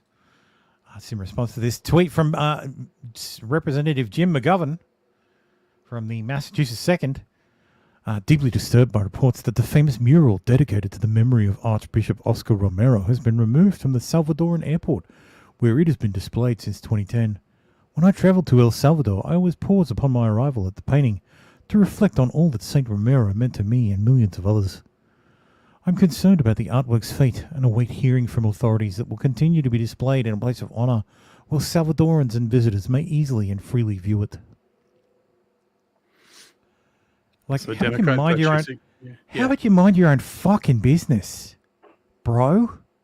When I travel to El Salvador, I always go I don't to the think you're going to be mural. traveling to El Salvador, my guy. I'm pretty sure you might be arrested when you go to El Salvador, and probably rightly so. Jesus. Russian MP weighs in on dogs for frontline call. Vladimir Brumatov has criticised the proposal to send homeless animals to the front lines. The idea of relocating stray dogs to the front lines of the Ukraine conflict is disrespectful and irresponsible. The Russian State Duma's first deputy chair on the committee on ecology and environmental protection, Vladimir Brumatov, has said on Tuesday a local MP in Yekaterinburg in the Russian Urals, Arthur Ziganshin, made headlines when he suggested that the city's homeless animals could be sent to the front line. We have military operation underway. Maybe it will make sense to find useful doggies there. Ziganshin said during a meeting. The lawmaker justified his proposal by recalling that some 70,000 canines served in the Red Army during the Second World War. That dog would be Ukraine. It would scare Ukrainians. I'm scared. Actually, hold me thermo. Oh. So some of you may not be aware, but that is true. Yes, the Red Army used trained canines. And what they did was they took the dogs and they strapped explosives to them. And they trained them to run in front of run in front of tanks so that the tanks would go, dive underneath the tank and then explode. Unfortunately, when they fielded them, they weren't trained on German tanks. They were trained on Russian tanks. And predictably, while the dogs did dive under the front of some German tanks, they mostly dove under German tanks. Mostly dove under Russian tanks. So that was stopped. So they were mostly ended up being used as guard dogs. So, yes, maybe the Russians will use them to hunt down drones, I guess. I mean, they're good at bite them out of the sky. Yes, bite them out of the sky. Dr. Pook says, I don't remember any doggos in Enemy at the Gates. They were on the plates. The Chicago woman who assaulted a cop, stole a police car, and ran over a cop while naked was just acquitted. You absolute fucking cuckold. Was naked while was acquitted by a judge because she was going through a psychotic episode. She will not serve any jail time. Turns out she was also recently hired by the city of Chicago while awaiting trial. Of course she is.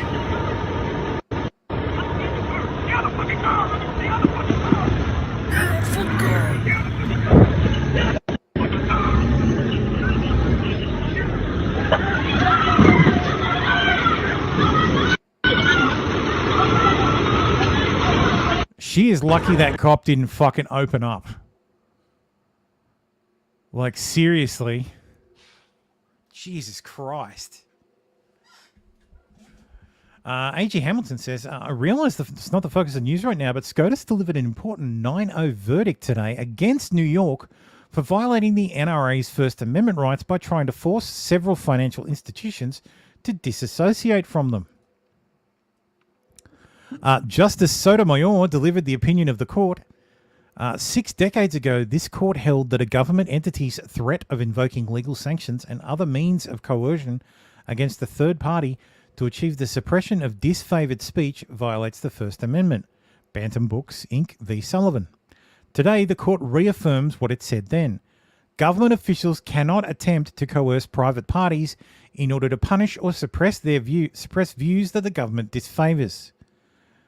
Petitioner National Rifles Association plausibly alleges that the respondent, Maria Vullo, did just that. A superintendent of the New York Department of Financial Services, Vullo allegedly pressured regulated entities to help her stifle the NRA's pro-gun advocacy by threatening enforcement against those entities that refused to disassociate from the NRA and other gun promotion advocacy groups. Those allegations, if true, state a First Amendment claim. So yeah, fuck you, banks. No deplatforming organizations, government at least, for things people say online. So look, if there's a debanking case that gets to SCOTUS, I think it goes 9-0. 9-0 again, and gets fucking destroyed, and there's no more debanking because of people's public speech. Like I granted that it is private action, but yeah, I guess it has to be a government-owned bank. Well, they're all FDIC insured. Yeah, but I don't think you can. I think the fact that the FDIC is a government body and it insures the money in those banks. So if anything happens to that money, the taxpayer is on the hook. I think that's a compelling interest. Provides a compelling state interest. Yeah, but your argument also says that all Australian banks are the same thing. They're all government owned.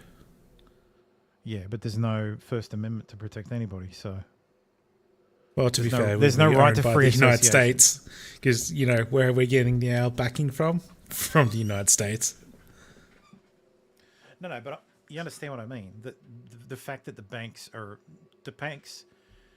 don't have to be FDIC insured. It's a choice. They can choose to be backed by the deposit insurer, which is backed by the US government, because the FDIC is a US government body. Like, I know what you're arguing. It's just, and when it comes up to legally, they'll be able to say that they're I'd want a lawyer to weigh in. Company. Yeah, but I'd want a lawyer to weigh in as to whether that provides some sort of compelling interest. And here's Sean. Yeah, like I think, like Fullen says, Dangle, any bank that debanks can't be FDIC insured. Yeah, potentially. There should come a requirement like, okay, yeah, we'll insure your depositors, but you can't be debanking people for legal speech. Yeah, I just don't see that becoming a thing. Oh, maybe not, but I mean, the federal government, it's been messing around with the banks. You know what the good thing is? Too much to the point where they actually are. See, you know what the good thing is, RC? Mm-hmm. Activist justices work both ways. So an activist judge gave the US Roe v. Wade. An activist bench gave the US gay marriage. Well, an activist judge can give people free speech. All it takes is the court to say, yeah, this is a good argument. And public opinion. They don't give a fuck about public opinion. Otherwise, Roe v. Wade would have never been overturned. Yeah, here's Tim's favorite person with Tim's favorite person. Tim's other favorite person. Hated. Well, not Zuck, but Milei's been wanting to meet with the heads of social media for a while. Yeah. So, which makes sense. So if he suddenly changes, then he's been replaced by a lizard person. The Free Press I Post. think it's just to mute the fucking leftist attacks that he's dealing with. Yep. Yeah. Watch the very real mayor of West Hollywood attempt to explain to an increasingly hopeless Ben K. Waller the epidemic of racialized and gendered architecture in his city. We have a commitment to racial equity and social justice in the city of West Fucking equity. Hollywood. We provided a training series, Understanding Racial. Provided a GARE virtual training series, Understanding Racialized Spaces in Architecture. Oh. Yeah, is that the same like in architecture? How do you understand racialized space in architecture? How do you understand racialized space in architecture? Well, it's how do you understand gendered space in architecture? So What's that? Well, when you look at there's actually several great books about it. When you look at architecture or building or zoning codes, they all play into the same space in which how do we create an open and inviting environment for all communities. So what would be a racialized, or if you like, a gendered space in architecture? Well, a gendered space in architecture, when you look at how is stuff opened, like when you look at metro stops, when you look at bus stops, you look at a lot of transportation hubs, a lot of things that are they more friendly to people of both genders or all genders? These are all questions that I think we're looking at when we look at cities and how they're built these days. Well, okay, so how would a transportation hub, like a train station, be like unfriendly to men or to women? I mean, don't you already know the answer to that question? I mean, do you think it's safe for people to be in a space that doesn't maybe have a shelter over it when it's raining, or there's not enough adequate lighting, or when we look at spaces that aren't inviting with a bench, or ways in which women or people of all shapes and sizes can exist in those spaces? I think it's exactly how you think about when you want to have the an only inviting thing space. that you said. Dr. Hooks, yes, the Free Press is Barry Weiss's outlet, yeah. And I don't think it relates to gender, that would affect one type of person over another is a bench, where I would imagine like that would be a place where What about stairs or an elevator? Yeah, like these are like things, accommodations we have for people with disabilities who are old. Green space, Okay, so walkable space. give me like a gender or a race one. Like So let's look at open space and walkable space. I mean, those are all playing into, I think, the way in which we are approaching urban design in urban cities. Okay, but what does any of that have to do with race or gender? Well, I think when we're looking at architecture, how are we looking at our spaces being different and new and inviting to everyone? I mean, you can build a building just to build a building. Okay, but what's an example of like a space that's like not that is gendered or that is racialized? Well, I think it's the old existing zoning playbooks that Los Angeles has existed in for quite some time. This library itself, the PDC, you look at Melrose and what we're doing, I think there are different ways in which we look at zoning codes differently here that are trying to be more open and inviting. Okay, so what is racialized about the library or gendered about the library? Well, it's not anymore, it's brand new. So I think this space is more inviting to the one that was just over there, don't you? Well, How long have you lived here? I'm glad they took out that no black sign. That was bad. That was very bad. Where was that sign? It was right out front. It was terrible. It was Oh, the worst racialized architecture I've ever seen. Like He knew that guy was just full of shit. John M. Erickson. God damn it! I've got to retire my nom de plume. PhD. He's the mayor of West Hollywood. What is his PhD in? Dick sucking. John M. Erickson.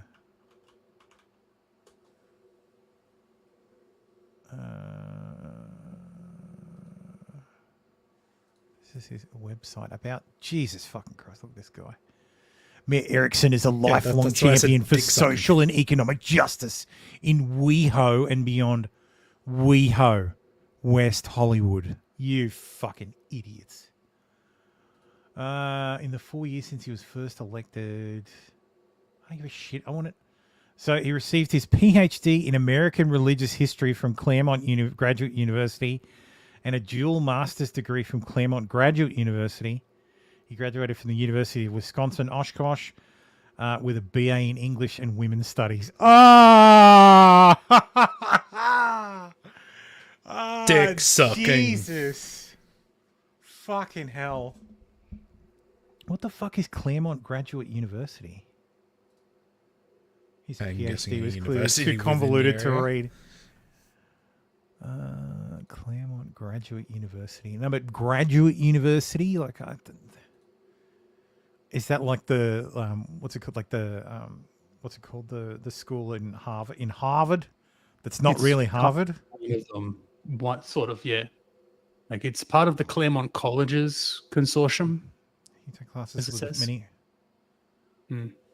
As a Claremont Graduate University student, you take classes with many of the 550 faculty members. There are 5 undergrads. It's a group of colleges, and they don't have the name Claremont on Wikipedia in the private chat. But it's sort of like a Harvard schools kind of thing, sort of. But yeah, it's part of a group. I went to Claremont College. Yeah, when you say yes, that's what it means when you say you went to Claremont, is you went to the graduate university. Colloquially known as 7Cs, are a consortium of 7 private higher education located in Claremont, California. Okay, so they're just small private schools within the region. Right. Within the region, Jesus. All right. That's so fucking stupid. Like, so my grandfather was an architect, and my condolences. The entire idea. Well, he's passed away now. I'm an architect too, but it's just my condolences. Fields. Yeah, that one I'll take. I don't think he's ever built a gendered building. Like what the fuck? Like, are you kidding? A gendered building? Like, fuck right off. Yeah. That rock is racialized. Yes. We need to de-racialize the rocks. J.K. Rowling, based J.K. Rowling, says Britain has banned puberty blockers. This is the relevant portion of the CAS report. Read full documentation to be read here. Medical pathways. 80. The original rationale for the use of puberty blockers was that this would buy time to think by delaying onset of puberty and also improve the ability to pass in later life. Subsequently, it was suggested that there may also improve body image and psychological well-being. The systematic review undertaken by the New York University of York found multiple studies demonstrate that puberty blockers exert their intended effect in suppressing puberty, and that also bone density is compromised during puberty suppression. However, no changes in gender dysphoria or body satisfaction were demonstrated. There was insufficient/inconsistent evidence about the effects of puberty suppression on psychological or psychosocial well-being, cognitive development, cardiometabolic risk, or fertility.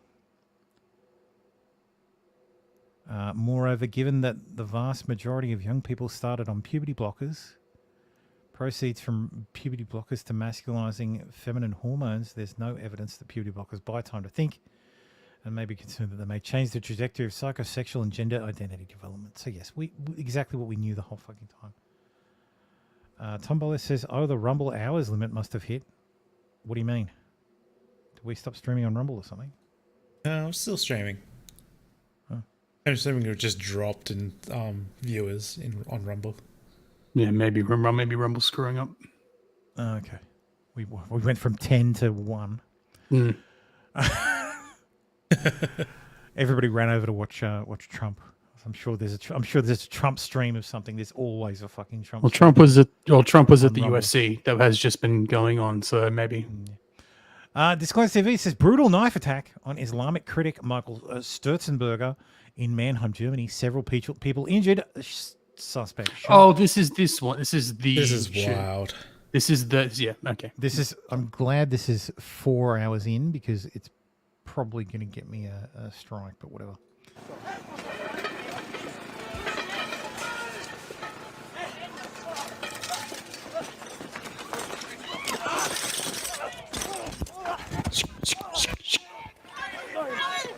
Alright, now he's pinned. And who do the cops go after? And who do the cops do? Boom! Pop, pop, pop. I have to say, that is some great presence of mind by the guy the cops had down. Watch what he does with the knife when the guy gets shot. The guy dropped the knife. This guy takes it, throws it away. Yep.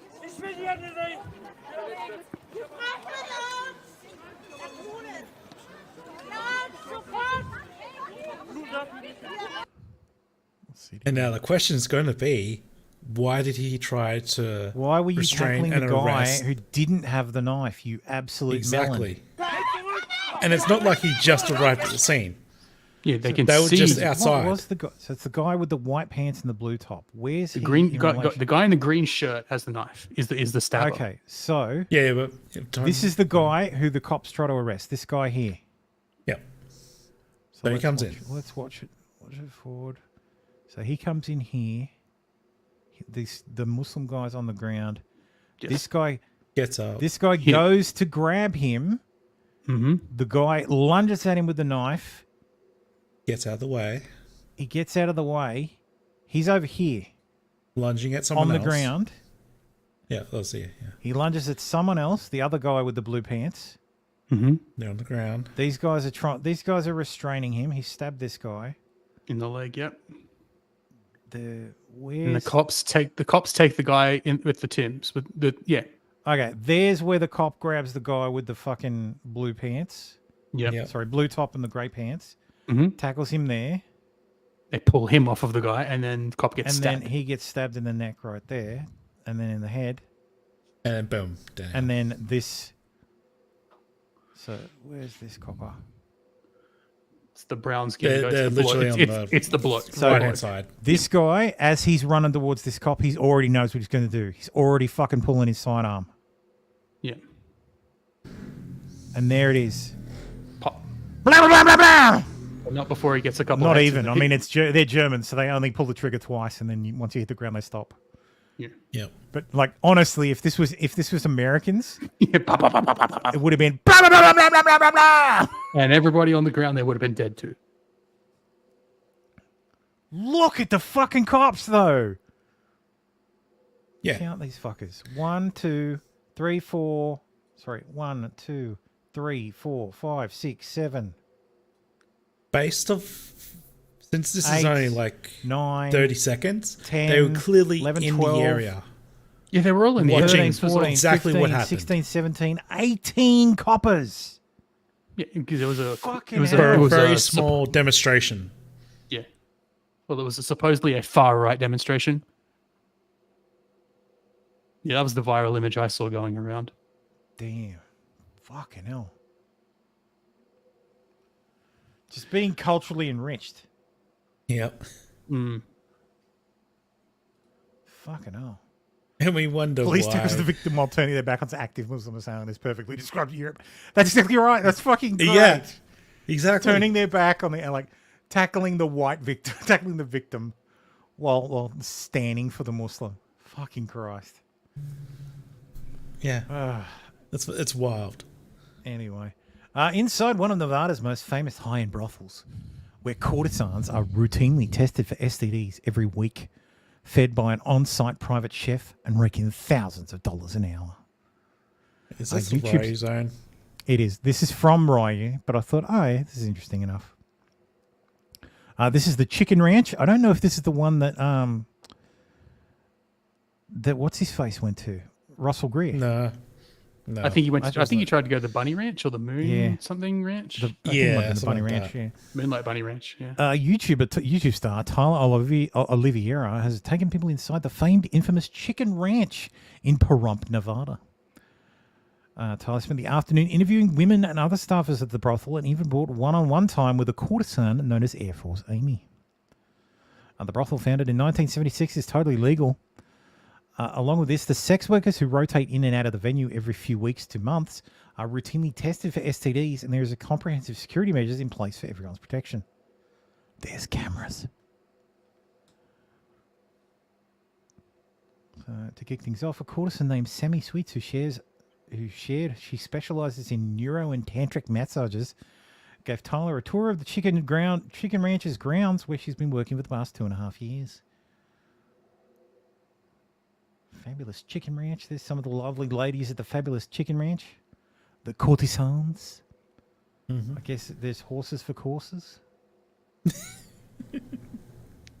We do get a lot of paraplegics, clients that are wheelchair bound, a lot of vets that are amputees, a lot of people with Mobius syndrome.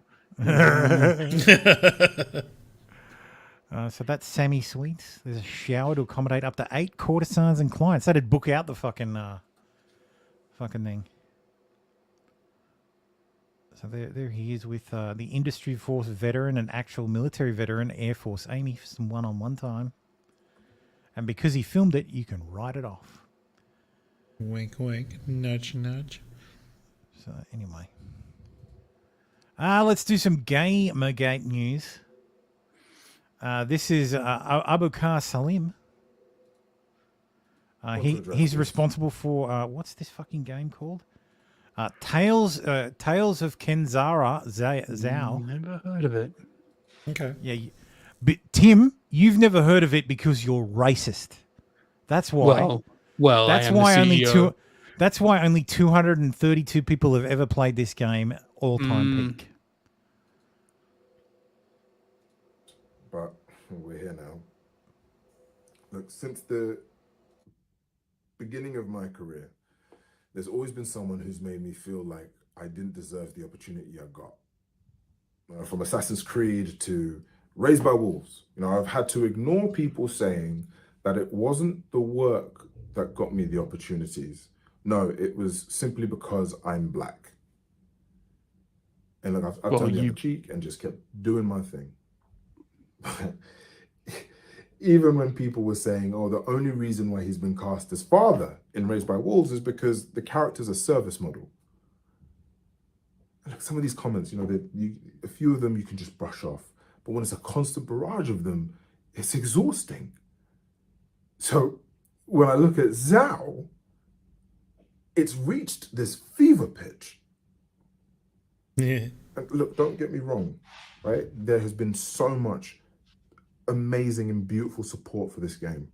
The fact that it has inspired so many people and touched, so many lives. It was one of our goals from the outset to have this all 18 positive of them impact, right? But at the same time, we are being faced with constant targeted harassment from people who see diversity as a threat. From people who look across the vast landscape of modern media and decide that anything that doesn't speak to them or centers around them is unnecessary and inauthentic. And look, there's always a reason why diverse stories can't exist. It's always either we're doing it the wrong way, or it's just there to tick boxes. And it's just beginning to feel like, there is no right way. These exclusionary rules just continue to stack up and the goalposts continue to shift until, me, my studio, people who look like us, just sit down, be quiet, and just accept the fact that you're outsiders. But I won't do that. So look, if there are people who aren't like you in a game, I want you to know that that game is still for you. If the characters are a different race or a different gender or a different ideology or a different perspective, that doesn't mean that the game isn't for you. It can still be for you. It's an opportunity to live in rich new worlds, to explore different perspectives, to explore different cultures, and all the while you're playing a decent game. So it's not a good game, it's only decent. To experience something different, something new, you just need to be open to it. I don't want anything new, you fucking retard. You don't get it. I don't want. What are you talking about, Tim? 9 out of 10 Dual Shockers, 9 out of 10 Destructoid, 8 out of 10 GameSpot. Well, the reviews on Steam are actually mostly positive. Yeah. Oh yeah. How many reviews on Steam?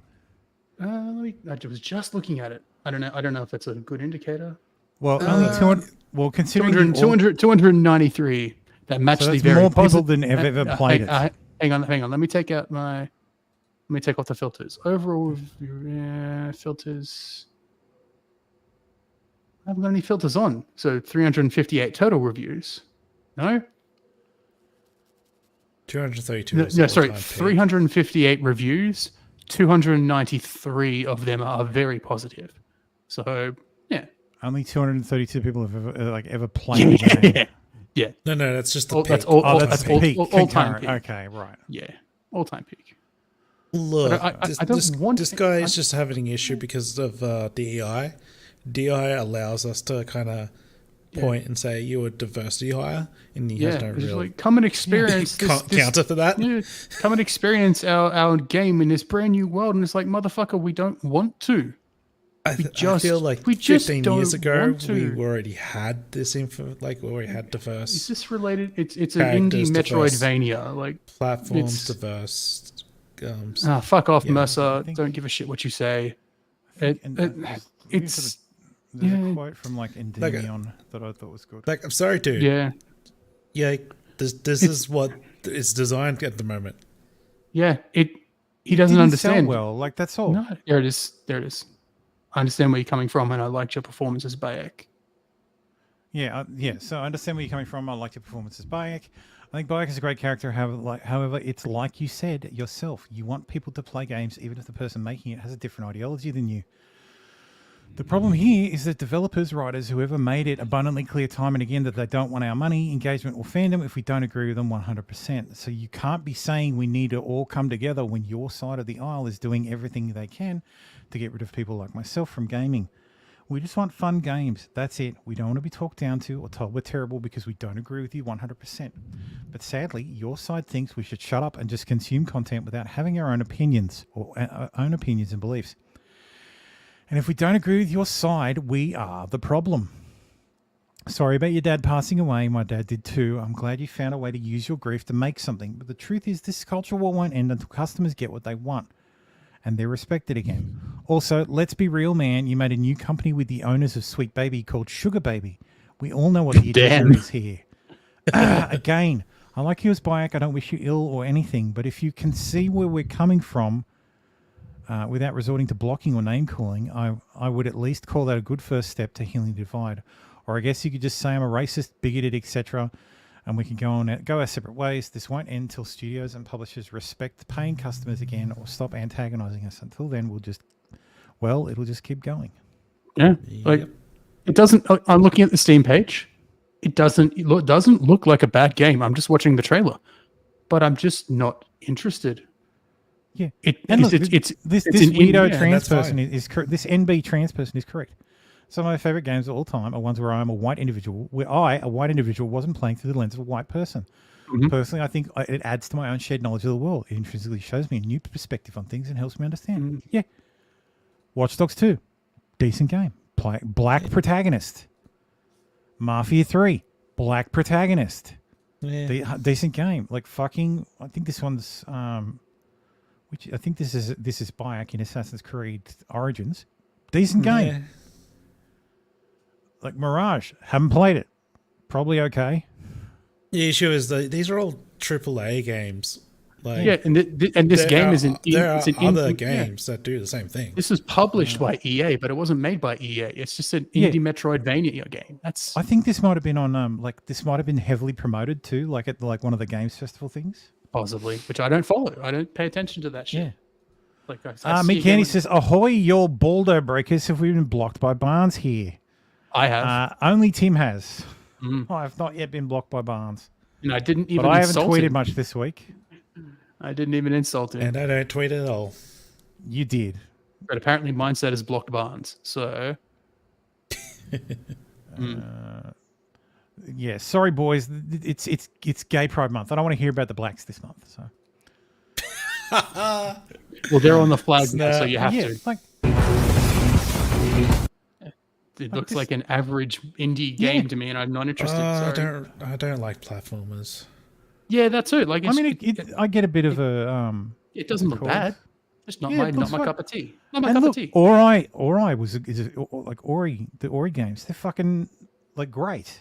They're platformers, like same kind of deal. And when I see platforms, it's like, no. Yeah, it's just not. I don't even care about the settings or whatever. I like platformers because they are an old time, like they're an older concept. Like, not everything has to be the 3D fucking first or third person shooter in like an open world. Like, I like that these kind of, because back to basics games like this, and there are some platformers that do some interesting things with that's the platformers, genre. but you also got the isometric games. Those are really good. The isometric games. Those can be good. Yeah. Or even top-down things like I've been Hotline playing Miami. the shit out of Diablo 4, so. Yeah, I leveled my first character to 50. If you're gonna start playing Diablo 4, Project Zomboid. if you are ever gonna, if any of you are going to start playing Diablo 4, now is the time. This season is very good. They are showering everybody with loot. The leveling speed has been decreased quite significantly. I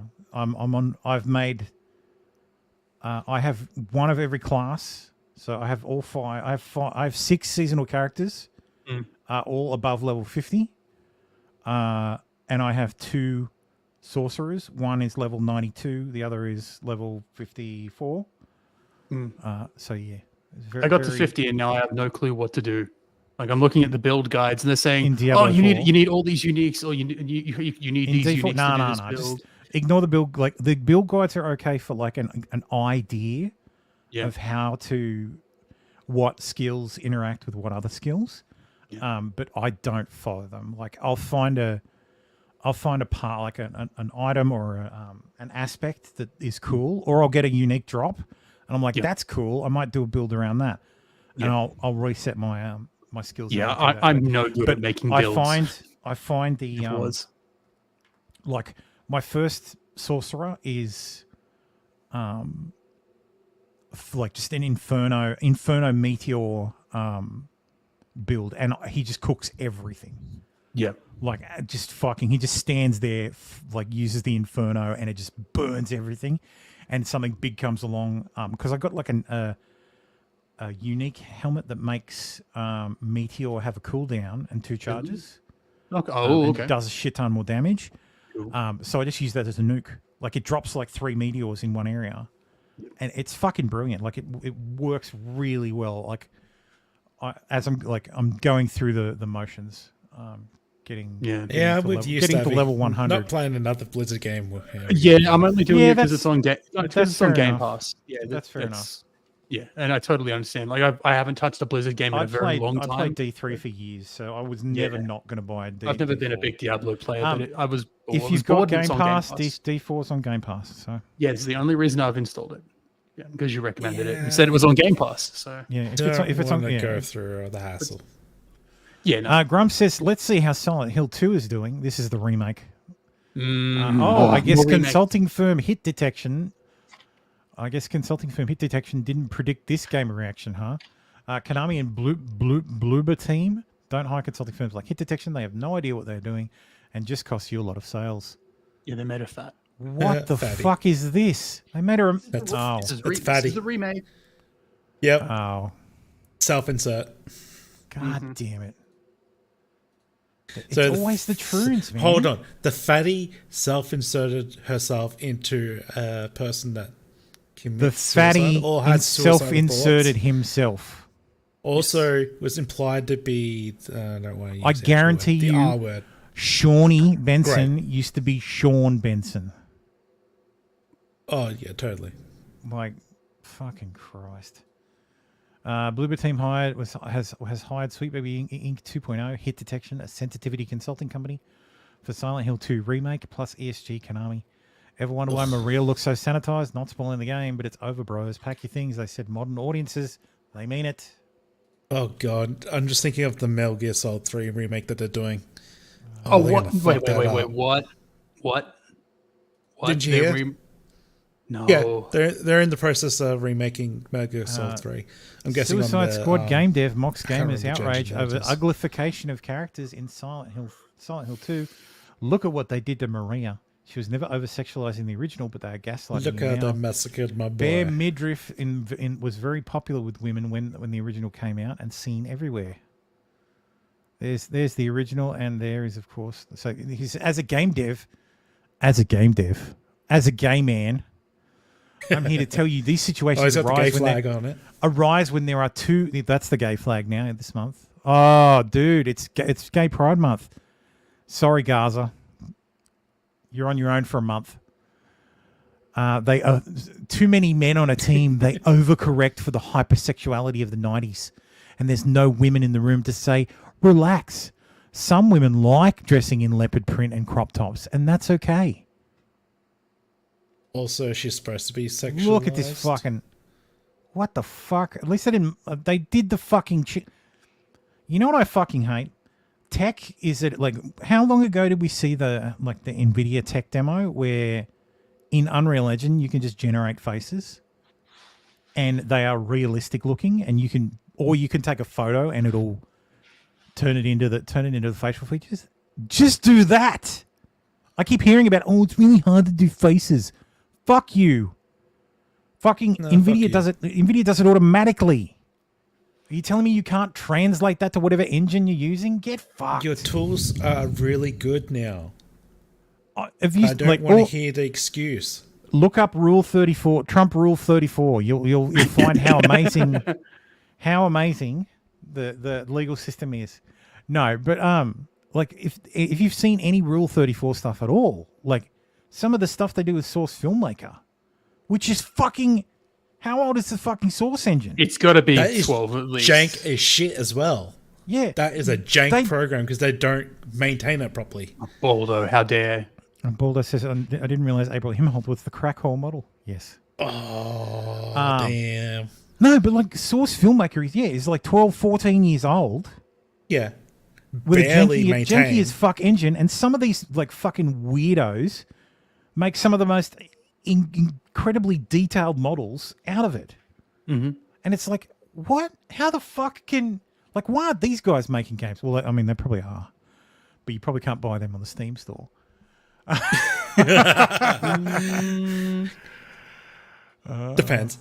on the assets. What was the game that Subverse, I think it was. The game that beat Tim Pool. Yep, Subverse. Yeah, that was the one that his brother was involved with, I think. No, his brother wasn't involved with it.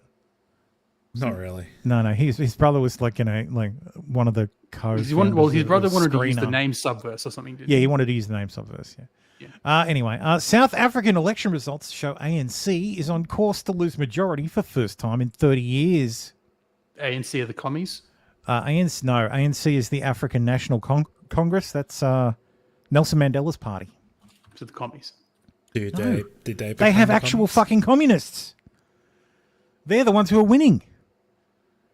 So, the pro-business Democratic Alliance is in second place, which is good. You don't want the, what's his fucking name? Not this guy. There's the Kill the Boar guy. The EFF, Right. Not that EFF. The bad EFF. the fucking bad EFF. The EFF is like is the literal communists. Yeah, but the ANC is part of Socialist International, though. So South Australia. Freudian slip. South Australia. South Africa is fucked. Totally. Absolutely. It's turbo fucked. Yeah, center left and then left. Meat Candy says Source Engine is 19 years old. Holy shit. Yep. Does that mean any porn made with Source Media, like Source Engine, is legal because it's old enough? That's a red flag. A red flag indeed. Breaking: Alex Jones says the federal government is attempting to shut down InfoWars and seize my studio. So, let's hear what I have to say. Yeah. The globalists are coming for me. We know that, Alex. I've been under attack. I've been gaslit. I've had secret federal filings filed on me that I'm committing crimes, referred to the Justice Department, which of course wasn't true. We'd already filed it in federal court months before. They didn't even check this shit. If you're gonna fucking frame somebody and fucking lie about them to goddamn federal court with the fucking know it's already filed in the goddamn court, you bastard. So fuck you.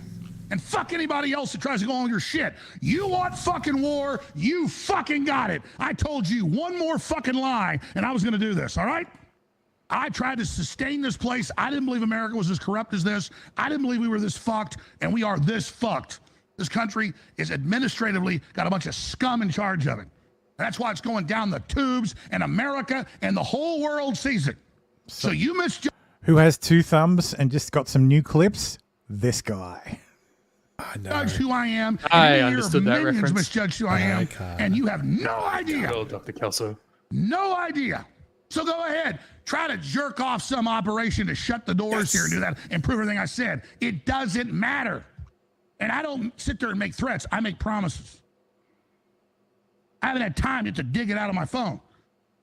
But I will. And you will, at the end of the day, know that Alex Jones, the American patriot, defeated your evil ass. You guys want to comment? And then I eat your ass.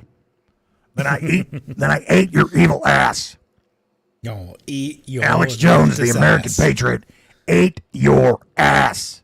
Like your evil ass. Like Corn Cob. Honestly, I can't wait for the remix for that. It would be absolutely funny if. Honestly, I'm going to cut that up and get some clips. I'll find the original footage in full res.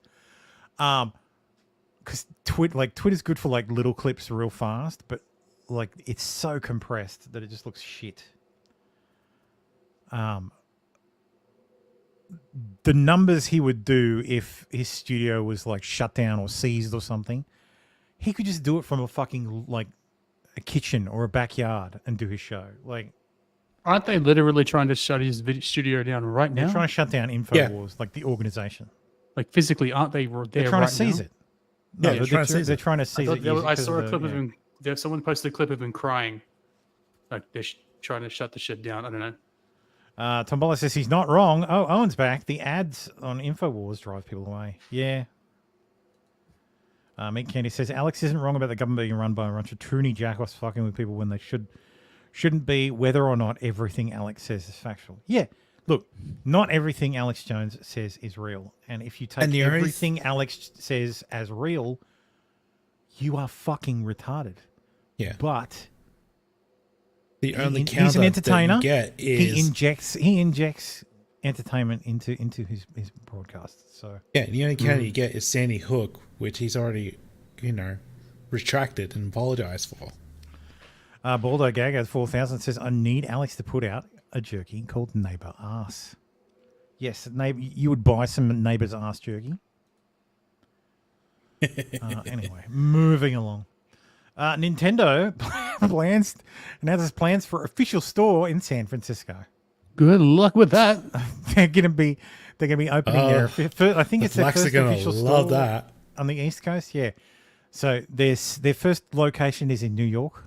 Mm-hmm. So their second location is going to be in Union Square in San Francisco. Good Somebody needs luck. to, once that building opens, someone needs to set up a camera out the front and just record it until it gets robbed. That'll take like 2 seconds.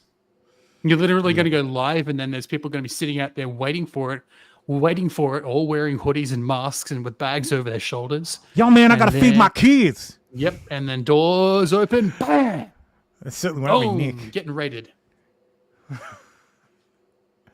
Everybody missed that joke. Yeah. So reset the clock, gentlemen. English teacher at a posh Dalton school resigns amid accusations of sex abuse by her former student. High school English teacher at the posh Dalton school resigned after being accused of sexually abusing a former student. The Post has learned administrators received the troubling allegation about Mara Naaman in a May 2nd letter written on behalf of a student who attended the $61,000 a year Upper East Side school. Dude, you pay $61,000 a year to send your boy to school, he'd want to be getting blown. I'm kidding, of course. Like that's a fucking lot of money. Like, holy shit. That's a job, like that's paying for one job. You might as well hire a fucking teacher. The alleged misconduct occurred during 2020 to 2022, according to a May email. For the head of school, Jose de Jesus, and a board trustee president, Ali Jetty, to the school community program regarding a serious matter. Could have done better, jeez. Who she had sex with? She's 50. School filed a police report. How old was the... Num taught English literature to 9th through 12th graders.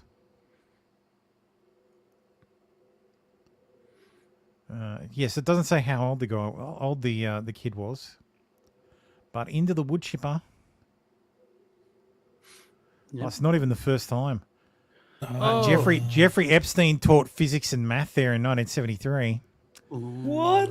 In 2018, the former headmaster was accused in a federal lawsuit of sexually abusing a 14-year-old student who was living with him and his wife in 1986. The girl was working as a family helper to Dunnan and his wife, who had just given birth, in exchange for a free education. That's what I guess that's what April was doing at the Ricada household. She wasn't a nanny. She was a family helper. So we just got allegations at this stage, and she resigned because of it. Yeah, like nothing's really filed. Yeah. Oh well, we can't put her in the wood chip for that. That police have to go through the process. Joe and Hunter Biden used a visit to Sandy Hook Memorial Service to set up a secret meeting with Chinese over a $10 million a year deal. New email reveals. I'm guessing it's of helping the family, to be honest. Yeah. Yeah. I'm sure that's $91,413.14 Australian. Yes. I'm assuming this email come from the Hunter Biden laptop. More than likely. Welcome back, Baldo. Cheers. Cheers, beers. That's it. Father of a trans individual who went on a stabbing spree in Massachusetts is a licensed mental health psychologist. And not a very good one. I'm an LMHC, a licensed mental health counselor in the state of Massachusetts. I work with children, adolescents, young adults, and adults on a host of different issues and diagnoses. Hi, my name... Oh, Christ. You're crazy. Can't make this shit up.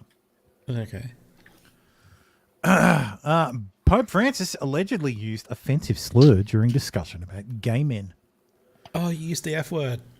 Bishop says Pontiff made remark during closed-door debate on admitting homosexual men into seminaries.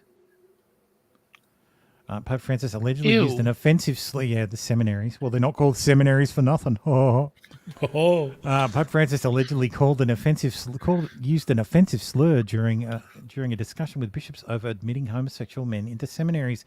Several Italian newspapers have reported. Fagotto is the actual fucking word. Yeah.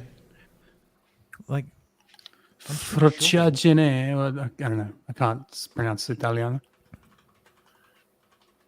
Frocciagine. I don't speak Italiano. Homosexual is how you say homosexual. Yeah. That sounds so gay. Homosexual. That is very homosexual. During the discussion, when one of the bishops asked Francis what he should do, the Pope reportedly reiterated his objection to admitting gay men, saying that while it was important to embrace everyone, it was likely that a gay person could risk leading a double life. Facts. He's then, if you're not out, then you are literally leading a double life, because you're not telling the world that, like, who you really are. He is then alleged to have added that there were already too much frocciagine. Frocciagine. I just did a text to speech to double check it. Yes. Let me. Frocciagine. What does that translate to? Faggotness. Literally. Faggotness. That's the next sentence. Yeah, a vulgar Italian word. Twitter, YouTube, Bing won't translate it. I went to just a TTS. Frocciagine. Bing. Frocciagine. Mm-hmm. We don't want to know frocciagine. Something like that. Roughly translates to faggotness in some seminaries. Only straight people here. The story was first reported by the political gossip website Dagospia, before being covered by the Italian dailies La Repubblica and Corre de Sera, and the news agency Adnochronos.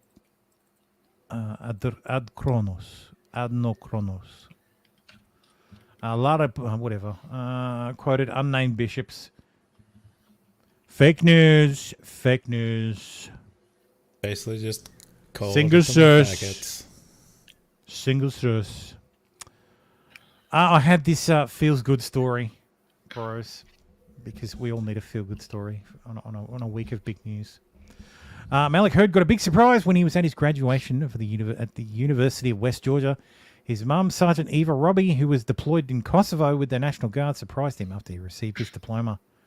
Sergeant Robbie told Fox 5 that she has had to miss important moments over the years, but she refused to miss her son, whom she raised as a single mum, graduate from college.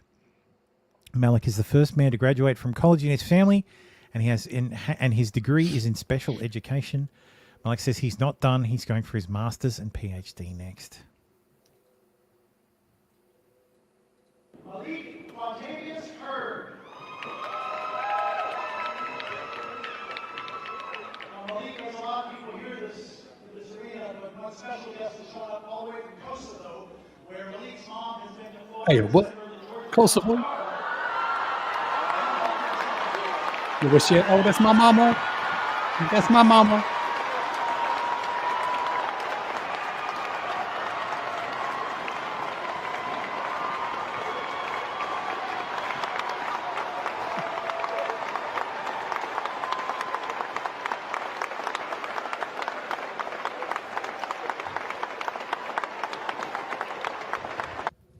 Feels good, man. It does. I'm so jaded that I want to make fun of him, but I'm not going to. I can't think of what to say. It's habit now. No, make fun of this guy. Yeah, you fucking bald ass weirdo. Make fun of this guy. There we go. There we go. Got it out of my system. Like, I want to make fun. I want to make fun of the good things. It's. I can't help it now. So this guy's running for West Midlands mayor, or ran for West Midlands mayor. Lend Gaza your voice. Like, I just thought this was the contrast of this was fantastic. No, boys, vote. God damn. Like, lend Gaza your vote. Birmingham 2024. Ahmed Yaqub. Lend Gaza your vote. Voice for the voiceless. In front of a fucking dilapidated building in Birmingham. Oh my god. How about you lend Birminghamans? We can look forward. Well, he's also he's running for the federal seat. He obviously didn't win. But yeah, so Ahmed Yaqub for Ladywood, Birmingham. For some reason, he's Happy America some Day. Interesting colours. Like, yeah. I didn't notice the pride that. flag's behind him. No, the Palestine flag's behind him. The new pride flag. Yes, the pride flag is behind him. The new pride flag is behind him. Yes. Yes. You too can vote to make Birmingham like Gaza. Yes. Hey T-Rex, how you doing, man? Like Gaza. Dr. Pook says the Hey, US T-Rex. is still occupying Kosovo. Tim asked me this same question. He's like, what the fuck? Why are we in Kosovo? Nation The building. National Guard gets sent everywhere to Yeah, do they do the fucking training. training and basically, occupation, police work, all sorts Oil of fucking drilling. stuff. Oil drilling, yeah, securing coal mines and oil facilities, invading countries. Lizzo reacts to natives. South Park roasting her. I don't think I've seen this episode of South Park. Is this a new one? It's the newest episode, yeah. Okay, I haven't watched. I haven't even seen the dig it clip. up. We'll find out. There we go. Because I don't think Sonar's picking it up because they're like specials. They're not regular season episodes. And it's Yeah, or it's these not are getting the labelled Paramount correctly. specials. Oh, okay. These new drugs are pretty amazing. I was feeling so ashamed of myself, watching Randy go out and exercise all the time and not eating as much.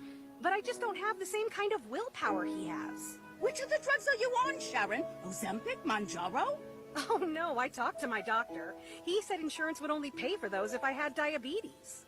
But if you can't afford them, then how are you managing your weight? Don't you know, Sheila? Now there's a whole new obesity drug for those of us who can't afford Ozempic and Manjaro. I've controlled all my cravings to be thinner with Lizzo. FDA-approved Lizzo makes you feel good about your weight, and it costs 90% less than Ozempic. I've lowered my standards and my expectations. In case you know, 70% of patients on Lizzo no longer care how much they weigh. I don't give two shits. Lizzo helps you eat everything you want and keep physical activity to a minimum. Some patients report constipation while listening to Lizzo. Stop listening to Lizzo if you experience suicidal thoughts. Serious side effects may include pancreatitis, hypothermia, the and fucking literally album? bleeding out your ears. Are you living with concerns of obesity? Ask about the power of not giving a fuck with Lizzo. That's crazy. Ah, yes. You two cannot give a fuck with Lizzo. At least you took it better than some other celebrities. Yes. Oh. New American missionaries murdered by a Haitian. Oh, jeez, I went from one fucking. Oh, Jesus. Yeah, now we're in the bad news again. Good one. You got some good stuff before, boys. Now you get some murder. Yeah, we had a treat. A rare treat. Now you get your vegetables. Now you get your vegetables. You had your sweets. Now you get your vegetables. We had dessert before the main meal. Fuck. Davey and Natalie Lloyd were reportedly shot and set on fire after their compound was raided. Hell. Davey's father, David, said that his son was frantically explaining what was going on when the gang stormed the compound and murdered Davey, his wife, and the Haitian director of the non-profit. They eventually got into the house and killed all three of them. Natalie's father is a Missouri State Rep, Ben Baker, who said the bodies are now safe at the embassy. Davey and Natalie moved to Haiti in 2022 to work full-time as missionaries. How did these people not get fucking evacuated? Safe at the embassy. They probably refused to leave. No, their bodies are safe. Yeah, the embassy's safe. It has Marines protecting it. These people were in some other Their compound. bodies are now safe at the embassy. Oh yeah, from being fucking eaten. Yeah, from being the subject from being subjected to President Barbecue. Yeah, I was going to mention. But yeah, missionaries. Exactly. Missionaries Should have do that all the evacuated. time. It's a no fucking go zone. no, Get the fuck out. No, What happened in Haiti?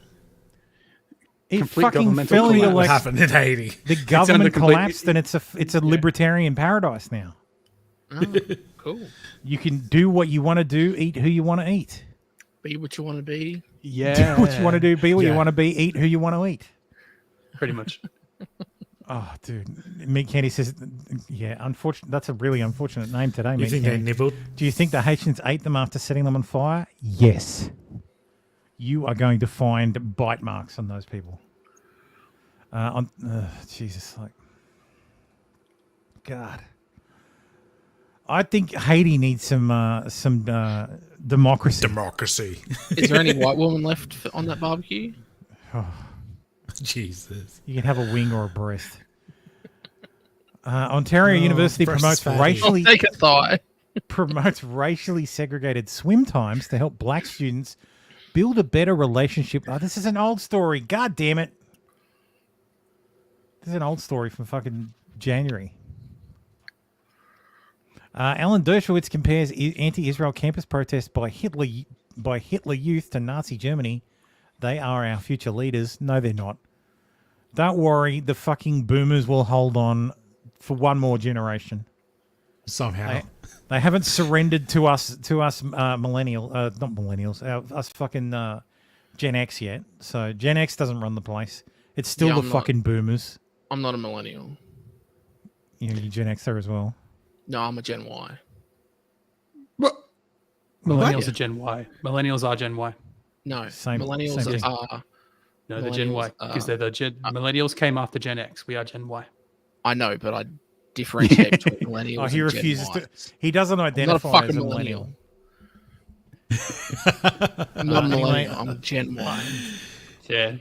This was some interesting analysis that basically points out that to summarize, most of the protests and encampments were on rich college campuses, so where people can afford to. So these encampments, I like that. These It was like a this straight cluster line. Up here, this little cluster up here is where there were encampments. Mm-hmm. So blue is no protests. Mm-hmm. Red is protests, but with no encampments, and green is encampments. So rich universities. There's a threshold. Rich universities were the ones Bunch that of rich protested. snobby cunts. That did the hardest Exactly. protesting. Rich private universities that charged, And unfortunately, they $60,000 are going to be future leaders because we believe that because of their education, they should be leaders. Which is Tennessee dumb. adults, children brawl during chaotic kindergarten graduation ceremony. Please tell me there's a video. God. And they're back. Oh, okay. It said Tennessee. I see Fucking this ratchet. Memphis. Yeah, man, it is Memphis. Yeah. Oh my god. No, that's unrelated video. Jesus fucking Christ. Wait, they had a chimp out at a primary school, at a preschool. At a Yeah, and the kids were kindergarten. fighting too. The kids were. Oh my god. The kids are So fighting. bad. I heard that right? The kids are also fighting. Oh shit. Yeah, they'll join in. Kindergarten. It's a group activity. Yeah. Brawl breaks out between 5-year-olds. And the parents. Oh shit! Graduations are time Yeah, for that's the making kids. memories. It's the kids. These graduates were crossing over into the next journey of their life. This was supposed to be a time for kindergartners to be promoted to the first grade, but it turned into this fight. This video circulating online shows children breaking off into a fight during a graduation at Buckley Carpenter Elementary School. It doesn't surprise me because Doesn't surprise me, these Negroes. Hang on. What did he say? Can we play? We were talking over him. What did he say? Jesus Christ. They said, yeah. He said they don't. They need. Yeah, they Jesus. don't follow Jesus Christ. They need Jesus. Yeah. Charlie Collin, founding bass player for rock band Train, found dead at 58. He fucking slipped in the shower while house sitting for friends. Yeah, I believe that. Absolutely. He slipped and fell, died, gone. Bang, dead. Yep. Yeah, that's how Bob Saget died. So what? Oh no, he took a while for the injury to actually kill him, but no, he fell Bob and hit his head. Saget didn't. Bob Saget didn't die. He was murdered by people who were afraid of his comedy. By the porcelain. By the porcelain, yeah. It was the Jews. It was the globalists and the deep state who murdered Bob Saget because of his jokes. His jokes were just too close to the mark. He was telling truth. He was out there. He was telling truths.